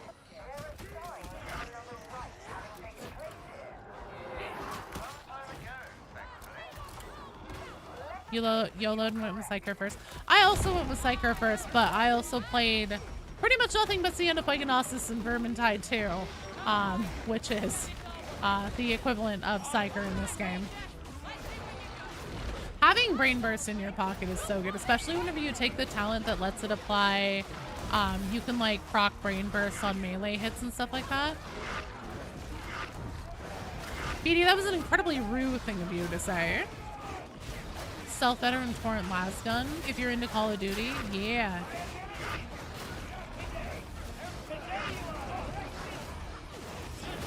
There stop being so many fucking poxwalkers around here. You guys are really ruining my vibe with keeping me from being able to dodge effectively, you motherfuckers. Oh, look at us. We're a bunch of fucking zombie guys. We're just gonna stand around and keep you from being able to do anything fun. Thanks, dickheads.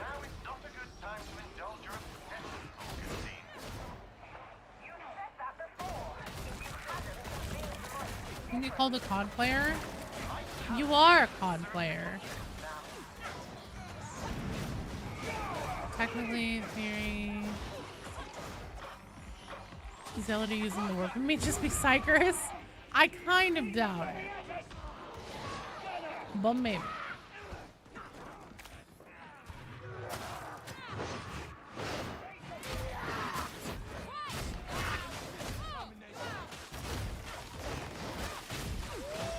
Oh, that's fair. Oh, Scab Hunter. Hello, loose player. So there.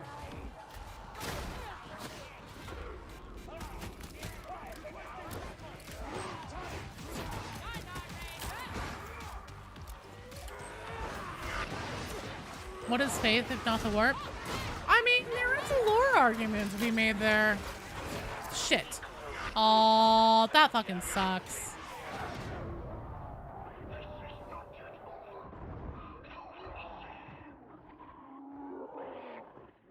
Insurgency Sandstorm. I just saw that was on sale today. I was like,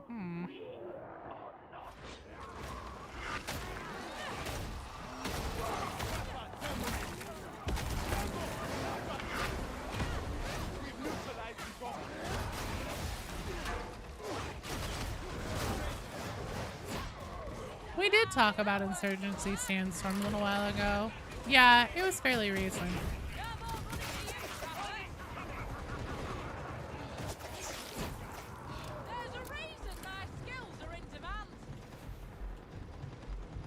Any FPS game teach you how to aim. Darktide teaches you how to melee.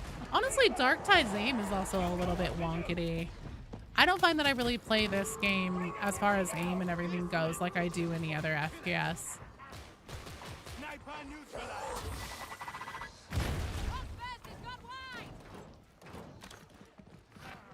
Gotta decide where and find a nice statue for him. Oh, Scab Hunter, I'm so sorry. I'm glad that things are getting closure, though. We fight for the innocent! I can see the Mad Sister Repentia.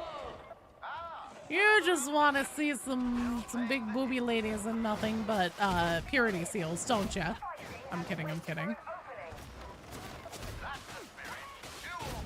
I mean, here's the thing. I was also very much on the thing of just like, I don't think they'll ever do Sisters of Battle because like, what would it be? How would it be different functionally from Zealot? But I have to say that in concept, whenever it was first introduced, Arbites just sounded like it was going to be a mix of like Ogre and Veteran with a dog. And like, honestly, at the time, I didn't think the dog sounded all that impressive because it could only handle one target at a time. I thought it sounded lame as fuck. And then, you know, it is a lot of like, you know, some elements of Ogre and some elements of Zealot, some elements of Vet put together. And then, you know, iterated on and made into its very own unique thing that has a role and a footprint in this game unlike any other class.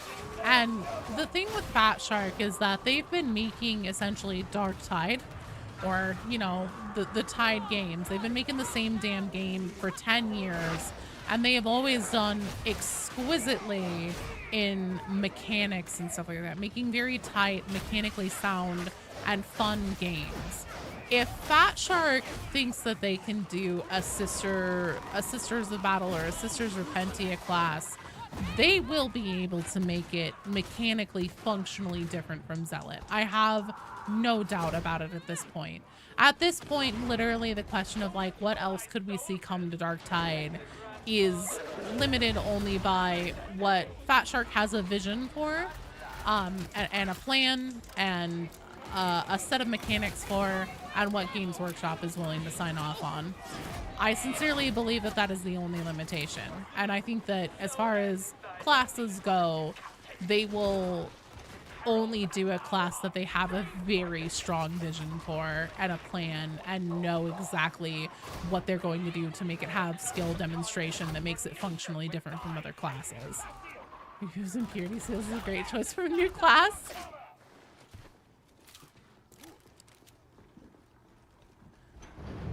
Hello, Kensei. How are you doing? Different because boot armor and trefoils. Has anyone else been having shitty performance for the game? A lot of people got a runner. Yeah.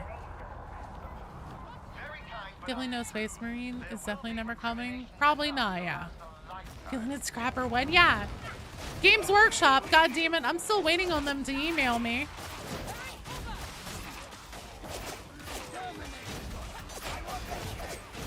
I would love Jukero class. Work sucks, I know. She brought me roses by the stairs.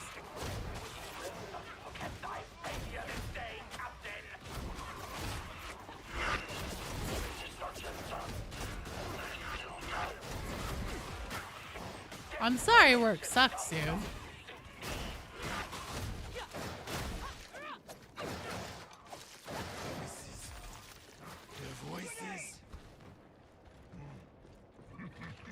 Limited only. Oh, too far. Well, I guess the other thing too is like, I mean, as far as like what Fat Shark has a vision for, they have literally gone on the record and said that they aren't terribly interested in making a short class, because in Vermintide 1 and Vermintide 2, they had the dwarf in that, and they were like, you know, we've done the whole, you know, shorter POV perspective and everything. We're just kind of done with it. We're ready to move on and do something different. And then all of the maps up to this point have been constructed and designed with, you know, human height or higher because of Ogren in it. Whenever Fat Shark says that they aren't super interested in doing a short class, I kind of believe them. And again, it kind of goes back to thinking about like, they've functionally been making the same game for 10 years. I would probably be ready to do something different creatively too if I was in that position. Making, you know, iterating on what is functionally the same game for 10 years. That's a lot. That's fun stuff. Can't nip specific things in the bud. What? Oh. about like the performance issues and everything. Well, are you on PC, Gutter Runner? Rattling on stilts? Or give the ogre a baby Bjorn and put the rattling in a baby Bjorn. Okay. Depending on, so here's my next question for you, Gutter Runner.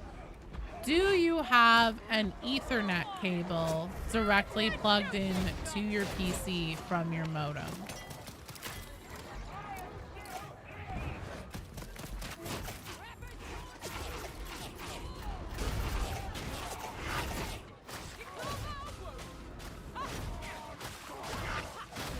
The big class would be interesting. What would it be? I mean, here's the thing. Elds are very tall. No? So, Gutter Runner, let me tell you, that makes a mass... If you are able to. I know not everybody is able to run an Ethernet cable from their PC into... or from their modem into their PC.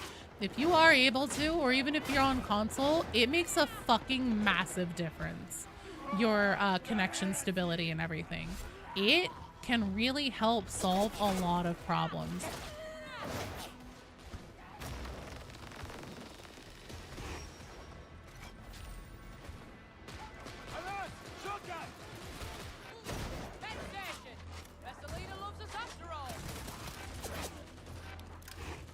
Will it give you custody of your kids? No, and it also can't see why kids love the taste of Cinnamon Toast Crunch. Not Rainikin 13-inch heels is the next class. That would be fucking amazing. Stratos could be a Skitari subclass. Roided out rattling that becomes a normal size dude and just becomes specifically a sniper veteran. Here's the thing. Before Hive Scum was announced, I did like a little mini series just like speculating what could the next class be. And I ended up breaking my own heart a little bit about rattling because I totally see how they could like have a functional class that would be a lot of fun in Darktide. Aside from just like the one sniper archetype. But I don't think they'll ever do rattling. Rattling that can ride another player. Yeah, feeling it also could be fun. You have died of broken ankles, Ranix class.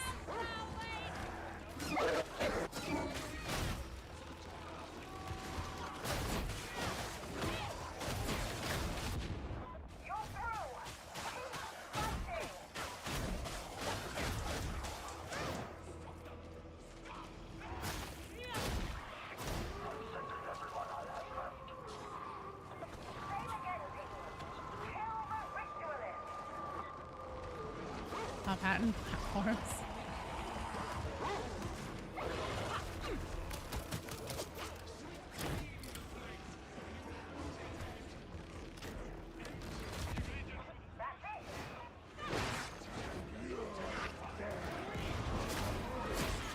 Oh shit. That was an attempt on my life, sir.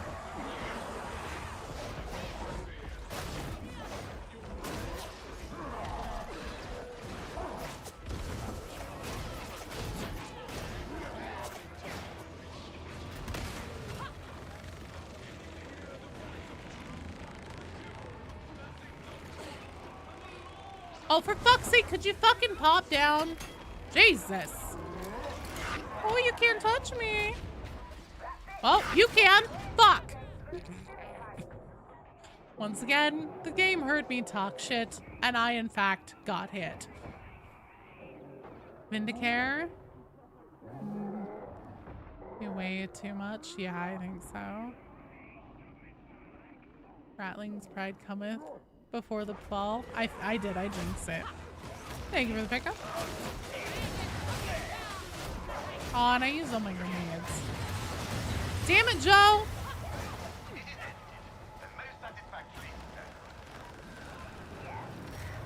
Going assassins, you vote Calidus?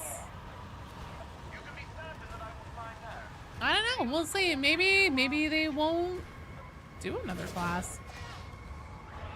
But they'll do at least one more. Well done, team! Excellent work! You guys killed it.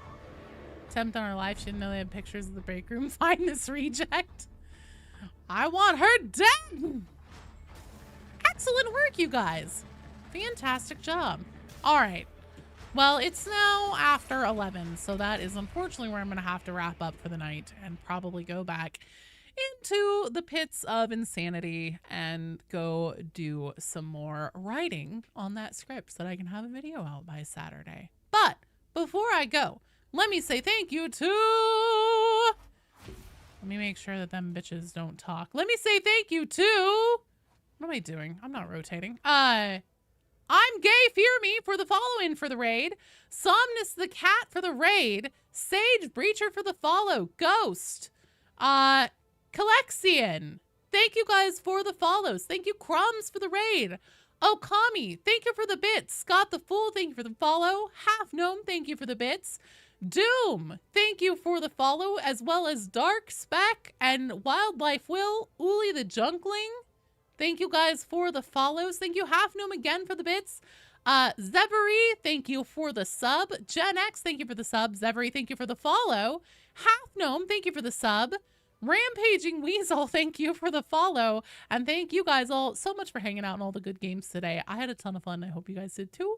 I will be back on Friday at noon Pacific time is going to be the next stream. Until then, I will be working like a crazy person on the new player guide. So until Friday, mwah, I love you guys. Sleep well, eat something delicious, and I will see you later on in the week. Bye.